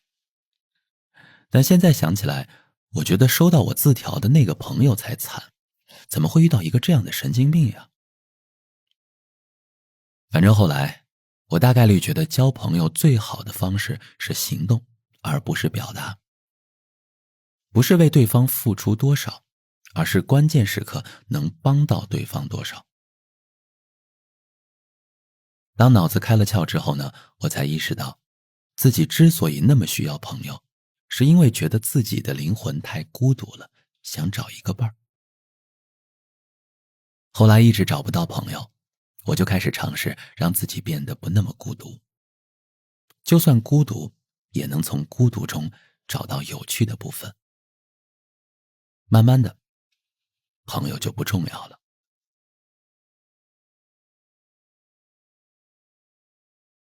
从你能成为我最好的朋友吗？到你真是我人生中最好的朋友。前一句是没有自己的价值，希望依附他人，从别人身上找到存在感。后一句是知道自己的价值，会让朋友觉得他们的付出是值得的。20多年前，我的脸庞是稚嫩的，总觉得站在人群中，有一人心意相通，就有胆量面对岁月可怖。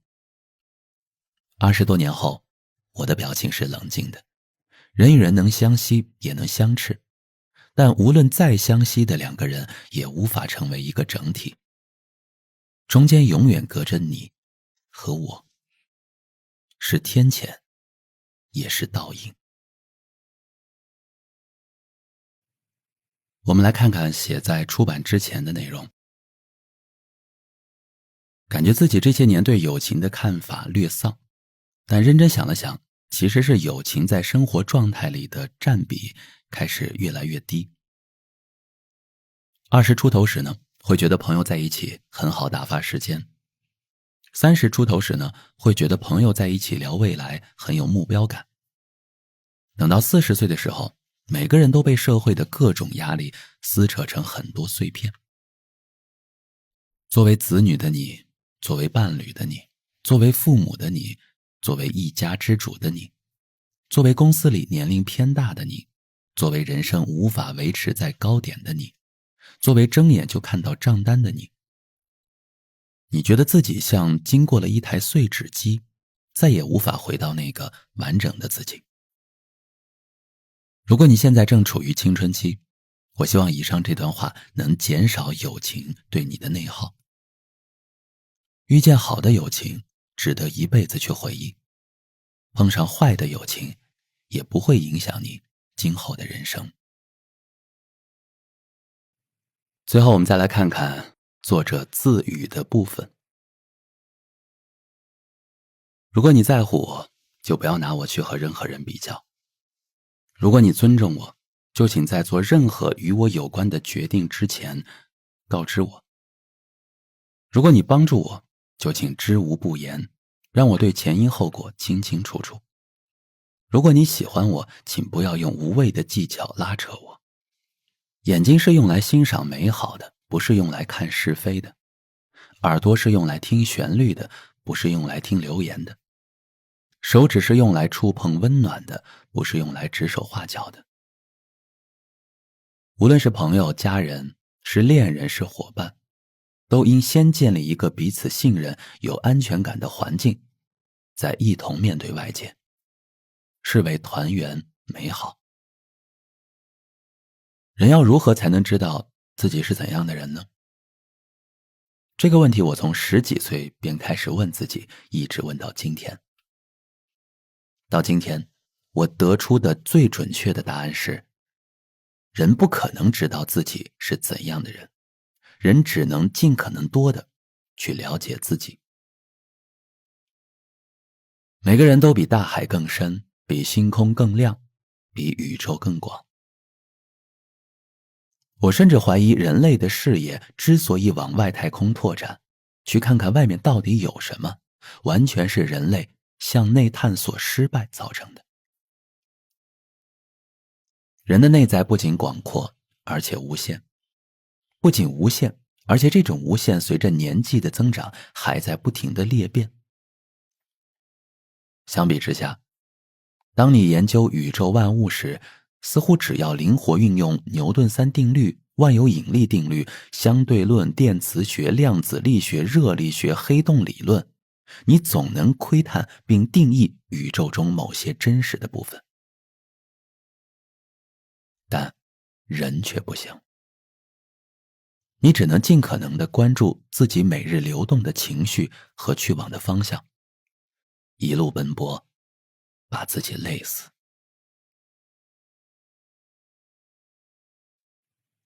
本期开始，我们进入到第4章，雨过天晴。你突然能看到生活中的细节了。没有生命的，你的眼赋予生命；有生命的，你的心给予温暖。你看到了曾经看不见的世界，你理解了过去无法理解的一切。天晴，你的世界便开始有光了。目力所及的一切都被镀上了一层金光，是色彩，也是温度，是糖霜，也是铠甲。第一个故事叫《岳麓山的风声，桃子湖的雨声》，希望你听到这些之后会想起我。第一节，10年后，狗才不来。2023年是我大学毕业20周年。我还记得大学毕业最后聚餐的那个晚上，大家喝得烂醉。小东眼含热泪地站起来，想说点什么，却又一直哽咽，呜呜地哭。小白微醺，脸色涨红，躺在椅子上斜着眼瞟他。平时不读书，关键时候卡壳，你突然站起来，我还以为你要念诗，没想到你进行了一段无实物表演呀。小东抽泣了2下说，喝了酒，记不得了。接着他从裤兜里掏出了一张纸，对着纸开始念。张元留下的是岁月的痕迹，清朝告别的是青春的欢歌，但愿此行不负江湖，不负青春年少，不负韶华美景。622的兄弟们，我们约好了，5年后一定相见。念这个字不准确，应该是朗诵，用不怎么标准的普通话，但是他刻意用了浑厚的男低音进行朗诵。小白说，5年后正是大家做牛做马任人宰割的27、28岁，我很怀疑大家能不能聚齐，不如定个10年之约吧。那时呢，大家30出头，人生都差不多定型了。人生若是已上岸，一定能请到假；人生若是已沉底，每天都能放假，大家肯定聚得齐。小白说的没错，大学毕业10年那天，我们湖南师范大学99级中文系3班54个人到了40个，没来的既没在岸上，也不在河底，还身不由己地飘在某条人生大河里。10年相聚那天，我和几个室友过于兴奋，中午聚餐时呢，哐哐碰杯喝酒，你看我一眼，我必须干掉手里这杯；我看你一眼，我又端起了手中刚满上的这杯。中文系男男女女的对话也都直截了当。我想你，我好想你，我真的好想你。我好几次出差经过你的城市，没好意思打扰你。遥想相逢情难诉，唯愿不扰清梦人。最令人奇怪的是，当年读大学时大家的关系也没那么亲近，可在社会上浮沉10年后，大家突然就能看懂对方了。无论当年关系是否亲密，只要坐下来，坐在彼此身边，听对方说这10年发生的任何事儿，都有一种一起活过的感觉。你看彼此的脸上还洋溢着青春的恣意，但眼前这些人早已走过了3江5湖、4海8荒、9州5岳，只是回到母校，又变成了孩子的模样。毫不意外的，几个活跃分子喝多了，一直醉到第2天晚上才清醒，其中也包括我。那晚我们找了一家 KTV， 大家一起唱歌。很多同学是次日一大早的飞机或火车，所以晚上9点10点的时候，陆续有人站起来告别。站起来时还若无其事的人，一拥抱说再见，就红了眼眶。那就20周年再见吧。大家互相送对方走出 KTV， 走下坡，走到巷子口，等一辆可以载客去10年后的出租车。大家互相看着，依依不舍。有商量，我们就坐在路口的大排档聊聊天吧。如果谁扛不住了，就先回酒店收拾行李。于是，大家就围坐在大排档的桌前，点了凉菜，点了啤酒，在10月微微的凉风中，回忆匆匆的青春。我直到次日早上7点才离开。晨日把大家的脸照得满是希望，没有一丝倦意。几位长沙本地的同学一直坚持到最后，送所有人离开。我们笑着说10年后再见。我们约定了，狗才不来。30出头的大家，放心往前走吧。再回来时，就40出头了。第2节，我也要和自己交朋友。10年很快过去，这10年我不太记得自己经历了什么，好像一直在人生大浪里打转，被卷起来，被打下去，反反复复。遇见过洒满月光的宁静夜海，也在晴空下的海面心无挂碍地漂浮过，但总不是顺遂和持续的。人生最美的风景，在你遇见它的那一刻就消失了。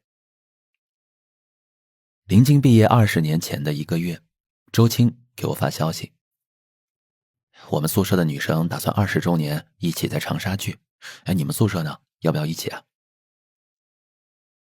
后来人传人，宿舍传宿舍，最终还是聚齐了31位同学。20周年再聚，这已经是聚会人数最多的中文系班级了。第一天晚上，推开包厢，里面有20几位同学，热热闹闹，周青宿舍全员不在。给周青发信息，他说他们宿舍想先自己聚一聚，晚一点再和集体会合。我能理解，大家天南地北要见一面不容易，得先把心里话说给亲近的人听。虽然绝大多数同学10年未见，但2两白酒下肚，便将往日的上下铺情谊、带点到情谊、互相偷看试卷的情谊等全都勾了起来。小东酒量实在不行，才半小时他就站了起来，张着通红的脸，举着剩下的半盅白酒，看了一圈在座的同学，又开始哽咽。小白在一旁还是用20年前的语气悠悠地说，如果没有记住自己写的诗，就不要硬背了，直接拿出稿子朗诵吧。小东扬了扬手中的酒，让大家静一静，然后开始背诵。那时我们有梦，关于文学，关于爱情，关于穿越世界的旅行。如今我们深夜饮酒，杯子碰到一起，都是梦破碎的声音。小东大学毕业之后去了广东某个沿海城市的公安系统就职，现在呢多少算个领导干部，但他一点变化都没有，还是喝多了喜欢念诗，开心了喜欢把大家聚在一起，脸还是那么红，唯一不同的是他的普通话变得更差了。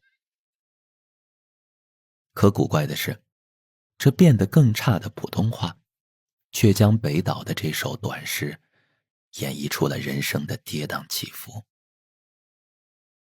那夹杂着湖南方言和潮汕方言的腔调，将在座所有人20出头到40出头中间的那段迅速剪了下去，就像懵懂无知的旁边坐下了老成持重。那不是一个人对岁月的妥协，而是人生这本书上一个人的封面与封底。女同学开始哭，男同学也眼含热泪。同学聚会最妙的就是，仿佛所有人都置身在浓度超标的氧气里，稍微一点火花就能燃起熊熊的思念之火，迅速燎原。聊到大学的误会，哭；聊到大学的暗恋，哭；聊到比赛时闹下的荒唐，哭。所有的喜怒哀乐，一旦在时间里浸泡了足够多的时间，拿出来回味时，无色无味，却能让人一直泪流满面。大家的聚会从晚上6点到9点，又换到渔人码头吃夜宵到12点。闹过，哭过，笑过，周青宿舍的人还是没到。我有些生气，觉得他们过于自私了，便给他发信息，都40好几的人了，怎么还是喜欢放人鸽子呀？周青呢立刻就给我回，怎么你们结束了吗？那你来找我们这边好不好？周青是我大学时关系最好的女同学。大二时，我天天坐在教室最后2排写小说。某次她看见，非要帮我审阅一下。我虽然尴尬，但还是鼓起勇气递给她。他花了1节课的时间看完，说我写得好，还想看后面的情节。慢慢的，他就成了我很多文章的第1读者。我的那些心思秘密在文字里暴露无遗。他边看边觉得新奇，但从来不问我，我也从来不解释。纸上的东西就是纸上的，与现实没有关联。我和他的默契就这样慢慢建立起来。看来无论过了多少年，我俩依然不在意对方的情绪，仍旧习惯直接说出自己的目的。我看着短信，那是一个解放西路的地址，像个酒吧。我想，他们一群人大概找了一家清吧，听着舒缓的音乐，正在畅聊当年情。我到了之后呢，发现是一整栋楼的酒吧。放眼望去，全是20出头的年轻人。我站在其间，觉得自己格格不入。突然一个人走到我面前，拍了拍我。我第一眼没认出来，那是化了精致妆容，穿了礼裙的周青。他的手在我面前挥了挥。状态不错呀，看起来不像40岁的叔叔。走吧，大家在等你。我心想，你是在夸你自己吧？我就问，你们为什么要来蹦迪啊？周青不耐烦地说，哎呀，你问题怎么那么多？不就是因为以前读大学的时候想来而没钱吗？走过一长段幽暗的长廊，一拐弯，数百人在闪烁的灯光和干冰喷雾下甩着自己的灵魂。看见我来了，周青宿舍的女生们纷纷向我挥手。借着激光灯的闪烁，我才发现她们每一个人都是盛装出席。他们将40岁的自己留在了各自生活的地方，而将20出头的自己带来和大学同学聚会了。不知怎的，我突然想起周青说的那段话。以前读大学的时候没钱，经过酒吧也不敢进去，真的在心里默默想，以后有钱有时间了，一定要来看看。后来他们忙于工作，忙于婚姻，忙于家庭，早已经忘了那站在酒吧外面只瞅了2眼的自己。所以这一次趁着20周年同学聚会，这群中年少女非要实现自己年少时的心愿才行，不能让琐碎的日常掩埋了自己的万丈光芒。我突然就在心里原谅他们，放我鸽子了。我问其中一位女生，好玩吗？她是我们大1的班长，是我们班最早网恋且成功的人。一毕业就和网恋对象结婚生子，出国念书，过得充实。她说，好好玩呀，好久没有那么放肆了。我就很纳闷，这哪好玩了？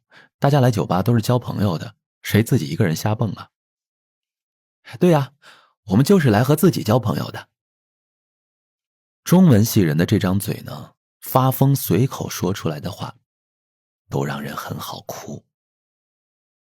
我也就不管不顾，自己干了一杯酒，和大家一块蹦跶起来。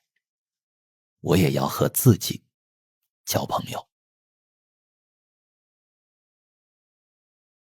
第3，我毕业于世界上最好的大学，反正我也没有读过别的大学。20周年聚会的地点是岳麓山上的一间民宿，民宿在后山有一个很宽的露台，这也就成了我们茶话会的地点。大家忙前忙后几个小时，气球、横幅、水果、啤酒、凉菜、小龙虾， KTV 设备全都备得整整齐齐。大家刚合了一张影，突然山顶就迎来了滚滚乌云。当年我们的辅导员梁老师也来了，我们问他怎么办，要下雨了。梁导和他年轻时呢还是一个性格，说冒雨交心才有意境嘛。话音刚落，铺天盖地的雨砸落在露台上，瞬间大家的衣服就湿透了。大家笑得不行，几个人躲在一把小伞下，有人化了半天的妆瞬间就化了。女同学就纳闷儿，我明明买的是防水的呀，这个牌子也太不好了吧。这时江华对我说，哎，猴子猴子，你快唱歌啊。我没明白啥意思。他说，哎，天晴朗那首歌，哎，你记得不？大一的时候你唱了，雨就停了。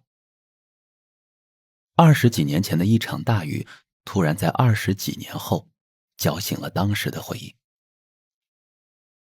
那是我进入大学后淋过的第一场雨。当时所有新生去10几公里外的射击场拉练，爬山路爬到一半的时候，一场暴雨突如其来，所有人全身都湿透了。我也不知怎的，突然开始大声唱当时很流行的拨浪鼓。大家呢就哄笑，我也不管，趁着雨势扯开了嗓子，然后陆续有人与我合唱。没一会儿，雨就停了。天晴朗，我对着山顶大吼一声，哇！天空划来一道闪电。梁导脸色一变，还快回去，闪电了，这里的树太多。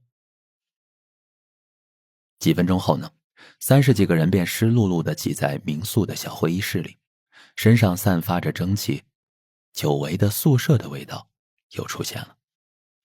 所有悉心的准备都被一场暴雨浇湿，小会议室里弥漫着一股奇异的尴尬。这种尴尬来自大家心里都想见到对方，可20年里，这里面绝大多数同学只见了2次。寒暄唯一的结果就是把气氛变冷。在师大留校任教的鲁良把话筒递给我，来，你来主持，10周年就是你主持的。我拿着话筒，脑子里一团浆糊，完全不知道该如何破冰。我自己心里产生了一种太尴尬了，为什么要聚会啊？好想现在就离开的冲动。我说，那就这样吧，从最左边的同学开始，大家都说一说自己的近况，互相了解一下。小白第一个说，小白大学毕业呢，去了部队做文职工作，后来转业进了政府机关，待了10年后又进入企业负责党建的工作。他的发言带着浓浓的领导做派，就好像他在给大家开会一样。他说，大家千里迢迢来相聚，克服了种种困难，确实不容易。我看着他，能不能不要那么官方和客套呀？你等一下嘛，总要循序渐进呀。你怎么从大学到现在还是那么急呀？我说，这个局面都要垮了，我怕你说完大家就散了呀。同学们听我俩斗嘴，气氛稍微缓和了些。小白接着说，我现在负责党建工作，做的最多的事情呢就是写材料。我有一个感受呢，想和大家分享一下。我发现了一个很奇怪的现象啊，就是别的专业的人写汇报材料，怎么写都感觉哪里不太对，但中文系的就不一样，什么材料都能写得得心应手，写得漂亮。我真的特别感谢中文系，虽然以前读书的时候完全不知道自己学了个啥，年纪大了总算知道了。虽是笑言，却开启了大家对学中文的感慨。轮到毛迪，他说，我现在是一家投资新能源企业的总助，其实这个岗位和我的专业呢一点都不对口。当时总裁要在全公司找个助手，谁都不行。后来呢，看了我的简历和在公司的经历啊，觉得我学中文的应该没有问题。事实证明，好像确实也做得很得心应手。我也很感谢中文系。小东说，大家都知道我一喝酒就喜欢朗诵，很多刚接触我的人呢都觉得奇怪，觉得我是表演型人格。但后来他们知道我是中文系的之后，就觉得我应该这样，而且觉得我更有魅力了。小白又在旁边默默地说，你本来就有表演型人格，不要搞坏了我们中文系的名誉。哈哈哈，轮到我了。我沉默了一会儿，不知道从何说起，就干脆随着自己的情绪来。我本来不想参加20周年聚会的，因为这几年是我情绪最糟糕的时间。我呢，对现在的自己不满，也对未来的自己没有信心。我在北京工作了很多年，身边都是厉害的人，我觉得自己在这些年的长跑中掉队了。我没有写出自己喜欢的文字，也没有做出值得骄傲的电影。我整天心不静，每天都在怀疑自己是不是入错行了。但就算入错行了，我也不知道自己该往哪个方向走。总而言之，我对自己失去了信心。我也不知道我这么说同学们是否能理解，其实我也并不需要得到理解，因为我说完上面那段话之后，自己就哭了。有时候人的很多行为并不是要得到一个准确的答案，敢于说出口就已经是一种自我拯救了。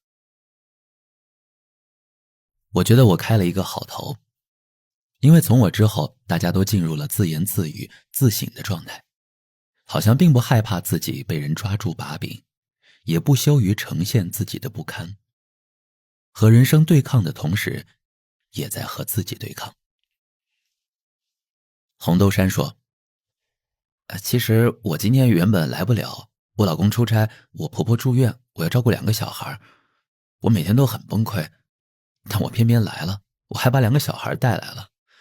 我就是想见你们，我就是想喘一口气，我也想让我的孩子看看我的同学们是什么样子的。我觉得你们都朝气蓬勃，你们都很有能量。我想告诉我的孩子，妈妈的同学都是厉害的，妈妈以前也是这个样子，以后也能是这个样子。现在的妈妈只是暂时的。有人走过去，紧紧地抱住了红豆杉。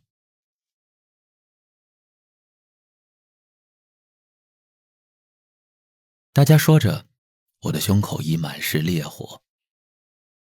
我已经很久没有产生过这么浓郁的情绪了。我觉得自己的身体早就空了，怎么又能如此饱满了呢？那边谢丽丽正在说，近3年来啊，这3天我第一次喝酒，第一次喝醉，第一次流泪，第一次失态。这边我打开手机，飞快地写了一些文字。下午提前走了，晚上又来的同学，待了一会儿又忙着去工作的同学，想念大家又来不了的同学，大家都有一颗蠢蠢欲动的心。其实我们在一起多久并不重要，我们多久还能再在一起才重要。那些中年少女去迪厅放肆，是弥补过去自己的遗憾。那些中年男人喝酒喝到吐，只是人间的生活常态。每个人都有自己的难堪，有自己的不满，也有过不去的坎儿。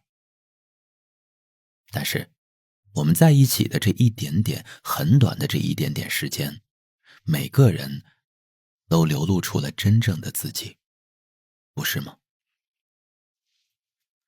很希望不要再等整数年再聚了，我们随时可聚，因为这是一个不让人交际也不必交际的集体。在这里，每个人都必须是最真实的自己。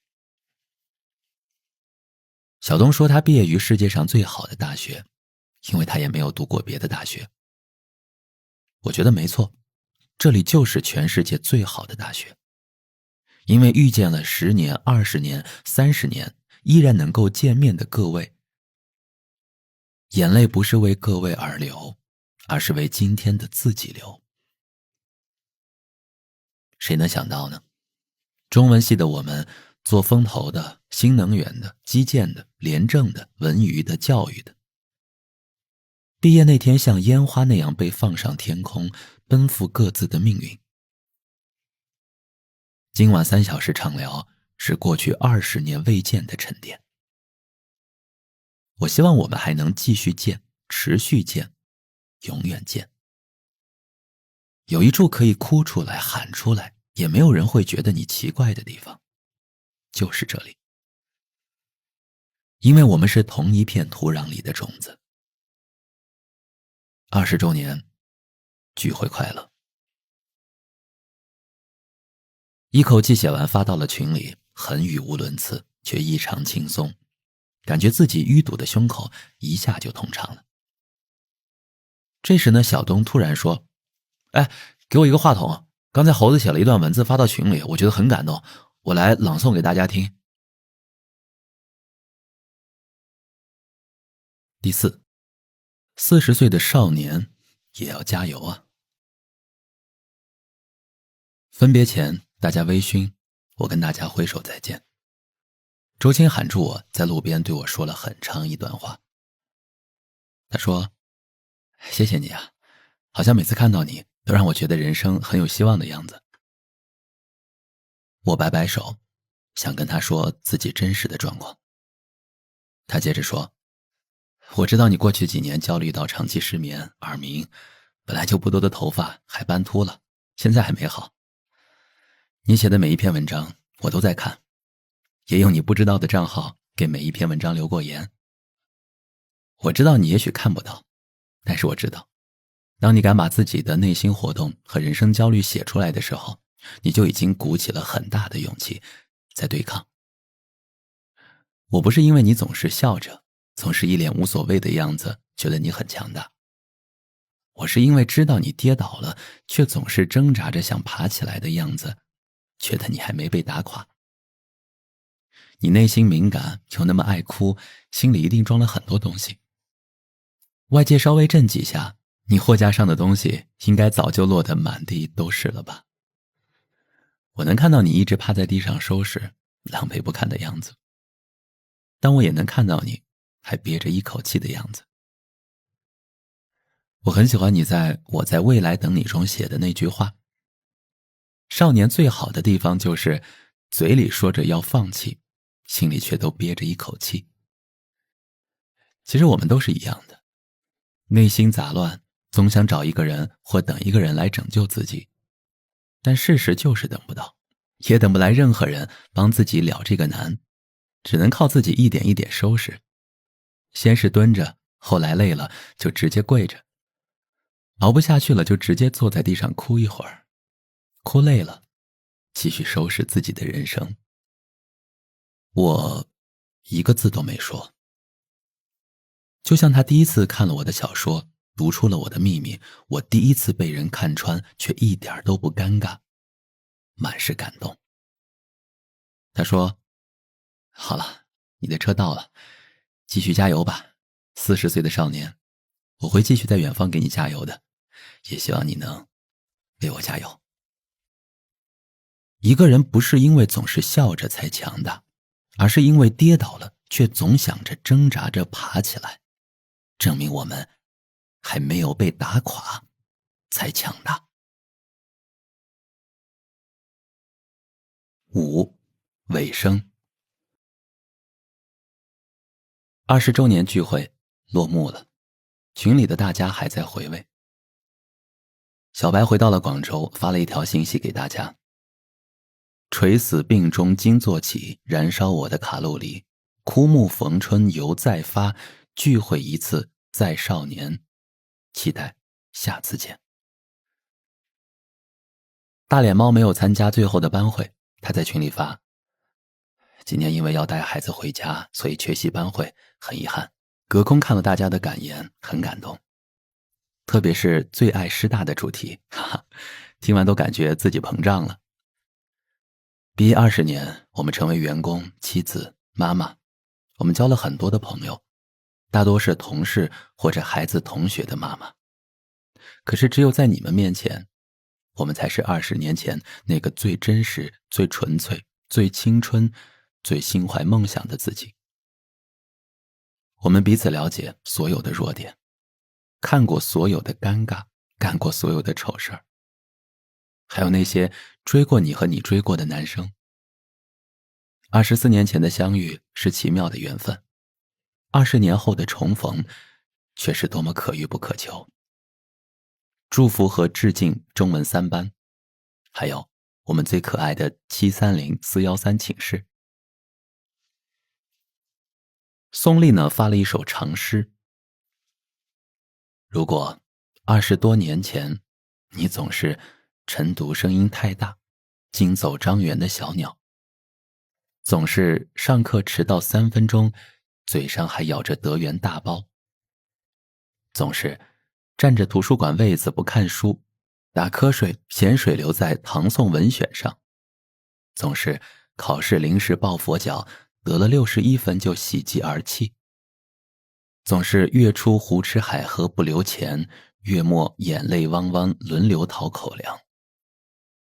还有普通话考试打结巴，喜欢给戏花写情书，南郊公园烧烤不放盐，凤凰船游掉河里，桃江拾起写错板书，让我那么好笑。你总是清晨早起占位子，我等懒虫享清福，总是认真听课做笔记，年级流传手抄本，总是悬梁刺股立大志，寒窗苦读居榜首，总是公正不阿勇当先，横刀立马起风云，总是彼此有爱相牵挂，时日久长见真情。还有眼眸明亮向我微笑，风急宇宙为我撑伞，伤心大哭为我抹泪，病卧宿舍给我打饭，让我那么好哭。下辈子不要跟你做同学。如果20多年后你还是妙语连珠满堂彩，表情滑稽惹人爱，还是一家4口一张脸，敢穿泳裤露身材，还是身姿敏捷如猴子，笔耕不辍正能量，还是身体娇弱易受伤，一瘸一拐要人扶，还是天下美食我皆爱，横扫餐桌度儿圆。还有一言不成急跳窗，半夜狂欢猛蹦迪，长沙街头喝茶颜，管教仔仔急蹦脚，一要合照就眨眼，让我这么好笑。你还是如花容颜纤纤腰，恍若入学第1天，还是自述经历诉肺腑，数度哽咽感人怀，还是爱岗敬业凭正高，一片丹心一片爱，还是为您班魂系筹划，不辞辛劳苦奔波，还是零零散散暗感慨，整整齐齐再相约。还有见面一抱泪盈眶，腿脚不便背上楼，托箱包裹帮我拿，依依不舍挥泪别，让我这么好哭。下辈子不要跟你做同学。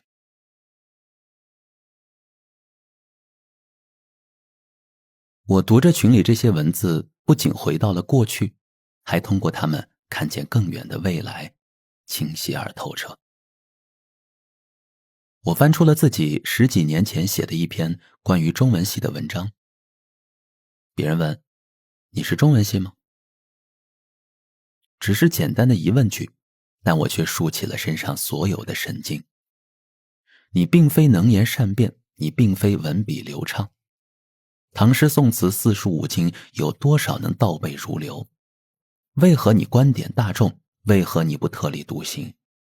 你应该要戴眼镜，你不能听靡靡之音，你应当沉默，不能太快乐。你写的诗应该带着酒劲。你谈恋爱聊的是家春秋，还是穆斯林的葬礼？你与当下无关，更适合活在过去。你不是书呆子就是人精，看经典被嘲没主见，看流行被讽很肤浅。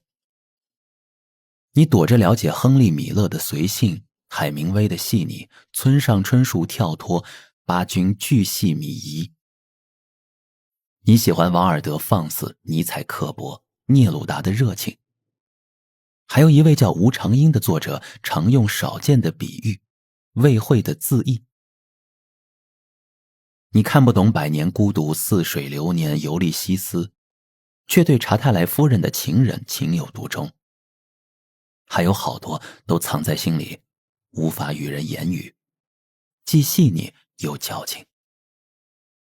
怕与喜欢砌成了一堵一堵的墙，把人封在里面不想对望。也是这些细腻矫情，像弹珠游戏，打破了人生内里一面又一面的玻璃。写歌词的羞愧成不了一首诗，写散文的羞愧不如写小说的痴。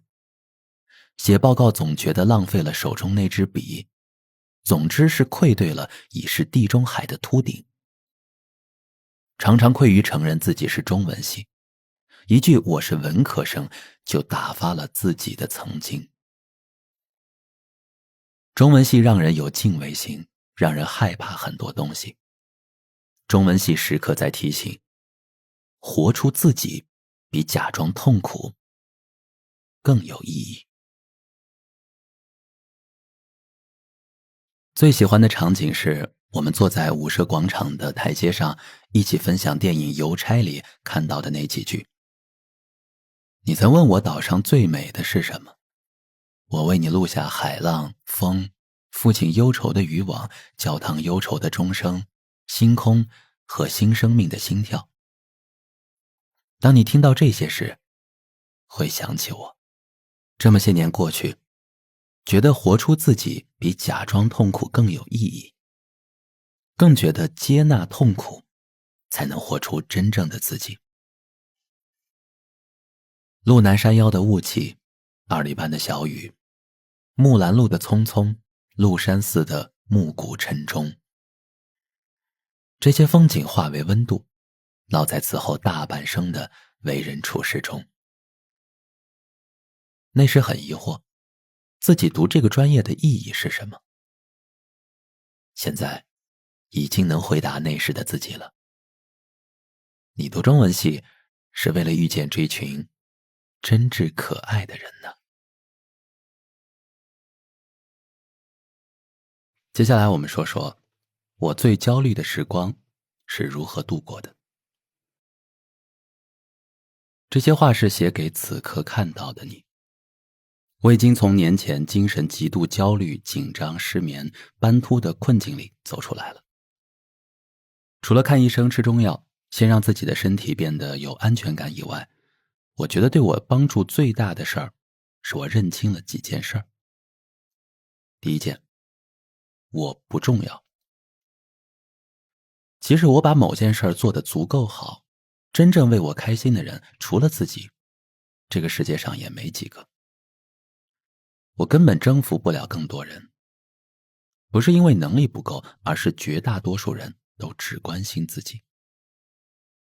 所以，去做一件事儿，能让自己快乐、窃喜，就足矣。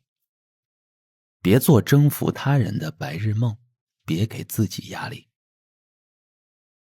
第二，别人根本没有那么在意你。因为我不重要，所以我把某件事情做砸了，其实也不会被钉在耻辱柱上，抬不起头。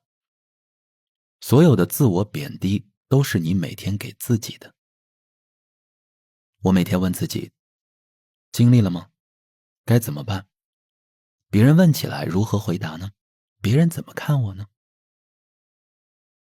这些问题毫无意义，因为没人在意我。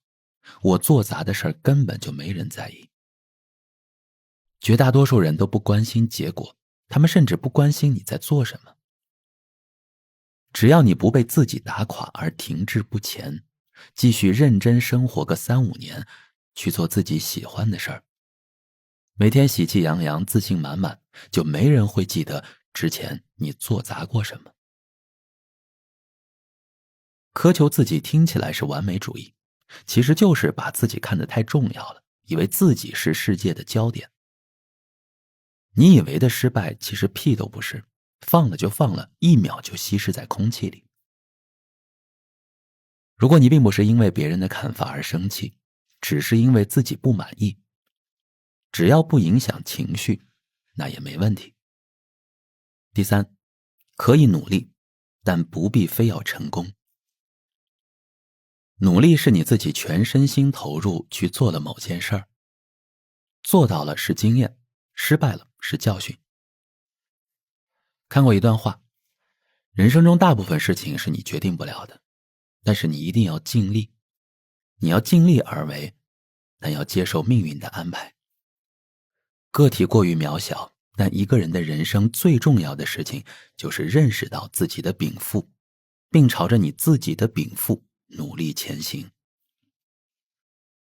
我告诉自己，我是一个很感性的人，对喜欢的事情容易融入感情，喜欢写点文字。如果有人喜欢并产生共鸣，就是我的意义。如此简单又力所能及，不要在意他人，只管照顾好自己的小情绪。所以我好了，希望我们都能更好。今天要分享的是，世界全是因你而起的风景。我现在对很多事情唯一的要求就是，请让我开心一点。无论是恋人还是朋友，待在一起开心比什么都重要。如果三天两头起埋怨，一言不合就争吵，我宁愿自己一个人待着。也许我曾经很喜欢你，但后来我发现，如果我不拥有完整自然的自己，我就没有能力去爱你，你也得不到我最好的样子。不知从何时开始，我不在第一时间考虑对方的感受和情绪，而是思考，为什么我觉得别扭？为什么我不舒服？是哪里被冒犯了，还是哪里被轻视了呢？如果可以，我会提出抗议；如果不行，那我选择消失。我从合群陪笑的那一个，变成了离群索居的那一个。诚然，一开始我觉得害怕极了，觉得自己是被排挤了。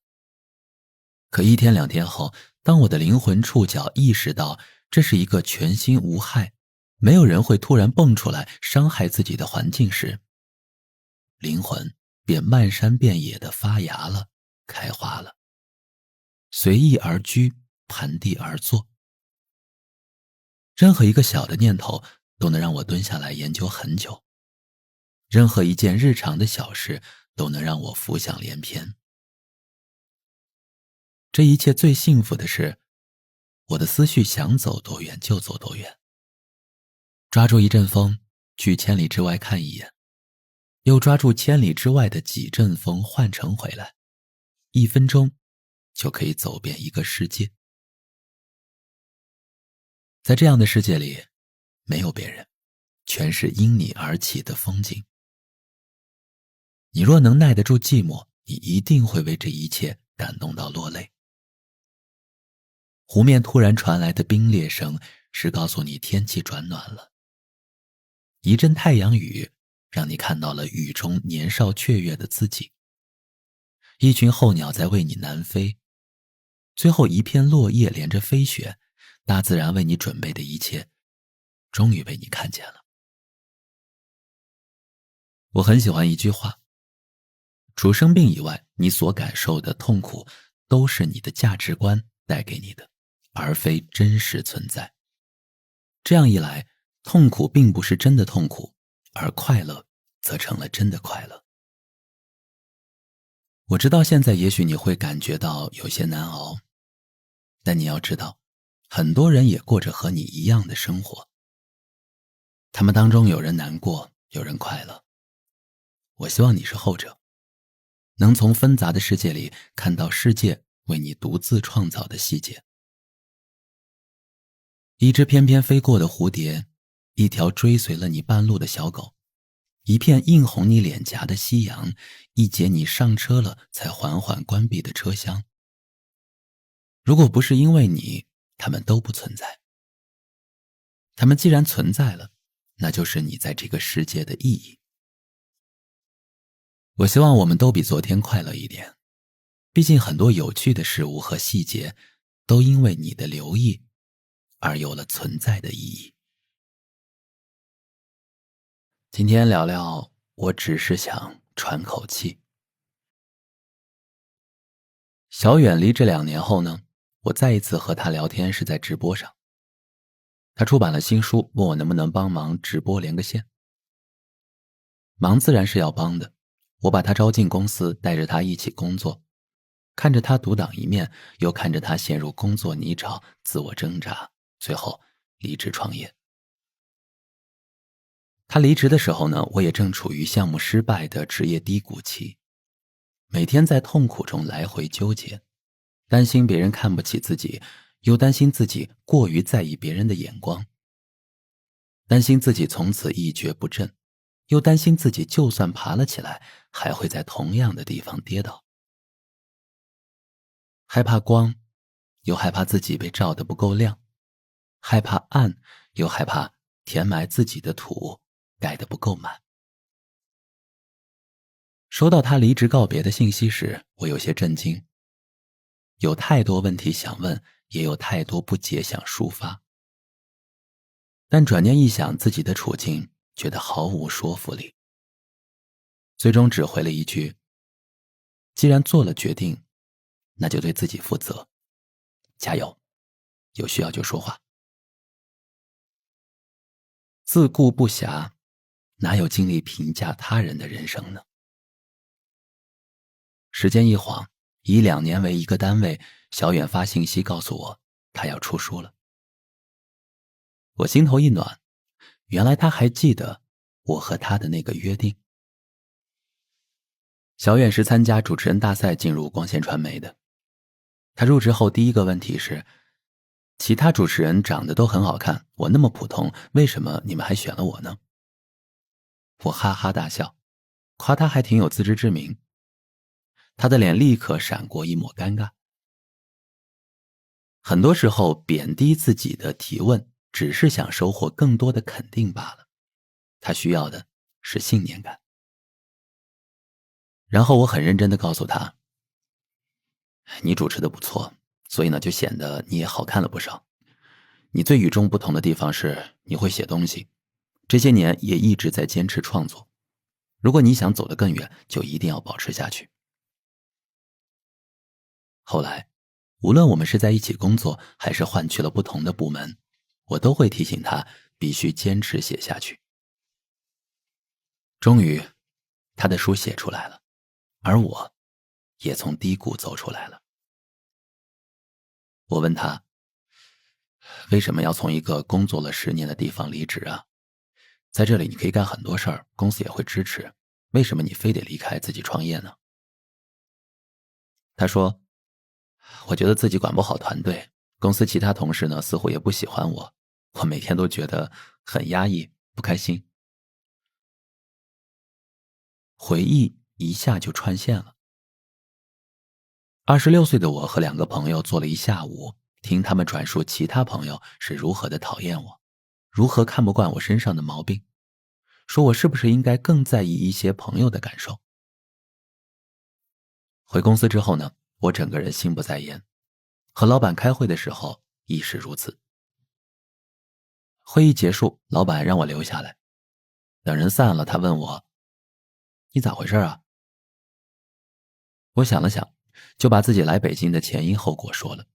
和一群朋友来了北京，现在却被大家排挤，我不知道自己该怎么做。老板说，你在北京是靠工资活下来的，你的工资是我给你发的，我不讨厌你还不够吗？你那些朋友讨厌你，他们养你吗？我琢磨了2、3遍他的话，整个人的感受立刻从电影第3幕进行到了第4幕，灵魂破壳，主角醒悟，阴暗昏沉中透入了明媚春光。朋友自然是重要的，在北京无依无靠，朋友就是避风港。失去了朋友，就好像船没了码头，随风飘荡，下一刻就被卷入暗流，不见天地。说白了，自己没有安全感，唯一能给我安全感的就是朋友。而老板的一番话让我意识到，我靠自己的能力能养活自己了，我能给自己造码头了，我不必在意外面那些风浪，他们可以与我无关。我在光线已经待了近20年，前10年呢，我的人缘不好，同事们也不待见我。但我并不在意他们如何看我，我只在意我是否把自己的工作完成了，是否对得起自己领的这份工资。反正我的工资不是同事给我发的，而是老板。当我把一切都简单化之后，我自在多了。有天想去露天游泳池游泳，却突然狂风大作，于是我躲在房间听法国乐队的专辑。他们的音乐灌满房间时，就让人产生了潜水的感受。有一首歌叫《孤独》，它的评论区呢都在讨论人的孤独性，总是渴望被理解，却又害怕被看穿。当然，还有大段的抒情比这一句更为细节。只是人们确实如此，在左右摇摆时，忽而选择了往下跳；在秋千可以前后荡漾时，选择了原地转圈，作茧自缚。因为想不通，所以胡乱做了决定，或者因为想通了，所以可以胡乱做决定。我问小远，一切都似乎很好，也能解决，那你非要离职的原因是什么呀？他沉默了一会儿说，我过得不开心。虽然离开你们之后我过得更累了，但我笑的次数多了。我突然就懂他了，没有那么多利弊去权衡，只是想自己喘口气，反正能活下去就行。今天我们要聊的这件事儿是，她像个和生活厮杀幸存下来的女侠。安给我发来一条信息，说看了我生日写的文章，觉得写进了她的心里。安呢是我大学的学姐，我们认识很多年了。光认识不足以说明我俩之间的熟悉，就像她信息里说，写进了她的心里。我都不用问是哪一段，因为我知道是哪一段。那时的我对着镜头说着自己最难看的状态，把自己揉碎了拆开了说。我能看到自己虽然笑着冷静着在表达，但其实背后的我早已经碎了一地。我能看到碎了一地的自己，还在尽量保持理智和清醒，不想被水冲走，但也没有再试图去对抗外力。碎了就碎了，我不想让自己过于辛苦。自己承认，对外界诉说，不隐瞒，将最细枝末节的感受和盘托出。不是为了得到同情，而是我知道一定在很多的地方有很多人和我遭受着同样的困扰。安是大厂的中层，定居在上海。早些年每次出差，我都会约他见一面，聊聊近况。后来他忙得分身乏术，见完面还要赶回去加班，我实在是不好意思再打扰他，就很少约他见面了。两个人偶尔发个信息问候。疫情3年，我们没有见面。疫情结束，我去上海约了他。他没有化妆，或许是来不及，他见了我微微一笑，眼睛里闪着一些莫名的神情。甚至都没有寒暄，他便说，为了孩子我离职了，现在呢是全职妈妈，全职太太。我成了我之前最害怕变成的样子。我刚把孩子从游泳班接回家，我已经很久没有见人，没有和人聊过天了，也很久没喝过酒了。说着，他把杯子里的红酒一饮而尽，像个和生活厮杀幸存下来的女侠。那天晚上我没有问他任何细节，也没有问他是否后悔了。因为安从来就是一个很果断的人，决定的事情就会不顾一切去做，过程再狼狈，他也不会认怂。非得把一件事情全部完成，才会重新扎一下已经凌乱的头发。我静静地听他说着他的这些年，婚后的生活，养育孩子的日常，工作是如何的令人崩溃，现在的生活是如何的让他抓狂。他利用一切空余时间看书写作，把枯燥放在油锅里，又煎又炸又焖，既然食材本身毫无可取之处，那就多放一些佐料，为自己炖一碗有滋有味的热汤。10点，他说女儿要休息了，他得回去陪她。我们在街头告别，他看我上了出租车。没一会儿，他给我发来信息：你上车的时候我哭了，我不知道下一次我们再见是何时，我希望下一次再见到你的时候不会那么狼狈。后来每每我写完一篇文字发出来，他总是细细读完，给我发一些他的感受。我可以回，也可以不回。我知道他在用这样的方法找他自己人生的锚点。我和安的关系很奇怪，他并不知道我生活的细节，我身边的朋友他也认识不多，他的朋友呢，我甚至一个都不认识，也不知道他的人生细节。但从大学时我俩就总是约着聊天，从不聊具体的某个人某件事儿，而是聊某些奇怪的感受和状态。后来他出国留学，我在电视台当社畜，很多次我回到家都凌晨2、3点了，但只要邮箱里收到了他的邮件，我都会振奋地一口气读完，把自己的感受原封不动地回馈给他。我们离得很远，却又走得很近。周国平老师写过，要亲密，但不要无间。人与人之间必须有一定的距离，相爱的人也不例外。我和安作为朋友做到了亲密有间4个字。我问安，2023年你过得好吗？他说，哈哈，2023年我把女儿陪伴得很好，学科第一的那种。我知道自己放弃了什么，得到了什么，一切都很公平。你也一样，你放弃了热闹，却收获了自己的宁静。希望2024年我们都能邂逅更棒的一年。话里有情绪，情绪里有沉淀，又在沉淀中搅起一些浑浊，让生活变得不那么单调。大概这就是我们必须面对的成长人生吧。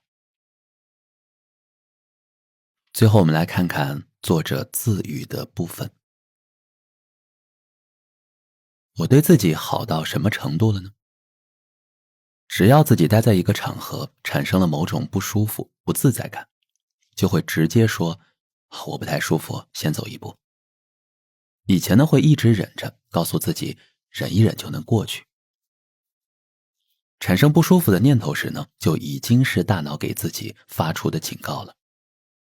如果一直忍，就会消磨掉自己的敏感性，好像凡事忍一忍就能过去。忍一忍就能过去，这个想法本身就是错的。最好的做法是让自己变得愉快起来，最好能将让自己不舒服的环境调整为舒服的环境。调整不了，那就脱离。首先要保护好自己的情绪，交友也是一样的。感觉到不舒服的话就说出来，让对方意识到你被冒犯了。对方能沟通最好，沟通不了就直接走人。不要争吵，不要让自己失控，一切的出发点都是保护好自己的情绪，不要让它受到惊吓。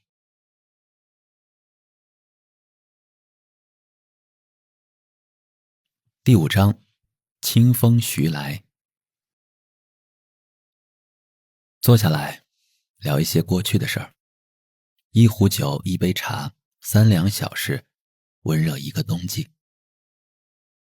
你的脚刚穿过林海雪原，所以走过的每一步都带有深浅不一的印记。他的眼刚看过初夏的群山，所以每一寸目光都带着抚慰人心的清凉。将时间打包成行囊，背在肩上，相互交换。你问，这些年你过得好吗？我说，这就是我们重遇的原因。怎么说呢？过得不错，才能在这条路上再次遇见你。过得一般，才需要再遇见你，作为一个好的开始。第一个要分享的事儿叫做你值得世界上一切美好。2个月前呢，一位女性朋友看中了一套房，是老家的大平层。她说大概要花200万，很贵。但是她打拼了10几年，终于有了这个积蓄，问我的意见。我说如果这个房子能让你变得更好，更有底气，我觉得没有问题。她很开心，说自己能想象得到住进去后，人生一定是闪闪发光的。前2天我突然想起这件事情，问他房子买了没。他说没有，欲言又止。我问是不喜欢了还是卖完了。他说他已经付了定金，但是弟弟结婚买婚房少了几十万，父母问他借。父母说他都30好几了，单身也不结婚，住那么大的房子有什么用啊？弟弟结婚马上会有孩子，房子是刚需。他觉得也对，就退了定金，借了钱给弟弟。自己的钱不够了，准备再攒攒。他的语气平静，完全没了2个月前的兴奋。我问他知不知道有一个词叫配得感。他说知道，就是自己配得上更好的精神和物质。我说对，你应该有更高的配得感。不是说你不能帮助家人，而是你靠自己一个人走了那么多年，走了那么远，终于走到了这里。你所拥有的一切都是你自己一天一天数着日子争取来的。家里的冰箱是你加了2个月的班换来的，那个热带鱼鱼缸是你兼职帮人做设计换来的，你的台灯是你定了闹钟双11抢到的，你家里的每一件物品都是更好的你争取而来的。你的大平层也应该是啊。只有你让自己变得更好了，你才有心情和底气去对抗外界，让自己变得更强大。如果你的弟弟没有你这个姐姐，他会买这么大的婚房吗？就算买不了新房，买2手房不可以吗？重点是你压抑了自己的配得感，只是为了满足其他人。为什么30多岁的单身女性不能住大平层呢？大平层很有用，它是你对抗家庭的底气，是你能养活自己的证明。他昨天给我发信息说，他和家人谈完了，他先买自己的房，等半年后再接济弟弟。他说自己好像憋闷了2个月，现在终于长舒了一口气。每个人都一样，你必须有高配得感。你必须知道你能走到今天，你拥有此刻的一切，都是靠自己获得的。你有资格拥有能力范围内最好的，你也能去享受能力范围内最好的。你这样做不是奢侈，而是让自己通往更丰盛的自己的那条路。总之，你必须知道，自己配得上你此刻拥有的一切。希望你很好。今天要聊到的是，为了你，我想拥抱所有人。打了一辆出租车，我到酒店门口的时候呢，司机师傅已经站在车旁边，微笑着等我了。那种微笑有点使劲，很显然是想让乘客感受到他的热情。师傅看见我提了一个大箱子，立刻要帮我抬进后备箱。我说不用谢谢，我可以。刚上车，司机师傅又问我要不要喝水啊，我的车上有水。不用谢谢，我刚喝完下楼。我很诧异，偷偷看了一下软件，我打的就是出租车呀，并不是专车。在我的印象里，只有专车才会提供搬运行李和送矿泉水的服务。这边想着，司机又问我空调温度合适吗？有想要放的音乐可以自己放。这下我忍不住了，我就问他，师傅，问你个问题，不要觉得冒犯呀。就是您这车是辆出租车，为什么会有这么多服务呀？我很少见到出租车司机提供这么热情的服务，有，但很少。司机师傅壮壮的，一直面带微笑。听完我这个问题，他略带青涩的笑脸突然就变得成熟了，一种由内而外的喜悦绽放在脸上，好像在说：啊，我的热情被你发现了，我好开心呀！你还问了我这个问题，我很想立刻就告诉你呀。然后，师傅说了一个我觉得应该被写成文章的故事。他说，我女儿在上幼儿园，突然有一天呢，我觉得她特别乖，也不知道怎么了，就好像变了一个人。后来啊，她才偷偷地告诉我，她的老师说，让孩子们偷偷帮家长做好事儿，在心里收集家里人说的100个谢谢。我呢，每次说完谢谢，她都很开心。然后我就和她约好了，我出车的时候呢，也要去收集100个谢谢。然后果然，你呀，已经跟我说了快10个谢谢了。她的坦然和真诚就像一支箭，直直扎中了我。她说，你还别说，真挺好的。以前我出车觉得特别累，现在做的事儿虽然多了，但心情好了很多呀。你是第2个问我这个问题的人，我觉得很有成就感。我对他说，你真是一个很好的爸爸呀，用实际行动来表达对女儿最踏实的爱。他嘿嘿一笑，我觉得是他改变了我。下了车，写这篇文章的时候，我觉得他并不只是做了一个好爸爸。他最厉害的地方在于，敢为了某个人打开内心，拥抱所有，尝试去做自己力所能及的一切事情。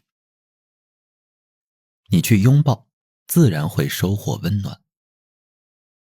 乐呵呵地活在这个世界上，不会比想象中更难。本集分享的故事叫《他很好》，希望我们还能再相见。阿良给我发消息说他考上了老家的大专，要去读书了，谢谢我的照顾。我说，太棒了，前程似锦，希望以后能一直听到你的好消息。发完消息，不知道今后是否能与阿良再相见。我和阿良的相识很简单，我叫了快递员上门收快递，2次都是他。他说，哥，以后着急的话直接发信息给我就好，你放店井里，我自己去。阿良的快递工服总是很干净，戴一副眼镜，文质彬彬。一次换季，我准备把不穿的衣服打包寄回湖南，家里呢袋子不够，我给阿良发了一条信息，阿良，麻烦抽空给我拿一些装快递的大塑料袋放店井，我呢要打包衣服，大概1小时弄完，你有空直接从店井里取了装箱寄走就好。他说，没问题哥。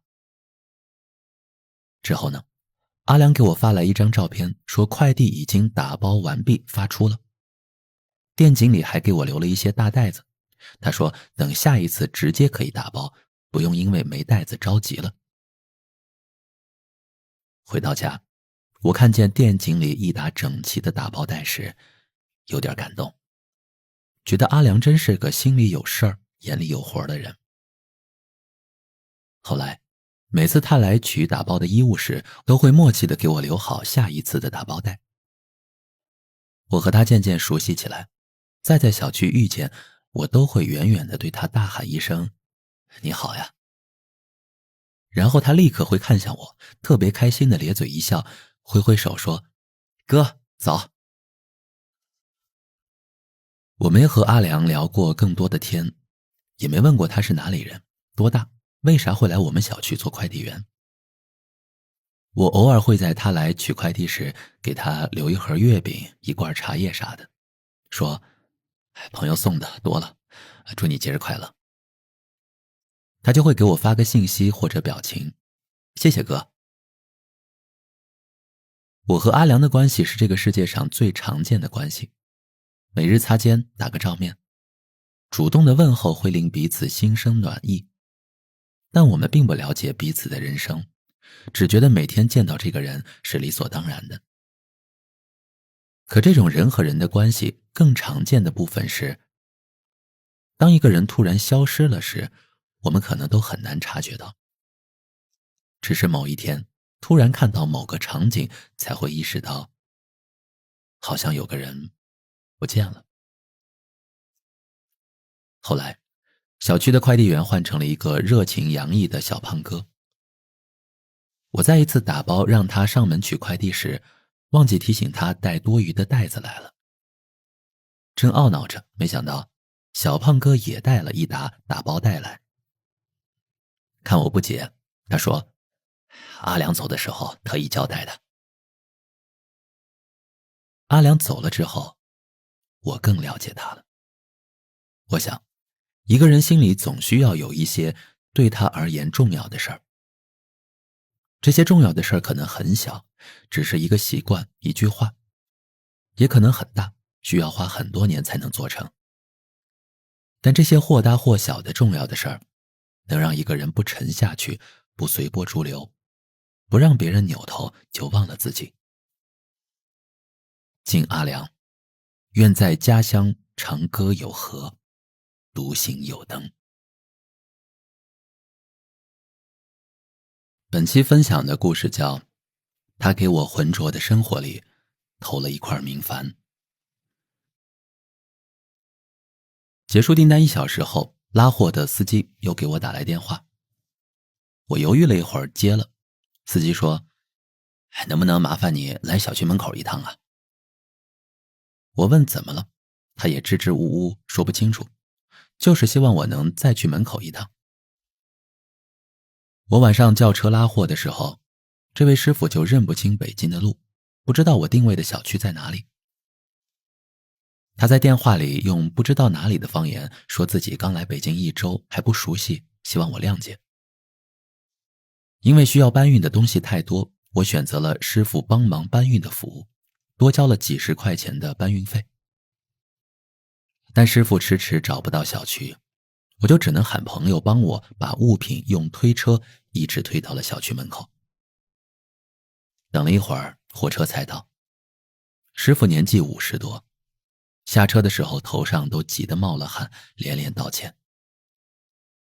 我说没事儿，到目的地后还需要他帮忙把物品送到家，他连说没问题。到了我家小区的地库，货车太高下不了地库，我又只能从保安室借了一辆拖车，自己把物品拖了回去。结束订单时呢，师傅很慌张，觉得没能帮到我。他说他也不知道该如何修改订单，想把搬运费退给我。我说没事儿，钱也不多，但北京大，认路复杂，希望他能快点把路记熟，才能在北京待下去。他站在地库口连连道谢。我希望他不会因为今晚的挫败而丧失对北京的想象。但没想到1个小时后，他又打电话来让我去小区门口。我说无论你要找我干嘛都不必了。他在电话里一直说你来嘛你来嘛，语气在执着中又带着一丝恳求。我想了想，还是下楼了。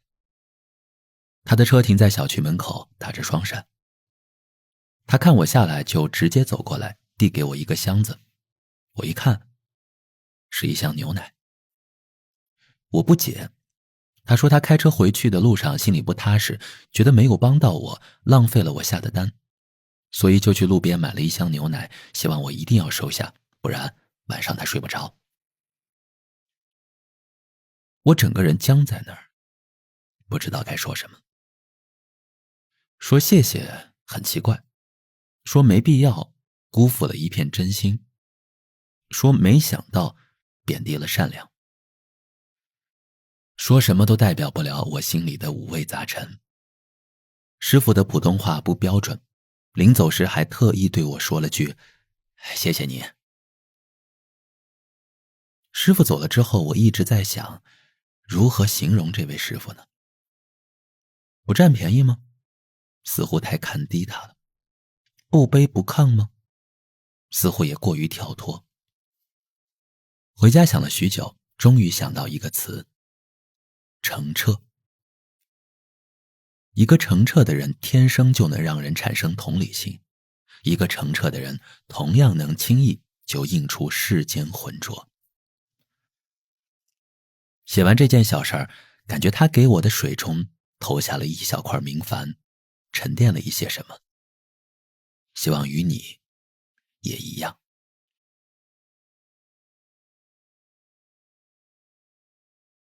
接下来我们说说，好的爱都藏在细节里。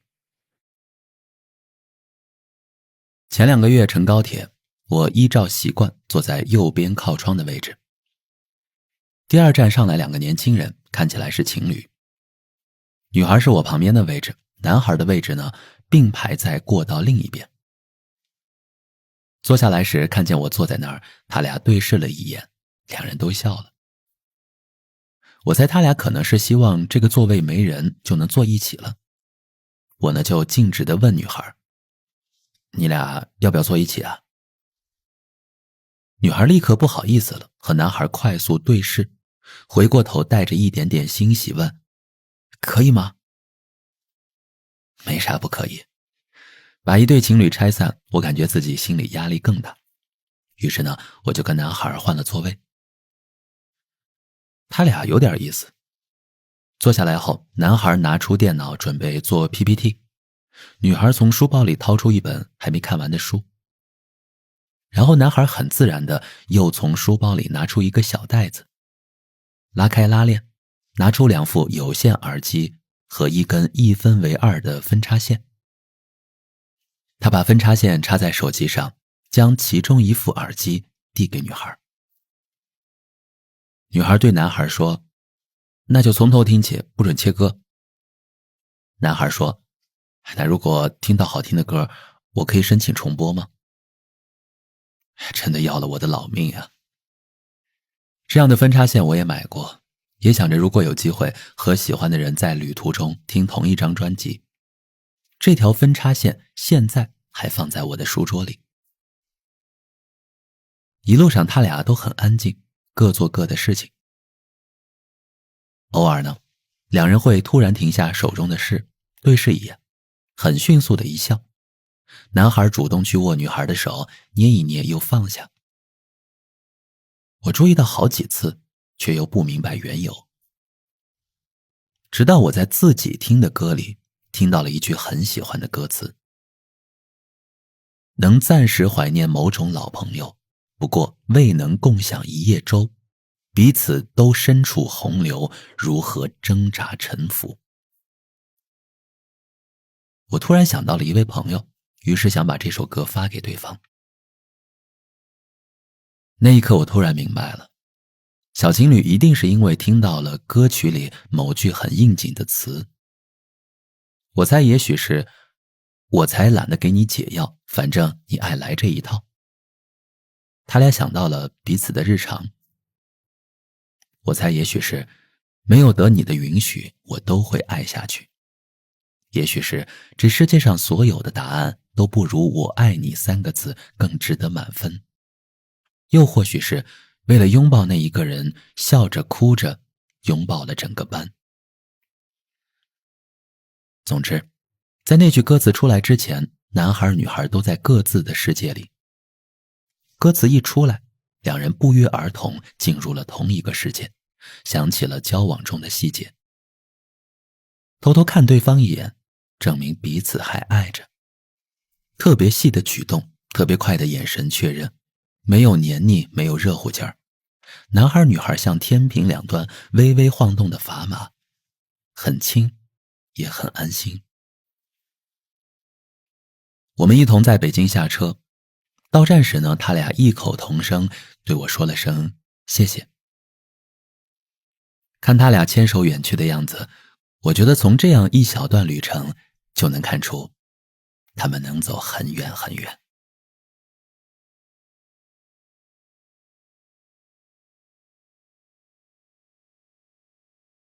我们接着来说下一个故事，叫做突然很想谈恋爱。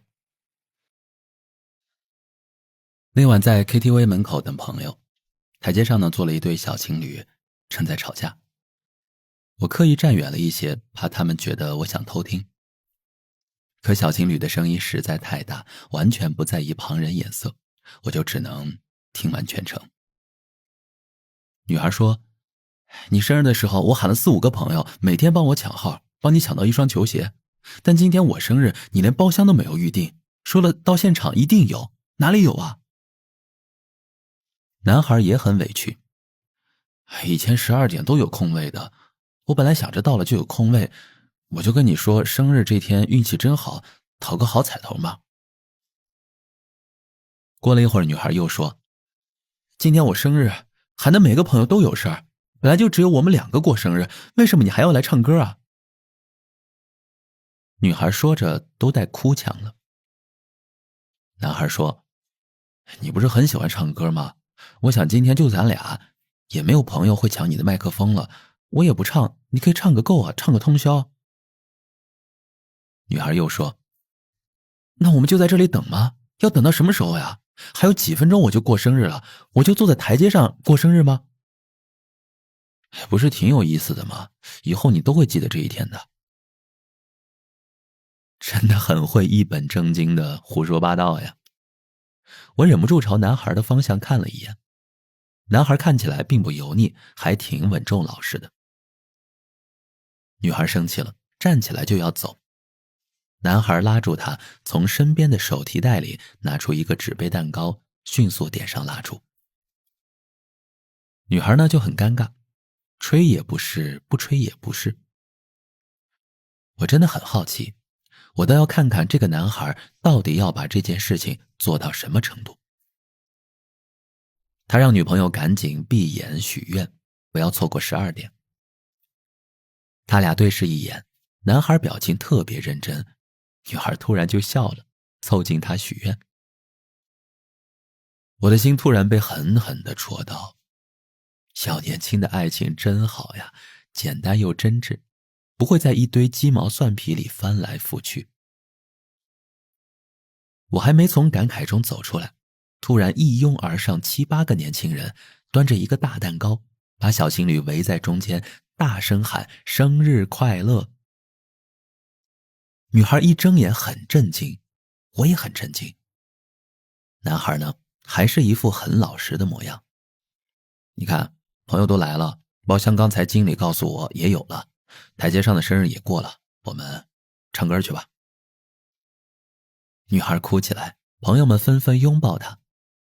男孩说，本来他都做好了准备，打算一个人唱个通宵，现在你们都来了，又要抢他的麦克风了，他难受是真的，让他哭吧。女孩捶了男孩2下。我突然就很想谈恋爱了。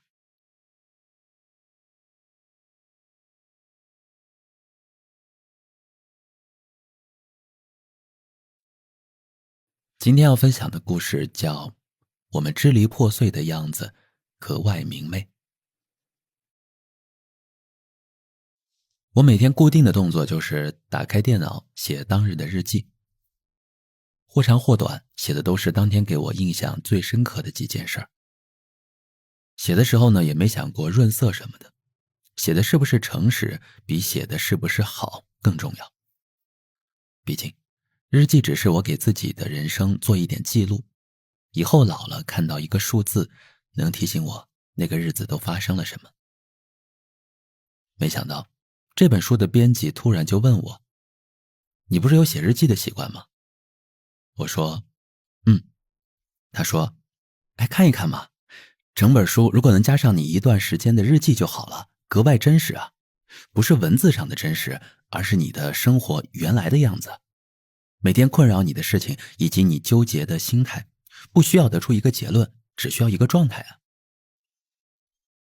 编辑和我一样是双鱼座，我很快就被他说服了，然后打开了自己的日记文档，看了一些，边看边想，我支离破碎的样子在深夜看起来真是格外明媚。2023年1月28日，上个月我弟问我一个人生意见，我呢就仔细给了他建议，让他和几个朋友都聊聊，看看能不能一起合作做些什么。他说好，回去就考虑写一个可行性计划。他回去了2周没动静。我问他写了吗？他说他还没理清楚，打算再想一想。那就想吧。时间很快过去了1个月，仍然毫无动静。他的2个朋友都来问我，这个弟弟是不是不想和他们合作呀？如果不想合作就直接说，不然他们一直等着。还是说聊天的过程中他们让他不舒服了？我说我也不知道。我心里也不舒服，我觉得这个弟弟可能觉得我的建议很糟糕。但就这么等了快2个月，我实在受不了了，就问他到底干不干。他终于回我了，他说他不知道该怎么干，也没什么信心，所以就一直拖着没写。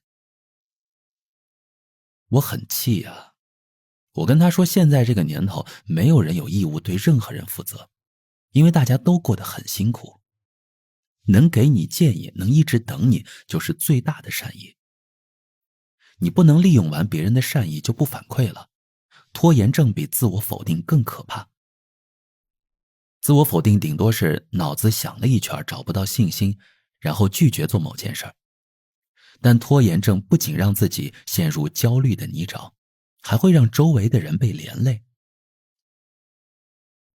如果不是这篇日记，我都忘记这个弟弟做过这件不靠谱的事情了。他消失一段时间后告诉我，他决定去帮一个景区经营他们的自媒体。又消失一段时间后，他告诉我他在搞电子货币。我翻了一下我和他的对话，最后我们的聊天停留在我告诉他，无论做什么，你愿意花足够多的时间去研究就行，而不是投机就好。他说好的。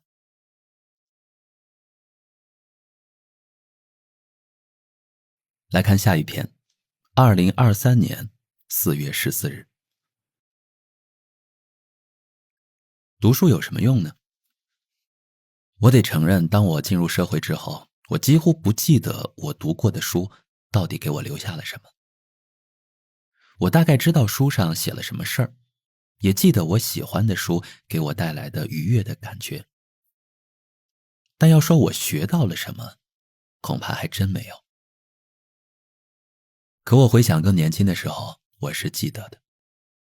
我记得作者如何去描写一朵花，描写阳光洒在脸上的感受，描写一个人是如何无助。我的感官是被文字的描绘给打开的。也许一整本书我只记住了一句话，然而这句话却能让我在面对很多事物时都有了新的滤镜和观赏角度。读书和交朋友很像吧？很多朋友已经不联系了，但回想起来，每个人似乎都教会了我什么。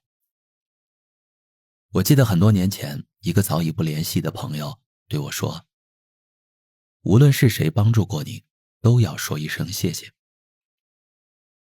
虽然真的是一个很小的建议，但这几十年我一直这么做。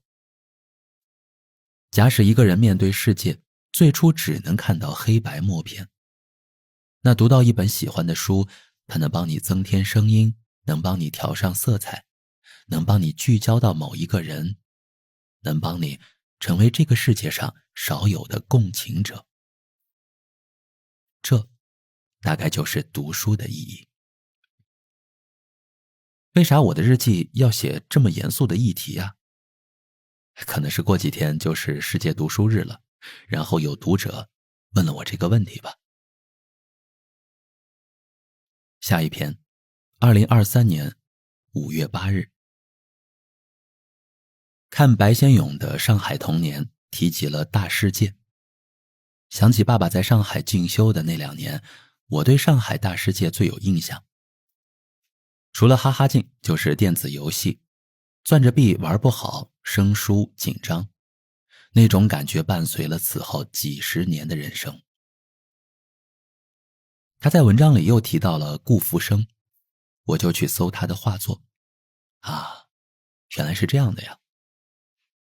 好像和我想的差不多，整个画风都感觉很压抑。但因为我也不懂画嘛，所以看起来就感觉应该很厉害的样子。关掉网页，继续看书。看村上春树写他听过的那些歌，我也会一边看书一边搜索音乐来听，听一会儿就关掉。啊，原来是这样的，也没有觉得特别厉害。反而是看一些日本的散文合集，里面偶尔提到的一些乐队，觉得太好听了。比如 Carriage、Meringue 就都很不错。白先勇因为犀牛角粉曾治愈过挚友王国祥的疾病。他说后来近距离看犀牛也觉得亲切。迟子建笔下的刘建国因为父亲在杨树下被折磨致死，以至于后来刘建国看见杨树都远远避开。所有的花里，我觉得昙花最亲切，因为童年的很多夜晚，全家人都在外公的指挥下围坐在昙花旁边，等待花开。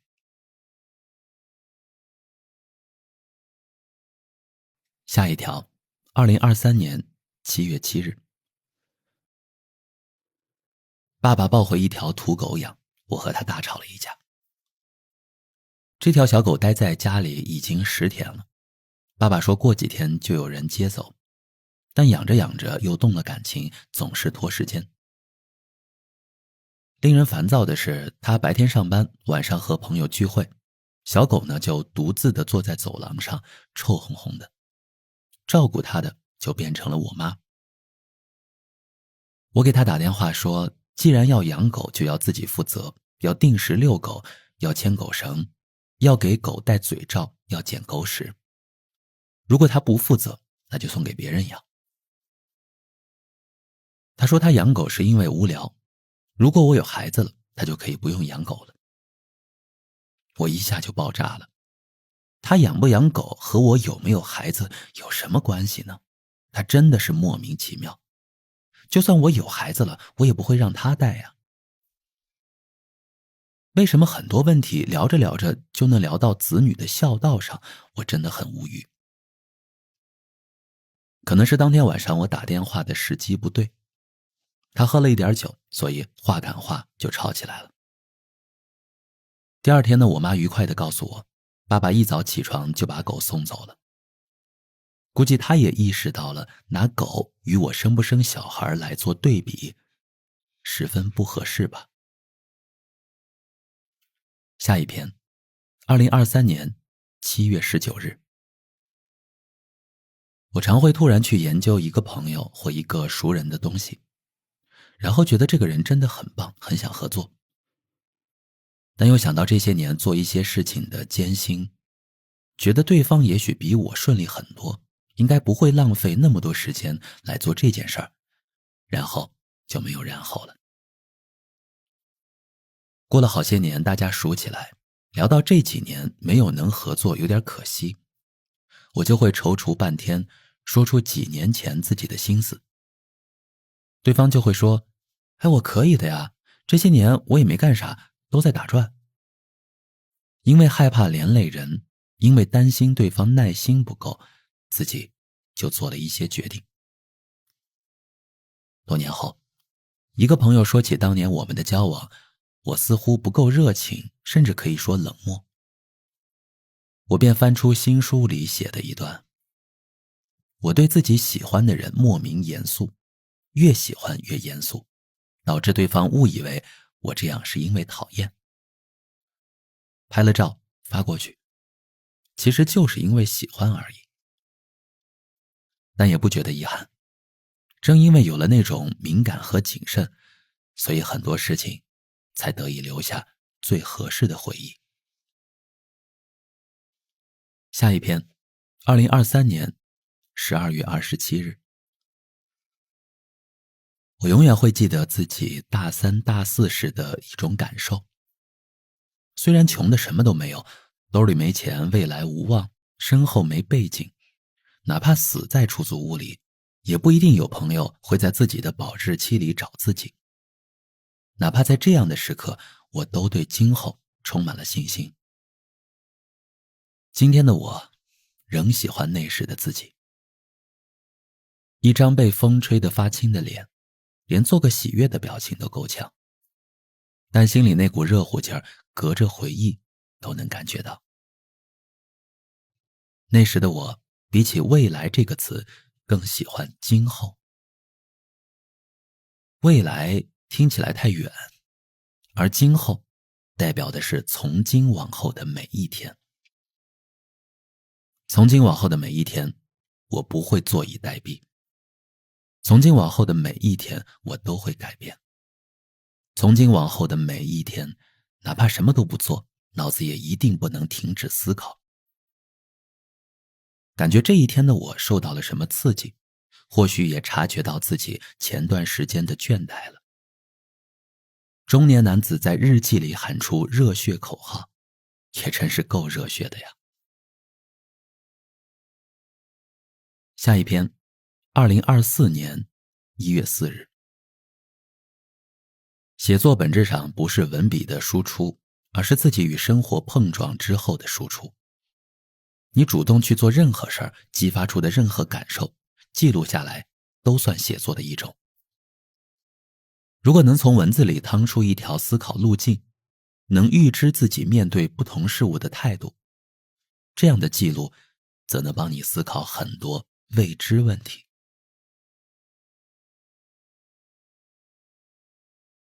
下一篇，2024年1月13日。发现自己很久都不想与人争论了，不是因为宽容了，而是觉察到自己水平不够。很清楚地知道自己无法一句话将对方击毙，也清楚地知道继续争论下去，双方难有输赢，干脆不争。你有抑郁倾向吗？手机里蹦出这个弹窗，点击后需要回答60个问题。想了想，决定回答。问题各色，有些问题回答的时候印象深刻，那也是我每天在问自己的。比如，现在的不快乐，你觉得是因为性格造成的吗？你对未来是否常感觉没有希望呢？你是否会思考造成现在不快乐的原因是什么？你是否觉得生存没有价值呢？你是否觉得自己没有魅力呢？你有任何让自己感兴趣的事情吗？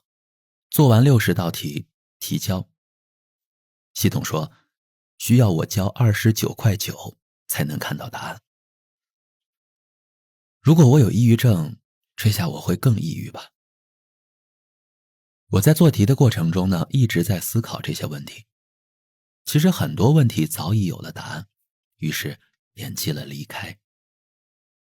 系统立刻给我发了一个可抵扣10元的券，让我别走。我被系统彻底搞抑郁了。说回抑郁测试的问题，我常会冷不丁地对朋友说，我觉得我现在情绪不佳，但不知道什么原因，你能帮我分析一下吗？我不太会在朋友面前掩饰自己真实的情绪，因为我深知我靠自己一个人是很难找到根源的。不是因为我不行，而是因为人都会欺骗自己。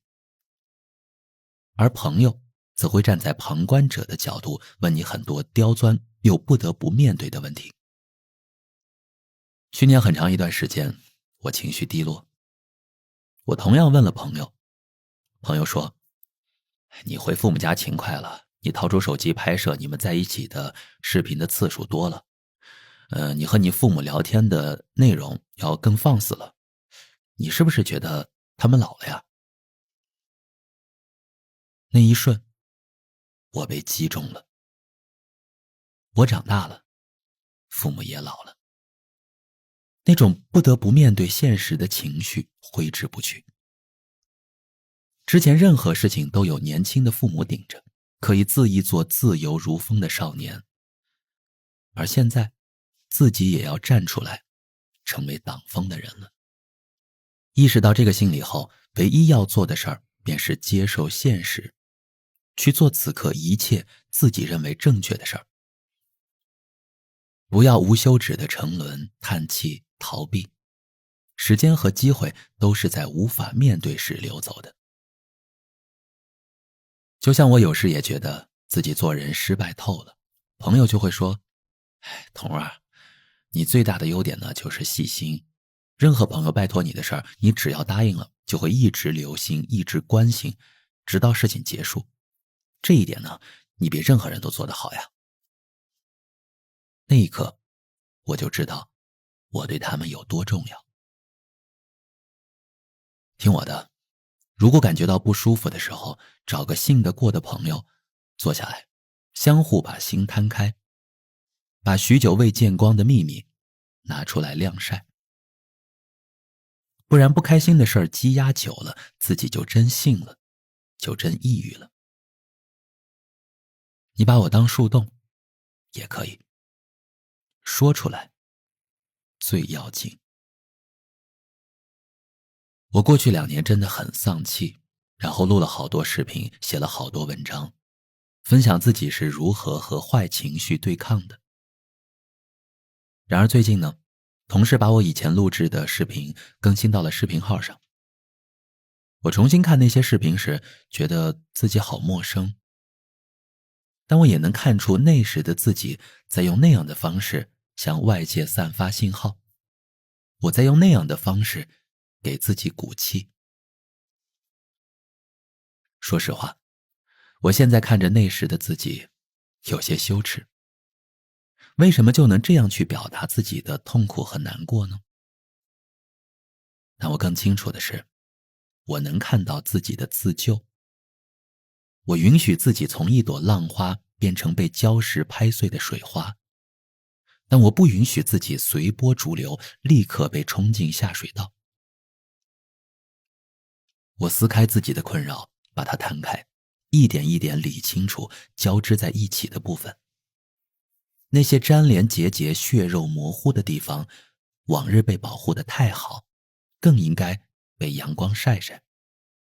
虽然此刻的我为1年前的我略微感到尴尬，但我很感谢那时的我毫无保留地表达了自己，让我完完整整地认清了自己。做一个不欺骗自己的人，是我去年最大的收获。而我也想对各位说，如果你觉得吃力，先不必对抗，就算被雨淋湿，被风刮倒也没关系。等一切过去，尘埃落定，你拍拍身上的灰尘再站起来，一定能跑得比现在更为轻松。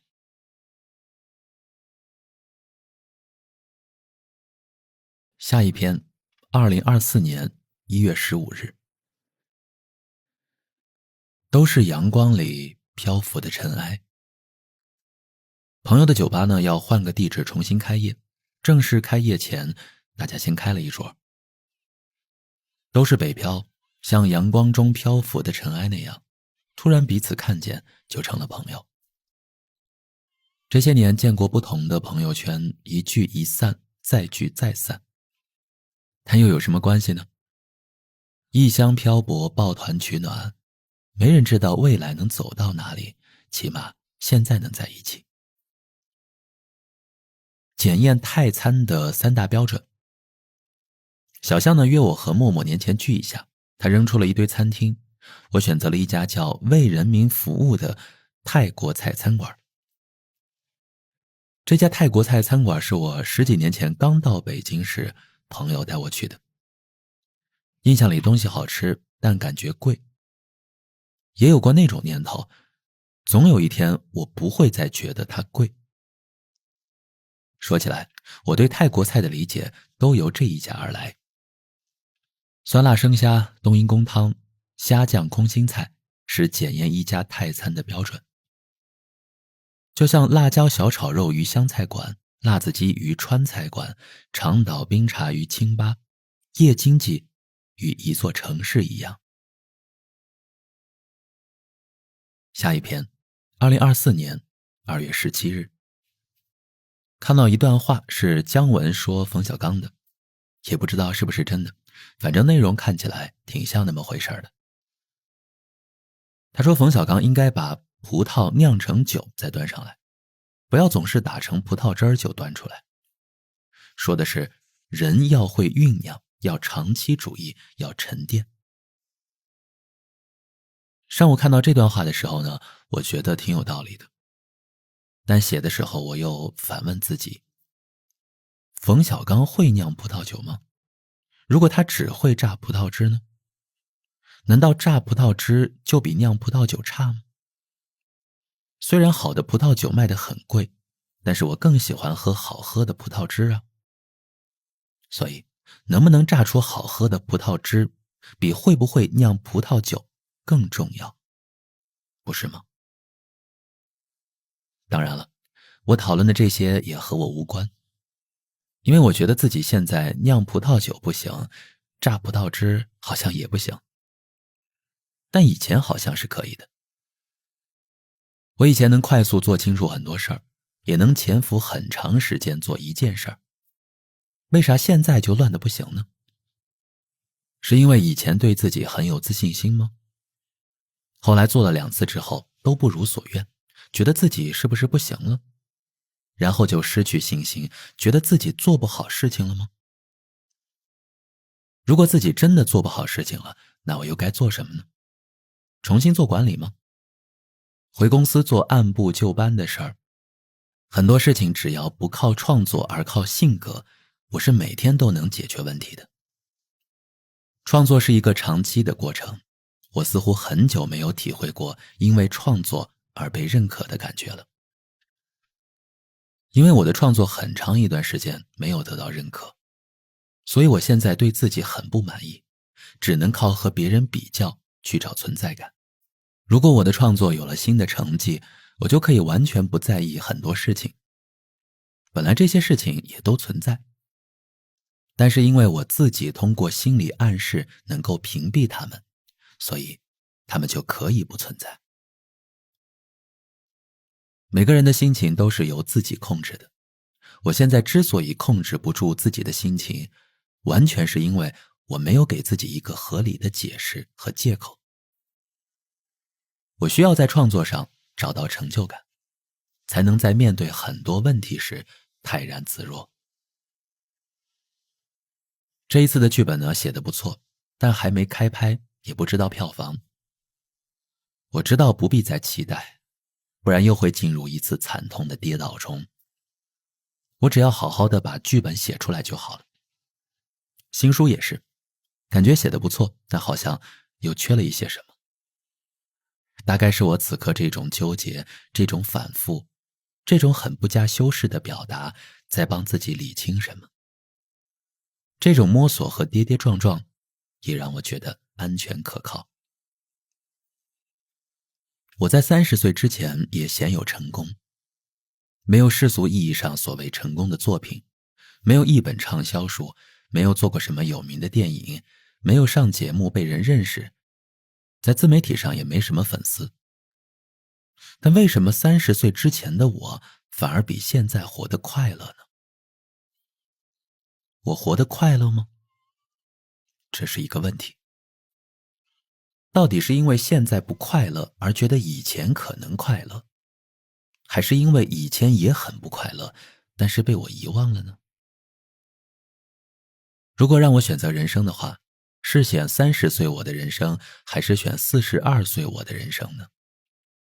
我当然选现在的人生。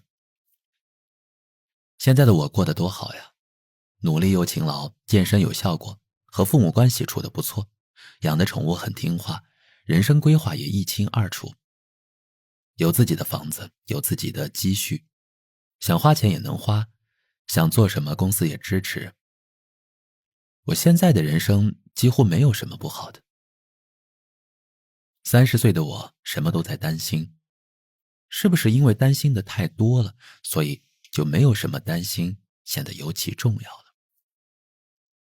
30岁时，我有特别不喜欢的竞争者吗？是有的。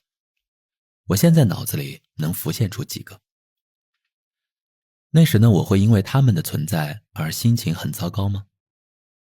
想到的时候会，但时常想不到。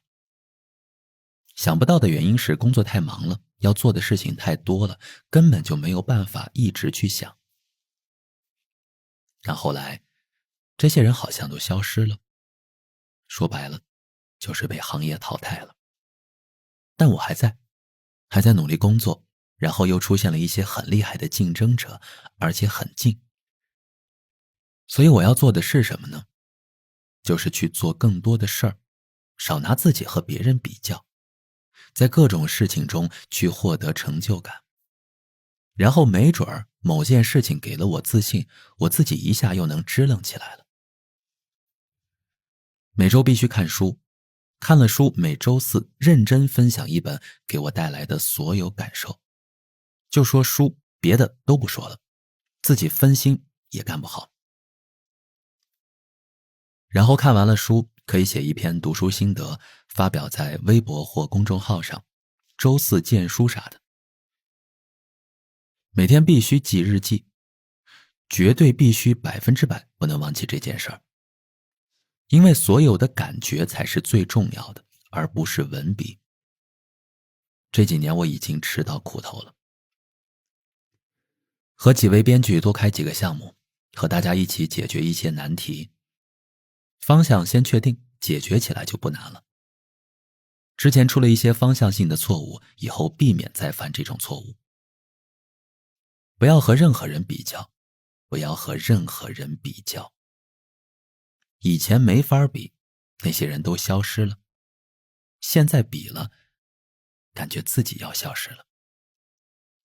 虽然这篇日记写得很乱，但是写完之后呢，我觉得自己的思路被理清了，知道了症结在哪里。只要和别人比，就是一个错误，无论是好的还是坏的，只要比就是错误。应该关注自己是不是变得更好了，是不是做完了今天要做的事情，以平常心对待任何事情。我必须把自己的心态纠正过来，不要和任何人比，一比就失望，一比就变怂。我过得很好，其实很多人羡慕我。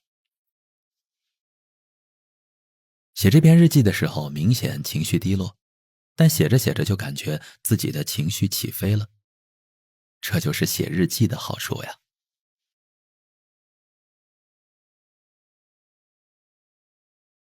下一篇，2024年2月18日。前两天呢，也不知道什么原因，突然想查一下自己的话费套餐。发现多年没变的套餐，虽然自动续约打了5折，但依然比联通的新套餐贵出不少。于是气冲冲的就问客服原因，心里知道白纸黑字怪自己不仔细，却觉得用联通10几年了，天天收到联通短信说我是尊贵的5星级用户，为何我用的套餐却是最不划算的？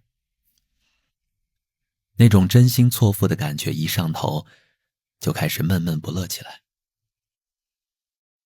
也不想自己去更换便宜的套餐，也不想听他们更好的挽留方式。据说去吵架威胁，他们说要换网是可以的。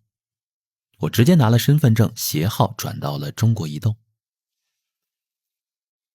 办好的那一刻，有一种和相处多年却发现对自己并不真心的朋友绝交了一样的爽感。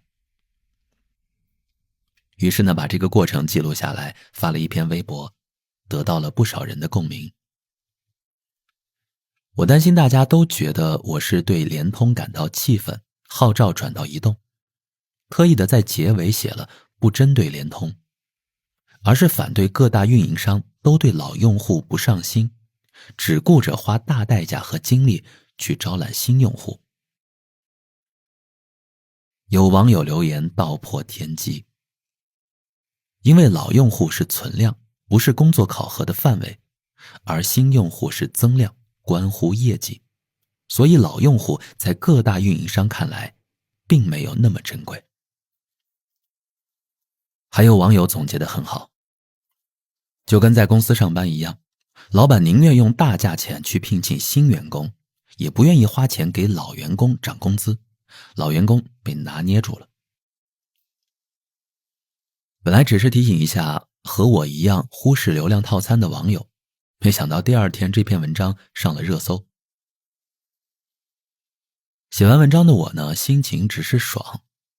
文章上了热搜的我，突然觉得自己有点价值。这就是昨天日记里写的，如果我写的一些什么能让大家觉得有意义，我就觉得自己好像还有存在感。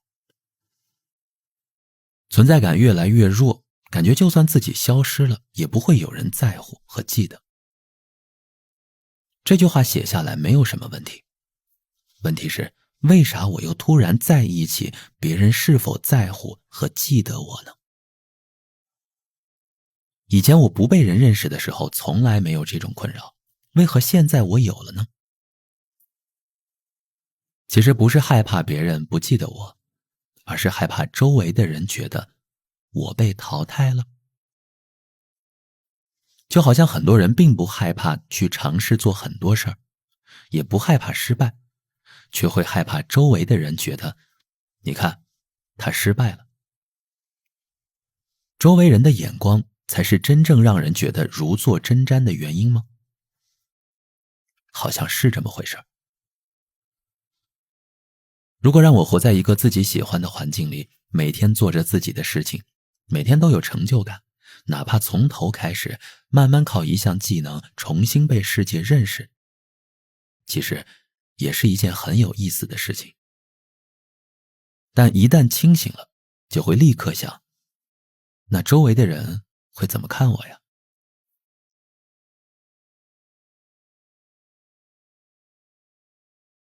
原来周围的人会怎么看我，才是让我无法随心所欲的很重要的原因呀。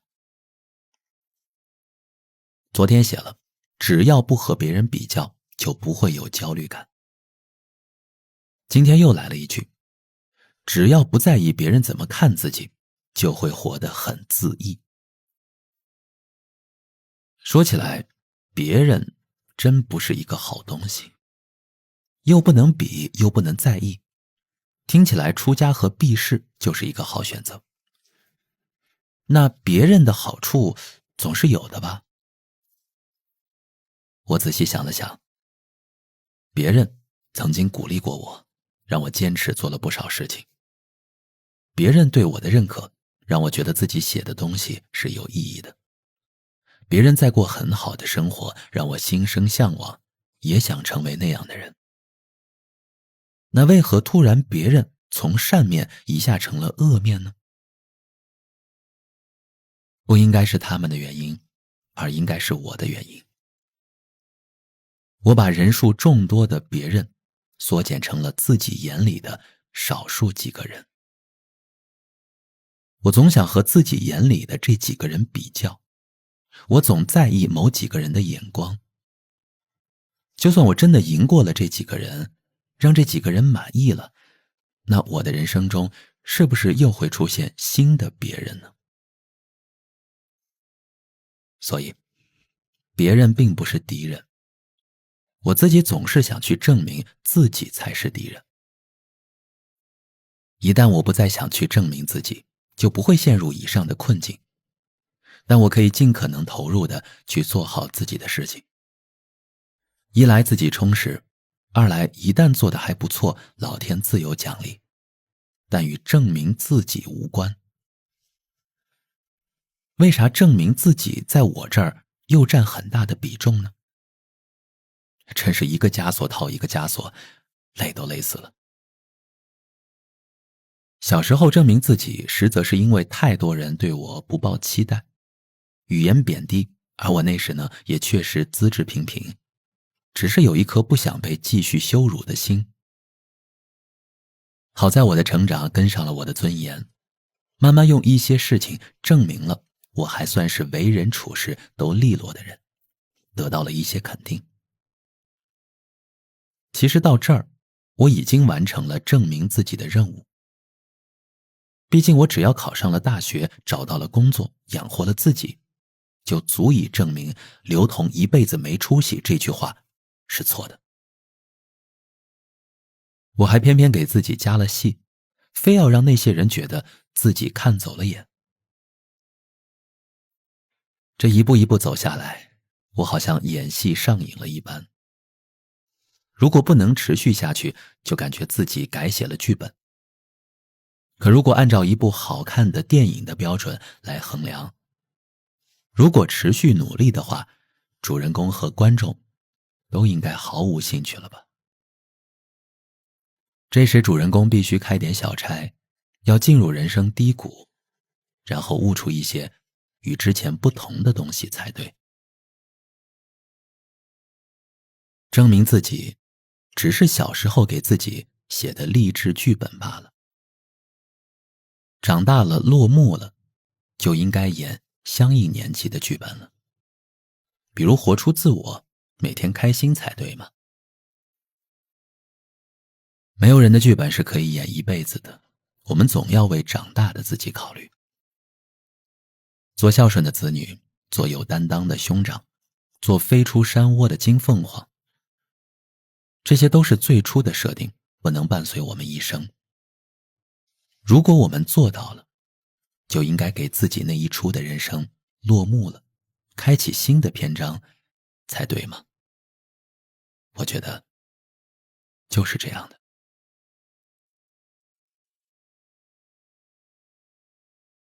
我们来看下一篇，2024年2月29日。去年一时兴起，在网上买了一条800多块的红色真丝领带。收到之后呢，发现自己驾驭不了，就一直放在柜子里。这两天呢，突然觉得应该把这些买了又用不上的东西挂在闲鱼上卖掉。卖多少钱好呢？为了赶紧出手，不想再放在那儿影响心情，每看到一次呢，就觉得自己很傻，就选了一个自己的生日数字227。基本的是2折多一点，也写明白了不还价。拉扯的过程令人心情不好。我想，如果真有喜欢它的人，应该会觉得价格非常不错，几乎就是白捡了。很快就有人来询问，我拍了照片给对方，对方很喜欢。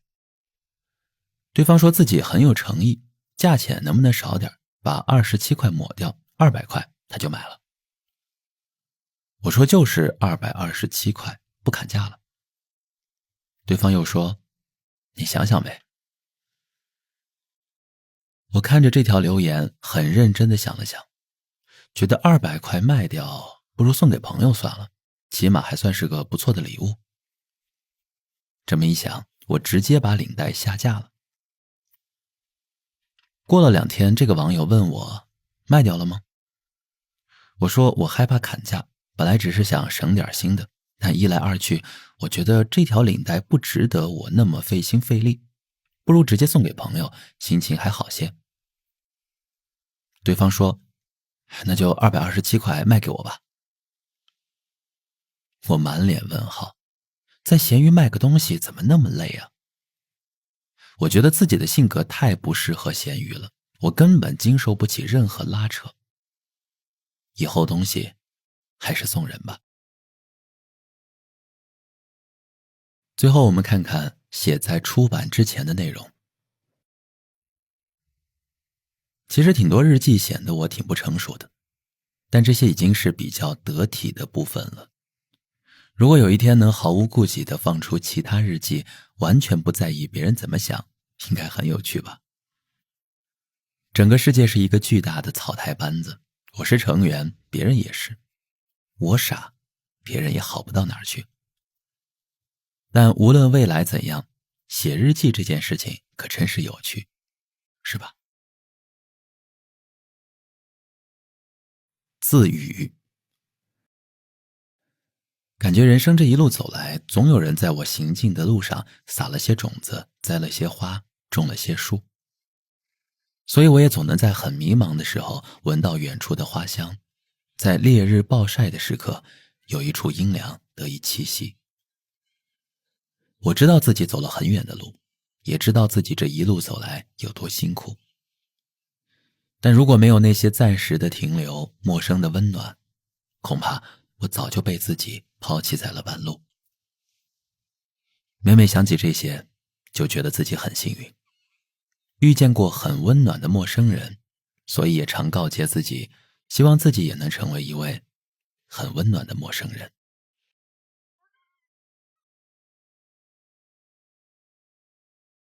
第6章，月明星稀。明亮的月光下，你如星星般的心事也藏了起来。你内心的月光越是澄澈，你回家的路就越清晰。你低头疾步行走，无需再抬头找天边那颗启明星。你平淡地说出一切，就好像一切都没有发生过一样。今天分享的故事叫《记忆银河里的星星点点》。先来听第1节，66层的酒吧。20多岁时呢，朋友带我去了刚开业没多久的北京亮酒吧。那是银泰中心的66层，需要从1层大堂乘电梯到65层，然后再从台阶步行到66层。我记得第一次去的时候呢，正值北京秋天，天气好得很，四周是落地玻璃，整个北京城一览无余。我就很紧张地问朋友，消费很贵吧？朋友低声告诉我，咱们就一人一杯鸡尾酒，给他做到打烊。赏景最佳的地点都是有最低消费的卡座。朋友和我坐在吧台区，吧台的大理石台面散发出淡淡的金黄色荧光，那是大城市给每个人织出的镶了金边的梦。其他客人打扮入时，谈吐优雅，仿佛早已知道自己也是酒吧风景的一部分。只有我和朋友是到此一游的客人。朋友就问我，你觉得在大城市立足是种什么感觉呀？我指了指几乎订满的卡座。如果有一天我能来这个酒吧，随意开2瓶酒，也不问价格，估计算是在这个城市立足了吧。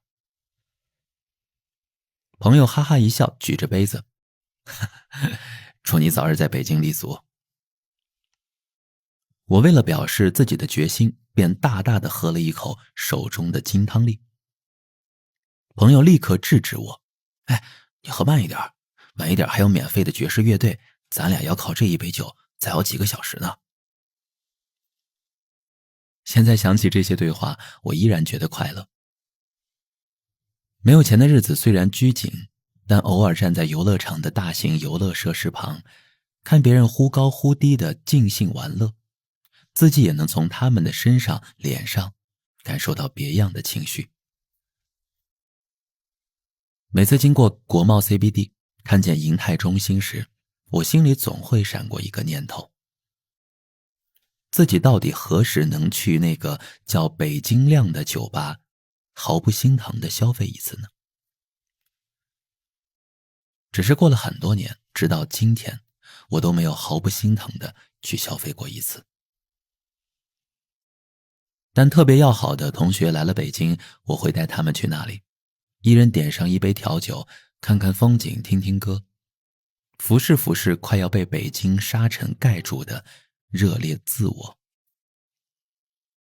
大学同学说，你现在生活可以啊，纸醉金迷的。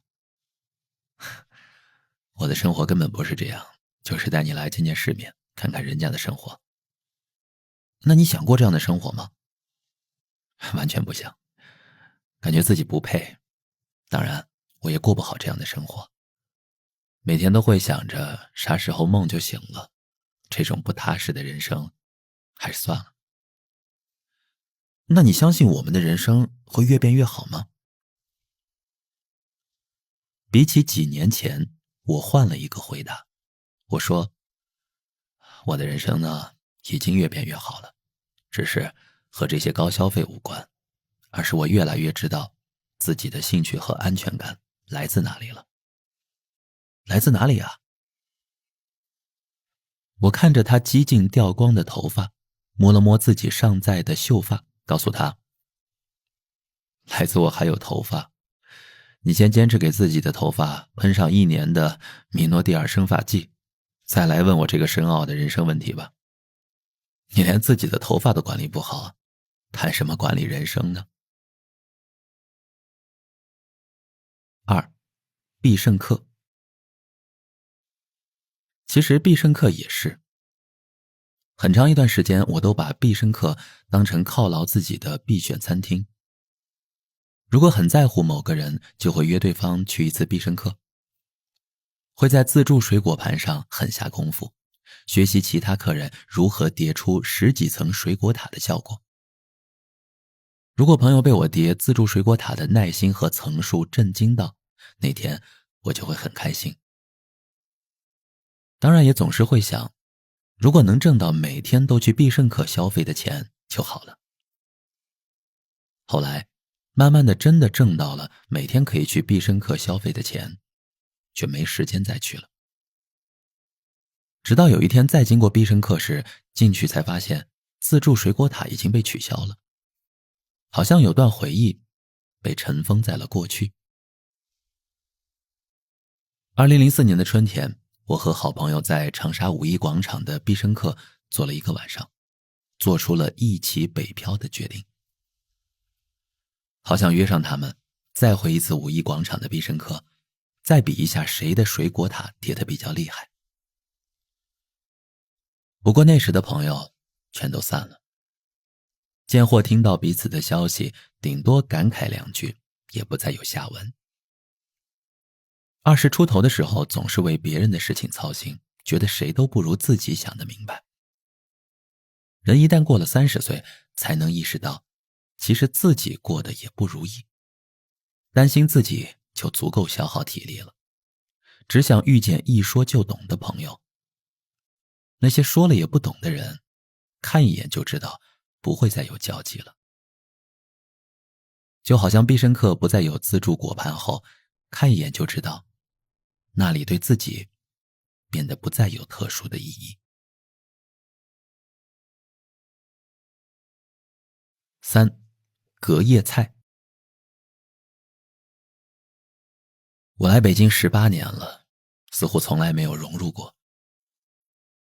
当初和朋友买了一张团体票来逛京城，逛到多数人都退场了，我还在10几年如一日的等4季变换的风景。老家的朋友觉得我对北京熟人的过程是能准确说出4环内每一个红绿灯路口。我倒是也能闭着眼绘出那张地图。我觉得自己就像美国丽人中一直在空中飞舞的垃圾袋，在北京的空中打着转，凭着自己的轻和一口气，总有办法不掉在地上。我熟悉这里的东西南北风，风里的温度，温度里的尘土。那不是很有归属感吗？其实风和尘土和我一样是过客。这里没有任何一家餐馆能让人念念不忘，他们甚至撑不过3、5年就关店了。这里没有任何面熟的服务员能在一家餐馆待上个大半年，能在我进店时说一句您来了。理发师每2年都要告一次别，朋友每3、5年就要换一批，租的房子也在各个房东的抱歉下隔3差5地换着地址。好多新认识的朋友拖着自己的行李箱从城南到城北，抱着自己的梦从城东到城西，去顺义，去昌平，去燕郊，去大兴。地铁延展到哪里，他们就搬去哪里。只要能节约几百块的房租，好像一切都没关系。我和他们的关系也随着他们在北京居住地的改变而若即若离。每个人每天都要花几个小时在上班和谈事儿的路上，总觉得终有一天会有一个结果。那种细微的等待像沙漏一般，从第一天北漂就开始倒置计算，又会在决定离开北京时将这些微小的希望重置，拱手送人。有时呢，会和朋友聊起北京和上海的区别。朋友说，北京是土，上海是 too much。这种破谐音梗愣是让大家爆笑起来。笑着，我突然意识到了北京对我的意义。正因为北京的存在，才让我如此怀念家乡，珍惜回忆里的那些闪光点。这座我融不进去的城市，用它的方式让我变成了一个念旧的人。作为房东的北京很客气地说，孩子，你还是回家吧，你可以住在我这儿，但你的心可以先寄回家乡。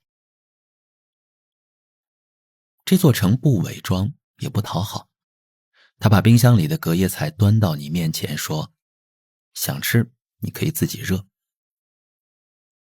于是你怀念家乡随叫随到的母亲，怀念餐馆热气腾腾的米饭，怀念围着你转的小狗，怀念去邻居家吃过的饭。有人问，可你为什么还在北京呢？我想，我总要学会给自己热隔夜菜吧。4. 习惯。有几首歌呢，是我在特定心情下一定会重复听的。只要听到，脑子里的水龙头就被打开，敲击键盘，文字可以流去任何地方。比如我刚听到陈冠茜的《留一点爱》，于是放下书，拿出了电脑，敲下这些文字。我突然发现自己似乎从来没有仔细看过这首歌的歌词，只是觉得歌曲的旋律、节奏和歌手演唱时的状态特别有趣。如果给我一个机会做歌手，我大概会唱这样的歌吧。我曾把这首歌很隆重地翻出来和朋友分享，他们不太能理解我的偏爱为何而来。换作20出头的我可能会失落，觉得为何自己喜欢的东西别人不懂。但30多岁的我毫不失落，反而觉得自己的喜欢可真是太独特了。我还有那么偏执的欣赏，而在这偏执的欣赏里，我还能获得那么大的快乐，我就感觉活着很赚。安妮宝贝又出新书了，虽然她早已改名叫庆山了，但她改名和我似乎没什么关系，我依然叫她安妮宝贝。不知道是不是哪位高僧曾建议她改名，又或是她想和过去的自己断舍离。但每次看到她微博的名字叫庆山安妮宝贝，我就自动转换成庆山安妮宝贝。庆山是她的名字，安妮宝贝是她曾经的姓。她的书读来读去都像在读同一本书，不是贬义。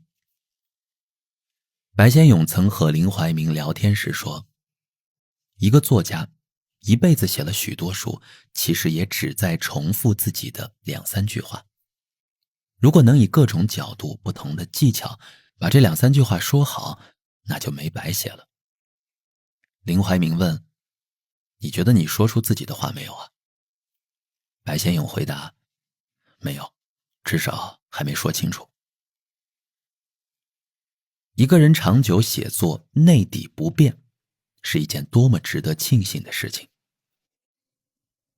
我觉得他依然在尝试用改变文字组合的方式去尽量精准地表达他自己。而在这个过程中，我能体会到作者的这种费力。他的文字依然自言自语，像是从宇宙某个微小部分截取一枝花插在瓶子里。这鲜切花能活多久，仿佛无人在意。那种姿态和阴影就显得够有腔调。他出我就买，很快就读完。朋友就问，他新书写了什么呀？我支支吾吾想了想说，他是在写以前的那个我。朋友不解，写以前的你？对，我在看书的时候，首先开心的是，我依然能从他的文字里感觉到当年的自己。那种遣词造句、节奏停顿，依然还能让我觉得似曾相识。就像我千里迢迢回了一趟老家和朋友见面，也像是老朋友千里迢迢从国外回来和我促膝长谈了一夜。我们不聊心事，只谈旧情，轻易就被泪水映了眼眶。这是几年一度我与青春期的自己的聚会。5. 泰坦尼克号。电影刚上映时呢，学校组织看过一次，那时觉得长，中途睡着了，看不懂其中百绕千回的情感。但周围人都说看哭了，好看，震撼。我觉得自己发育迟缓，无法理解世上很多情绪。高中毕业后呢，我又试着自己看了一次，依然感受不到独特性，看了一半就放弃了。后来我的工作从光线的电视部门转岗到了电影部门，需要大量恶补电影知识，于是呢又看了一遍。第一次感觉到惊讶和震撼。后几年我又看了好几次，每一次都被新的细节打动，为新的视角唏嘘。第一次看懂泰坦尼克号，是看了一对年轻男女荡气回肠的爱情。后来再看，从第一秒就当成了一场杰克命中注定的赴死之旅。露丝跟着杰克在甲板上吐口水，最初看我的反应是跟着大笑。前几个月看，我却变成了感叹，感叹这样的爱情真好。船要下沉了，乐队一直在用音乐抚慰人心。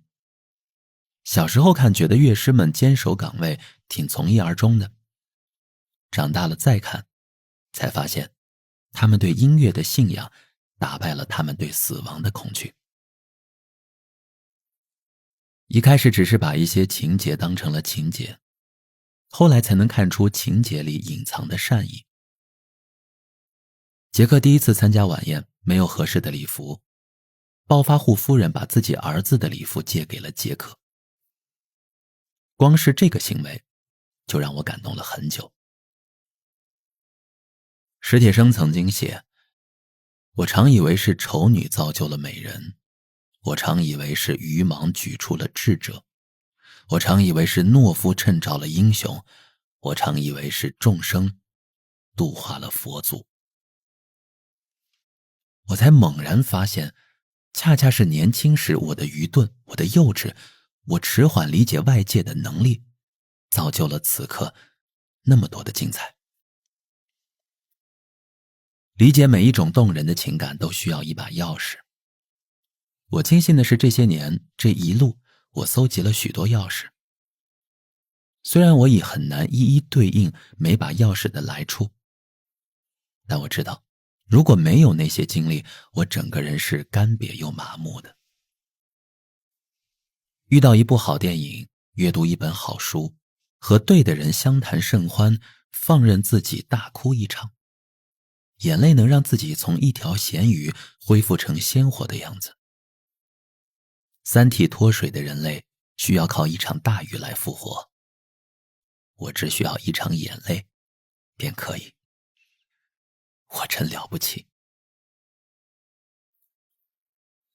6. 好奇心。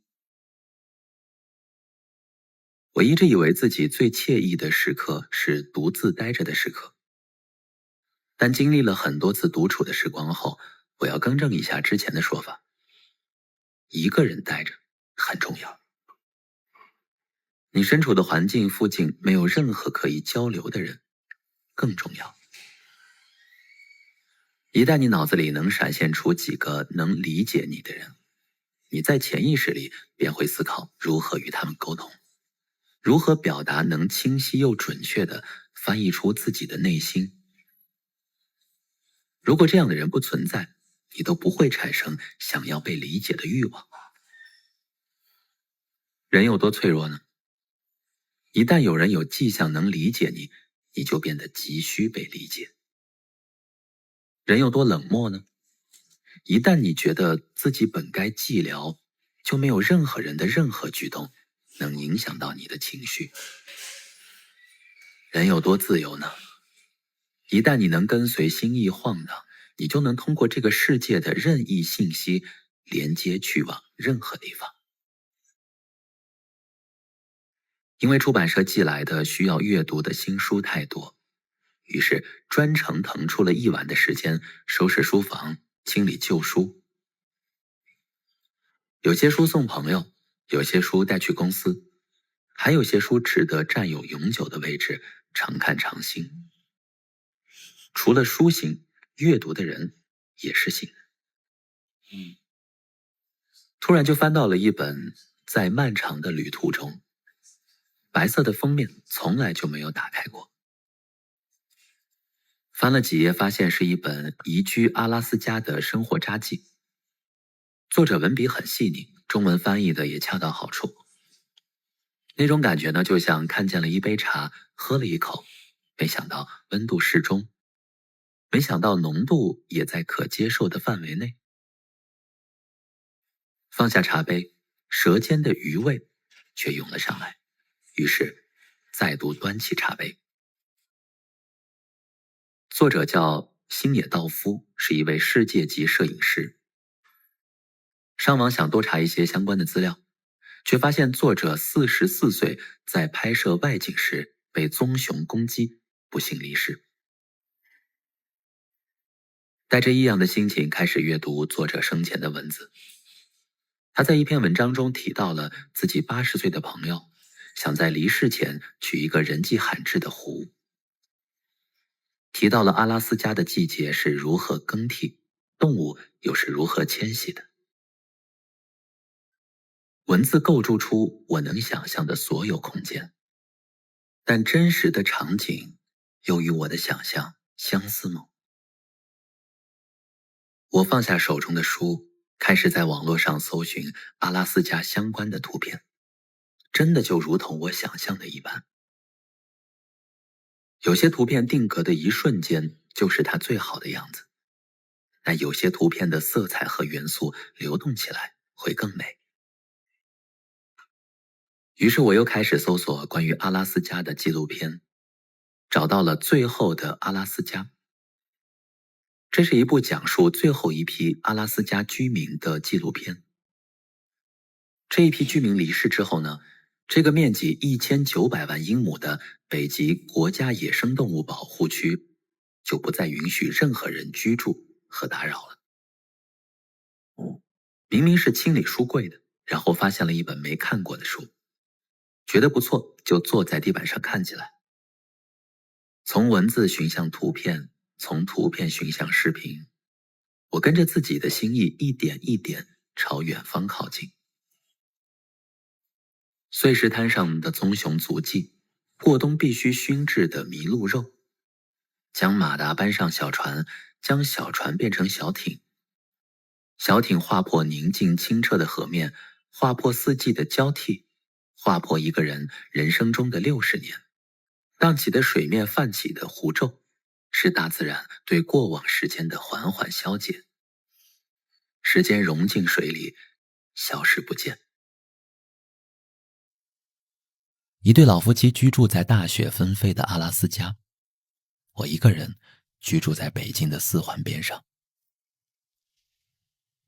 那天下班后呢，我打开电视，北京的四环边便少了一个人。我去阿拉斯加住了一晚，带着凉意醒来，赶往公司的晨会。老夫妻说他们要去猎熊，我们告别，约好了改日再见。一个人突然被耳机里的陌生声音和旋律吸引，然后点击看歌手的简介，突然有了兴趣，翻出那首歌所在的整张专辑。若是又诱发出了某种久违的情绪，那晚便会推掉所有的相约，专心致志去了解一位歌手，看看是否能够和对方成为不错的好友。歌曲的 MV， 视频网站上他的访谈，每首歌下的评论，自媒体上他的动态，我穿梭在每一个有他身影的地点。我的好奇为他淬炼出1厘米厚的铠甲，毕竟多一人喜欢，就为他多添1分抵御外界的力量。看心灵捕手，灵魂被一段话彻底打了一个激灵。你只是个孩子，你根本不晓得你在说什么。所以，问你艺术，你可能会提出艺术书籍中的粗浅论调。有关米开朗基罗，你知道很多，他的满腔政治热情与教皇相交莫逆，耽于性爱。你对他很清楚吧？但你连西斯汀教堂的气味也不知道吧？你没试过站在那儿昂首眺望天花板上的名画吧？肯定未见过吧？如果我问关于女人的事儿，你大可以向我如数家珍地述说。你可能上过几次床，但你没法说出在女人身旁醒来时那份内心真正的喜悦。你年轻彪悍，我如果和你谈论战争，你会向我大抛莎士比亚，朗诵共赴战场，亲爱的朋友。但你从未亲临战阵，未试过把挚友的头拥入怀里，看着他吸着最后一口气，凝望着你，向你求助。我问你何为爱情，你可能只会迎风弄月，但你未试过全情投入，真心倾倒，四目交投时彼此了解对方的心。好比上帝安排天使下凡，只献给你，把你从地狱深渊拯救出来。而对他百般关怀的感受，你也从未试过。你从未试过对他的深情款款，使之厮守，明知他患了绝症也在所不惜。你从未尝试过痛失挚爱的感受。重复看这段台词很多次，这不就是年轻又不自知的自己吗？因为这段话，去查阅了导演格斯范桑特的生平，后来又陆续看完了他的《心灵访客》、《大象》、我自己的《爱达荷》、《米尔克》。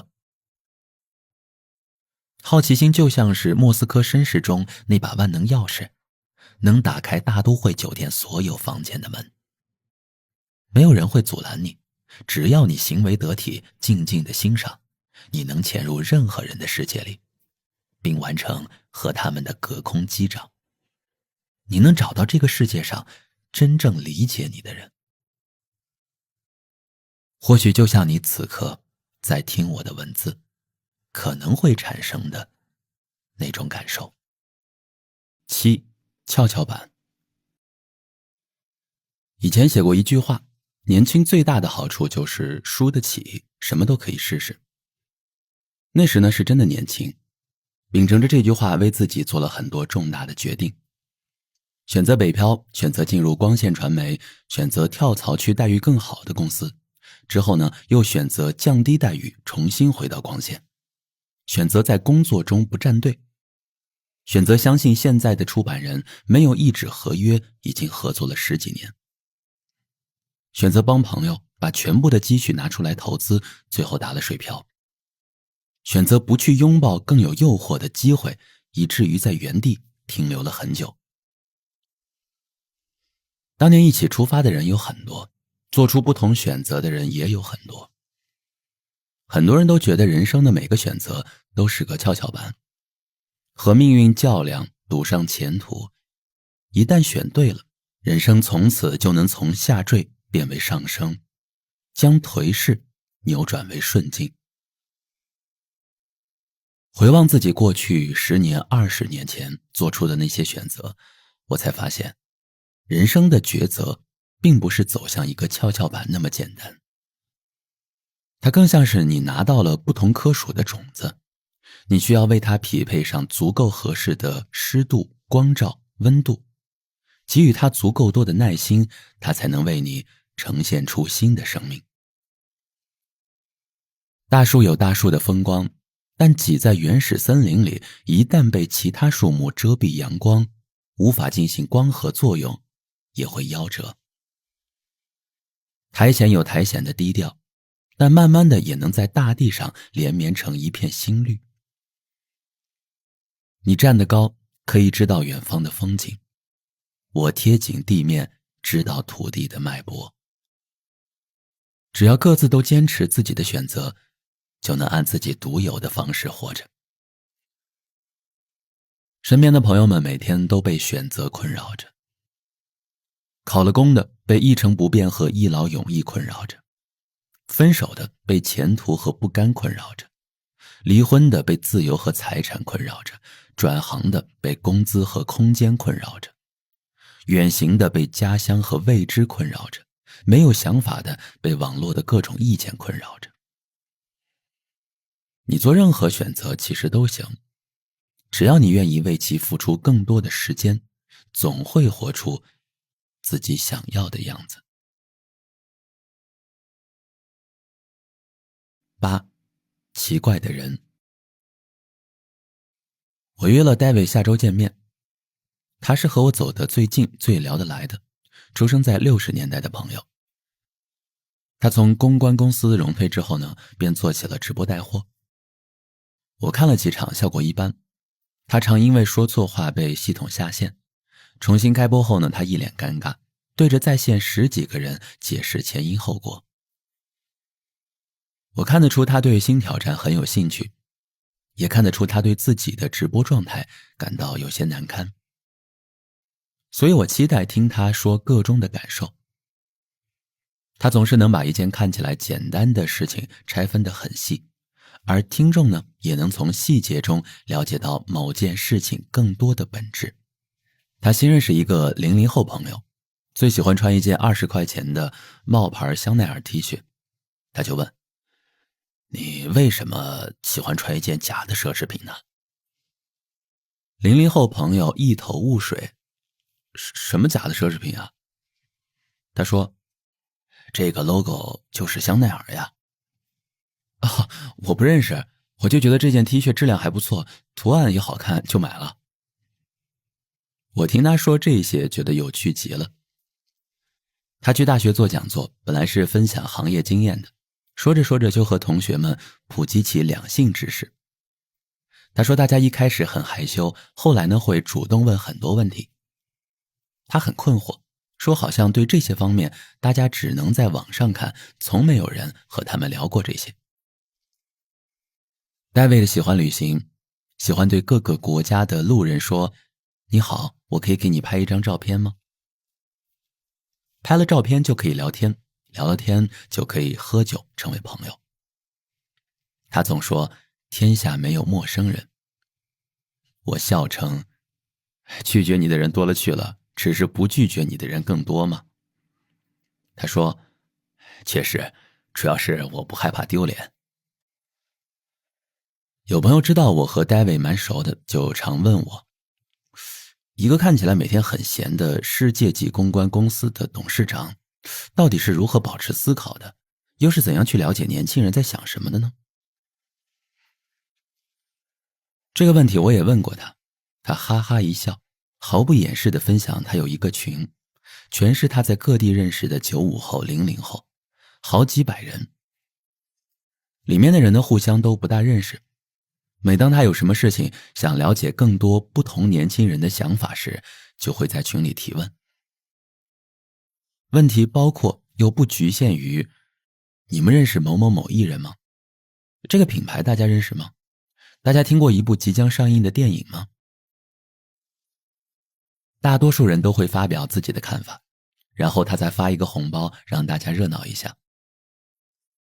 他说建这个群蛮开心的，相当于拥有了一个特别厉害的智囊团。不是因为他们的意见有多专业，而是他们的意见才是鲜活真实的感受。真实的感受比空洞的数据更重要。马一浮先生曾写过，以识乾坤大，犹怜草木青。意思是即便一个人经历了世事沉浮，阅尽了人间沧桑，当俯下身来看到草木生发，春回大地时，依然能够生出喜悦之情。如果用另一句俗语来表达，则是知世故而不世故，立圆滑而迷天真。9. 小宇宙。一天晚上呢，我在微博上刷到了一条观点很负面的信息，里面提起了我的某个朋友。我和这个朋友并不熟，但是我很喜欢他。这么多年来，他做事儿一直很专注，专业也相当出色。我很担心这样的言论对他造成影响，于是我打开微信给对方发信息，打了一些字又删，最后只发了一条，打了一些字又删掉了。我只是突然看到关于某某某的一个帖子，也许你会看到，我很想告诉你，你现在真好，在我的角度看起来，你做得相当令人钦佩，希望你不会被网上的这些言论所影响。他回复我，其中一句是，谢谢哥，我突然对自己又有了信心呢。我知道我的行为在一些人看来很突兀，但我觉得有必要这么干。其实我也时常收到一些朋友给我突然发来的长长的信息，有些是看到我的文章后觉得我可能进入了低谷，于是开导我，有些是因为看我录制的视频里状态很好，特意就说一句，我觉得你现在样子很棒呀。我从来不会觉得自己被冒犯到，有人愿意主动和我说起这些，不仅代表我在他们心里，也代表了他们是真的觉得我不错，他们希望看到我快快乐乐的样子。你无意发出的信号，突然在夜里收到了外太空传来的回复，你便知道了，在这个宇宙中并不是只有你一个人。10. 做决定。弟弟在一个3本院校考研，考到了400多分，很不错，但是英语只有50多分，上不了理想的重点大学，要么被调剂到一个普通大学，要么为英语再战1年。他问我的意见，我说你选哪个都行，只要你不是过了2-3个月就突然后悔，觉得自己不该做这个选择就行。他埋怨我对他太随意了，不负责。我问他去买衣服的时候，每一次都会去换衣间试穿吗？还是有时放在胸前比一比，大体合适就买了呢？他说都有。我说，那不就结了？你对你自己和那件衣服毫无把握的时候，就要拿着衣服去试衣间。如果你知道自己可以穿，也觉得那件衣服好看，就会直接买单。以你的英语成绩呢，专攻1年英语肯定能上岸，只是你会担心又多浪费了1年，害怕万一还是不行，你要克服的是你的恐惧心理。以你的成绩呢，调剂到一个普通大学也肯定没问题，但你人生中第一次考得那么高，证明你是有机会去读重点大学的。一旦你进了学校，碰到任何不如你所愿的事情，你都会产生动摇，觉得自己应该再考一次。你要克服的是你的欲望。如果你的欲望占了上风，那就选择为自己拼一把；如果你的恐惧占了上风，那就稳住，让自己平稳过渡。这又回到了最初写到的人生选择的问题上。无论你做任何选择，都要相信自己做出的决定是当下最好的决定，这样才能全身心去面对和解决由此引发的一系列问题。11. 破局。和我弟玩俄罗斯方块，他总是飞快结束游戏，而我总能死撑很久。他就问，到底是怎么回事啊？我说，你的方块到处乱放，从来不给自己留一些空间。我留了呀，但总不来合适的。你才留了几轮啊？ 2-3轮没有合适的砖块，你就把那个空给堵上了。这游戏的规则是，你留的空越多，消除的层数也会越多，奖励的分数也越多。你说的我明白，那我到底要怎么玩呢？给自己留更多空间，给自己更多耐心，来了合适的砖块就填进去。这是很多年前我和我弟的一段对话。为啥突然又想起来了呢？因为最近我被好些人问我该怎么突破自己的人生，破个局呢？我觉得自己已经迷糊很久了。我就问他，在你过去的人生中，坚持过的最久的事情是什么呢？吃饭睡觉不算。对方一般很难脱口而出，我就举例。比如我自己养狗养了16年，写作写了20多年，在一家公司待了近20年，运动健身了10年，这些都算是某种坚持。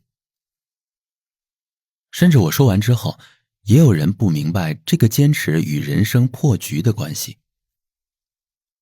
所以我就拿出了关于俄罗斯方块的对话来解释。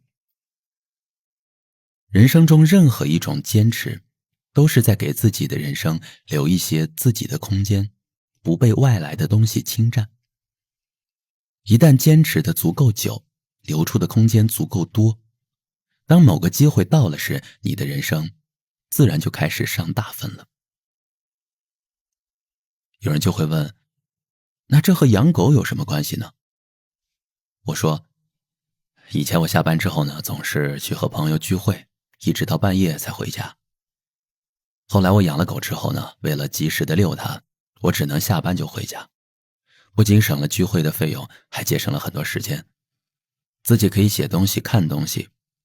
因为养了狗，我的夜生活也被切断了，我自然比之前的自己充实很多呀。对方呢，依旧似懂非懂。人生中的任何坚持久了，就一定会有某种效果。水滴石穿也好，种子发芽也好，都需要持续去做，才能看到质变。如果你心急如焚，什么都在尝试，尝试几次之后呢，又放弃，哪里好就扑向哪里，你本身是没有任何机会上大分的。公司提拔一个人不仅要看能力，能力是需要经验和时间累积的，更要看一个人的人品和忠诚度。人品和忠诚度呢，更要靠时间去证明。大众要接纳一个人，也不是靠这个人1-2次的爆红，而是这个人的过去经得起深挖，之后经得起毒打。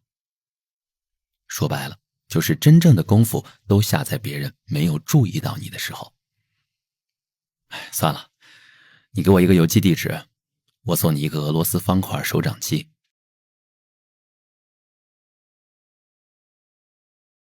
欢迎收听由喜马拉雅出品的《等一切风平浪静》，作者刘同，由志远跟您一同分享。接下来要分享的故事叫《世界的鼓风机一关，一切就都自然落在地上》。某个没有察觉的瞬间，我开始对人与人之间盛大的友情感到索然无味。以前看见有人街头喝得半醉，却用半醒的理智高喊我们永远会在一起时，我都会热泪盈眶，羡慕得要命，很想把自己灌醉加入他们。现在再看见类似的情形，会笑一笑，只觉得年轻真好。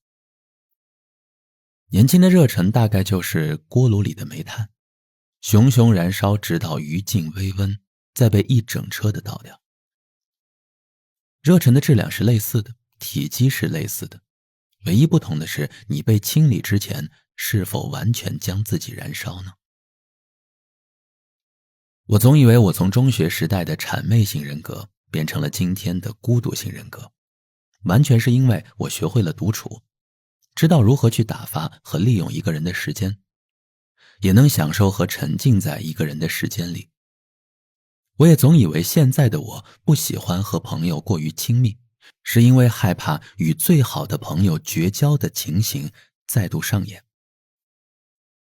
在翻阅《未经删节》这本书时，作者从自己进入出版行业之初开始回忆，我也就将自己进入传媒行业的经历从箱底翻出来，逐一对比。我突然意识到，我现在之所以害怕在人与人的关系上投入情感，完全是因为我在工作中不断的失去造成的。从大学实习开始到今天，这20几年里，严格来说，我换过5批工作伙伴。我运气很好，每一批伙伴都曾让我热泪盈眶，每一批伙伴现在回想起来，依然让我兴致勃勃。就算大家再相聚，也能聊个几天几夜。只是大家很难再聚，也不会再想聊起过去。只有一个人对未来看不透又充满乐观的时候，才会把注意力的焦点放在过去有趣的事情上。随着年岁增长，每个人都担心着自己的未来，觉得未来不会更好，心里满是悲观。涉世未深的年轻人是后轮驱动的车辆，车头随便往哪个方向，后轮只管高速运转。历经风雨的中年人是内燃机驱动的火车头，身后拖着不知道多少节车厢，气喘吁吁地驶过冰雪山川。这也就注定了成年人和成年人的相遇只会在交错的那一刻鸣笛，以示祝福和怀念，然后各自奔向远方。我的热情又是如何消耗殆尽的呢？大3时，我投简历加入了湖南台的总编室实习，负责台里的一本内刊。这是我加入的第一支团队。我的工作就是向电视台各个频道的各个节目组约稿和催稿。电话里呢，电视人客套又冷漠，就算口头说考虑考虑的事情，再打电话就不接了。于是我只能跑去对方的节目录制现场，等他们录制完毕，再过去介绍自己的身份以及工作的内容。电视人任性和直接，指着凌乱与忙碌的现场，说自己压根儿就没有时间写任何相关的稿件。我就说，能不能我跟着你们待几天，然后我写，写完了你们审核呢？就这样，我很快和节目组的人打成一片。实习生里，我完成工作的速度总是很快。总编室的老师也很好奇，为什么我就能按时让节目组交稿，几乎没有拖延过。我说，都是我写的。然后老师就让我去帮助其他实习生的工作，大家都喊我童哥。那是我第一次获得这种尊重，也很享受这声童哥。大家有搞不定的事情，只要告诉我，我都会想方设法解决，大不了就是熬个夜，多写一篇文章罢了。我即将毕业，总编室的老师约我聊天，很遗憾地说，总编室没有招聘的名额，不然我们肯定会把你留下来。这是我待过的第一个团队。每次我从学校坐1个多小时公交车去台里，都很兴奋，丝毫不觉得累。我也很失落，大家相处得很好，我也很努力的工作，不管过程多么令人怀念，但结局早就写好了。这里只是我和其他实习生短暂的一处交汇点，最终我们会分别四散他方。如果能一直待在一个安全的团队里就好了。毕业后呢，我很幸运，恰逢其他频道招聘，我考了进去，先后经历了2个频道的2个节目组。2个节目组的制片人呢，对我都很好，愿意把麻烦事儿交给我处理。虽然我并无经验，但我喜欢别人对我的那种莫名其妙的信任感。所以很多事儿，哪怕最后做得不够优秀，但我在过程中尽力了，也会让整个团队知道，刘同这小子还挺拼的。我很喜欢我正式入行的第一个团队。很多前辈在工作中对我的态度都很刻薄，觉得我怎么这也不懂那也不对。我很喜欢他们对我的挑剔，因为他们在各自的岗位上都做得很出色。我们每晚6点半直播，一旦发现我的工作完成不了，要开天窗了，他们就会骂骂咧咧地过来帮我，让我的节目能赶上直播。我说谢谢，他们又害羞又佯装生气地说，不要谢不要谢，你赶紧把你自己事情做好，不要给我们添乱。典型的刀子嘴豆腐心的湖南媒体人。家里人问我工作顺心吗？我说蛮好的，很想在这里待一辈子呀。我离开第一个团队呢也很突然。某天做节目时，我站在机房，突然摸到自己的后脑勺有2大块凉凉的，才发现自己斑秃了。第二天呢，我就买了一些药，并没有当回事儿，继续熬夜加班，乐此不疲。直到我发现自己左边的眉毛也开始脱落。上网一查，查到张仲景说王惨有病不治，落眉而亡，后来果真如此。我吓坏了，提交了辞呈，我对制片人说，我怕自己会死。制片人看着我很无语。我回去休息了几个月，顺便考了一下研究生，如预想中的一样，失败了。以前的工作岗位早已有人顶替了，我想着干脆换一个环境工作，也换一种工作方式，于是呢，加入了另一个频道的节目组。这里与之前的节目组气氛完全不同。之前的节目组呢，每个人都是艺人，性格大大咧咧，说话极其直接，人人都显得有江湖义气。而新的节目组呢，大家都是 I 人，说话小声，办公室安静，大家各干各的。你有什么问题的话，每个人也会认真地帮你解决。解决完毕，你还来不及说一声谢谢，他们就已经坐回到自己的电脑前，不再搭理你。这是一个慢热的集体。我不需要像以前那样和每个人主动问好，我只要认真把自己的事情干好就行。这是一个很有规矩的团队，大家互相尊重，久而久之也就形成了默契。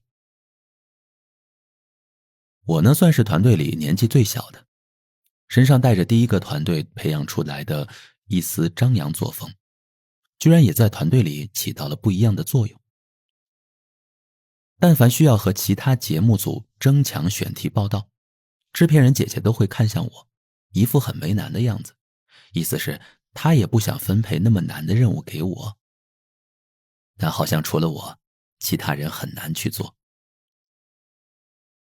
我特能理解她的心情，也知道如果我拒绝，她肯定也会派其他人去。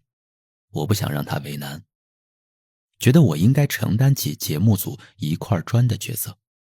慢慢的，我确实成了节目组的一块砖，大家有怪怪的选题都会找我去拍摄，我很开心，觉得自己在团队里越来越重要了。于是也产生了一种，如果这里一直需要我，我就能一直干下去的念头。当时呢，节目主持人还有一个脱口秀的环节，平时都是制片人写稿，后来呢，他交给我来试写。那是我第一次接触脱口秀，这也为之后去北京的工作打下了基础。不过这是后话了。就在一切都很顺利的时候，我和组里一个前辈发生了争执。这个前辈做事呢，总是推脱，就算是他错了，也不承担责任。我去找制片人评理。年纪尚轻的我说了一句，我不喜欢他，有他没我，有我没他。就是这句话把我逼上了一条不能回头的路。毕竟我是个新人，而那位前辈在团队中工作了好多年，大家早已有了信任和默契。我非常没有自知之明的拿自己的一腔热情去碰撞别人的死心塌地。最终的结果不如我所愿，制片人呢让我忍一忍，我觉得这是对他变相的保护。大概是那时我在爱情关系里一直未能得偿所愿，也印证了一句话：一旦你产生忍一忍就能解决一件事情这种念头的时候，这段关系就开始进入了倒计时。所以我不信忍一忍就能海阔天空。果然到后期，这种情绪被我越放越大，我决定换个环境，选择了北漂。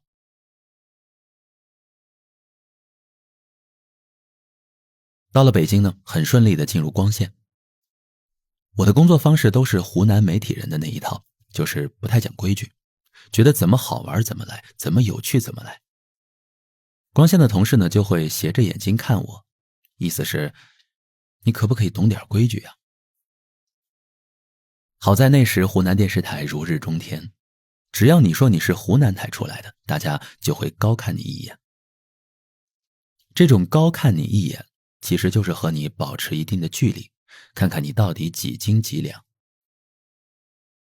我在光线工作了半年之后呢，觉得自己没有受到重视，立刻就跳槽了，去了另外一个全国性日播的娱乐新闻节目台。那年我25岁，对方给我的职务是节目主编。我入职的第一天，组织所有人开会，全组20几个人，年纪都比我大。开会的时候呢，还有记者蹲在椅子上抽烟。我能从他们的目光里看出来，他们眼里根本就没有我这个人。甚至我都知道，他们也用这样的方式把上一任主编赶走了。这是我带的第3个团队，是我自己带的第1个团队。在会上呢，我问了大家几个问题，发现我要改变制度是没有任何可能性的。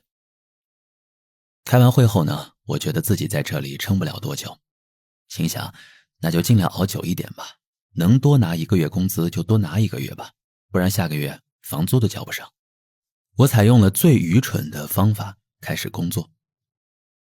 我每天早上9点到公司，等每个记者来和我报选题，然后帮记者列出详细的采访提纲和拍摄计划。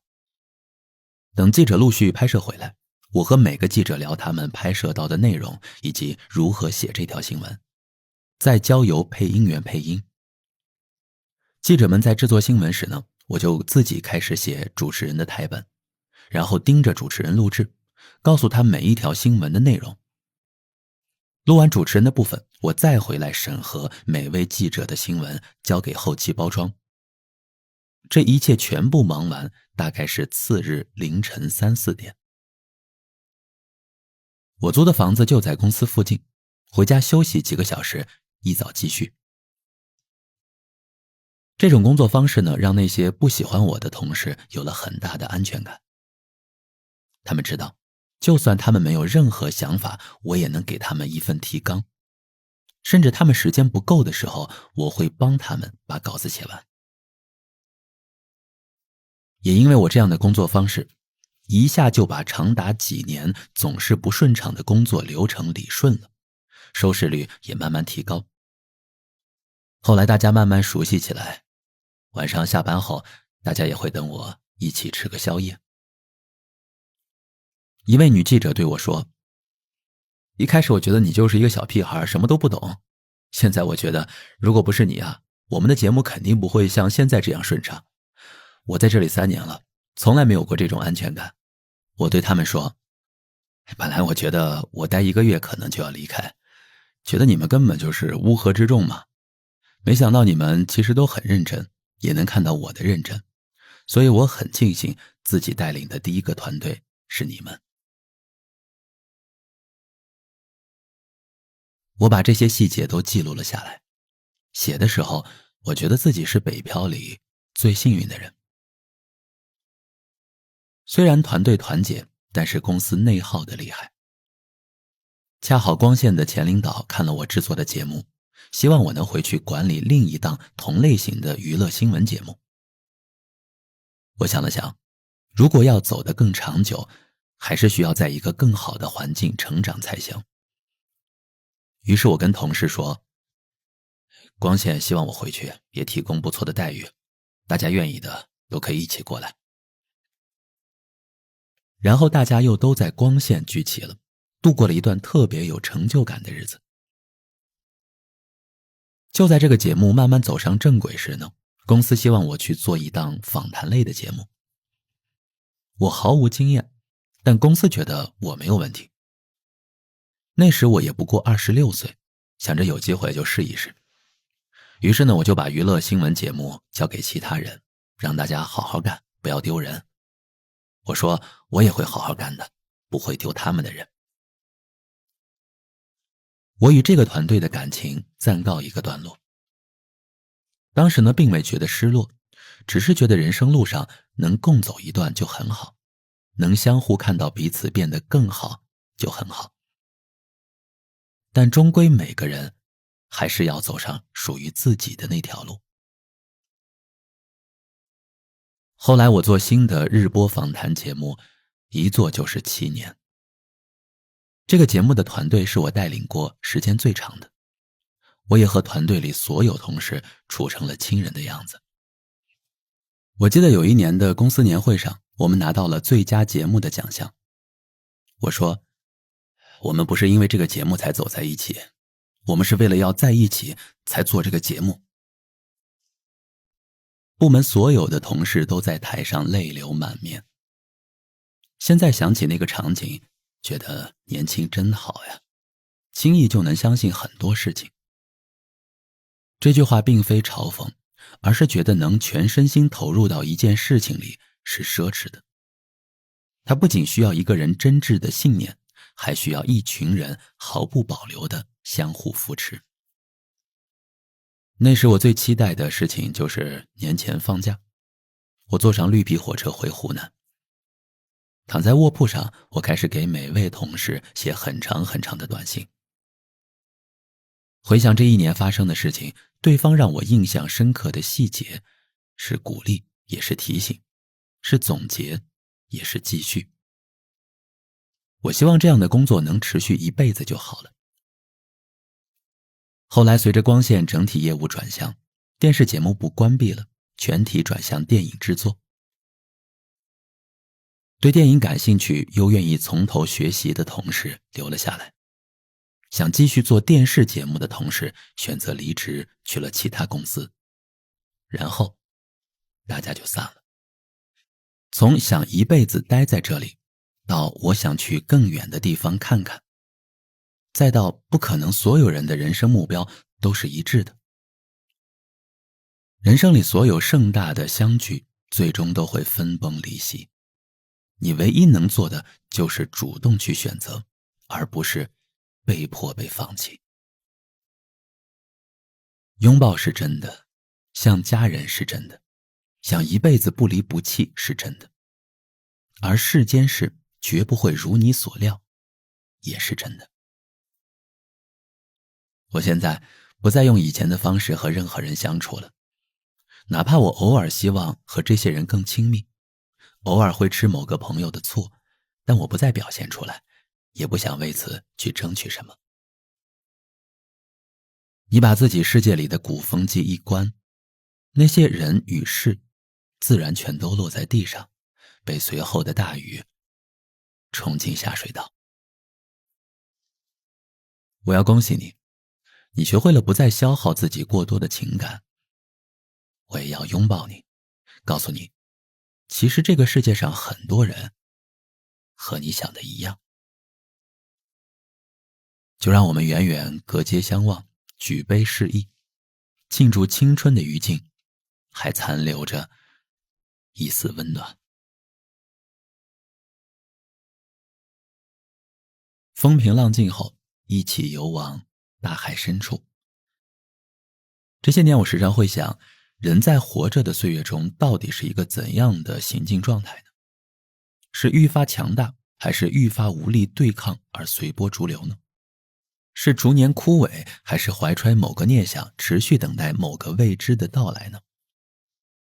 年岁的增长并没有给我带来更明确的答案，反而是在乎和计较的事情变多之后，内心持续泛起波澜。如何让自己心静呢？我换了很多方法。我笨拙的样子就像在奔波中尽力去端平一碗水，不让它洒出来，最后却弄得满身水渍。我花了大量的时间去学习端平一碗水，恨自己反应不够机敏，平衡感不够好，总是把水溅满全身，全然忘记了只要站定停住，那水就平静了。心无挂碍，便有所得，放弃所得，就是自在。其实我也是勇敢过的。现在想起来，24岁的我曾经做过一个决定，拯救了我那时几近垮塌的人生。可惜的是，直到最近我才意识到那时的果敢。大学毕业后，我以第1名的成绩考入湖南电视台，成为一名电视工作者，获得了不少赞赏。但因为大学学的是中文，专业并不对口，所以呢，也就拼上了一切去弥补自己的不足。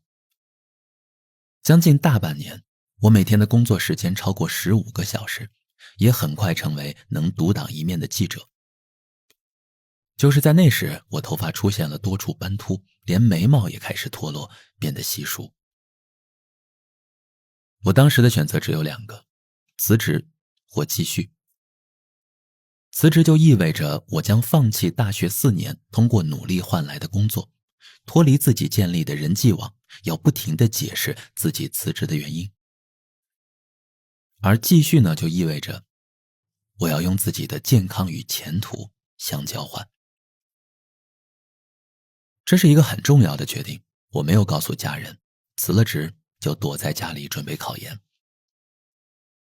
一方面是为了恢复自己的睡眠质量和时间，另一方面呢是不必再出去见任何人，落得清静。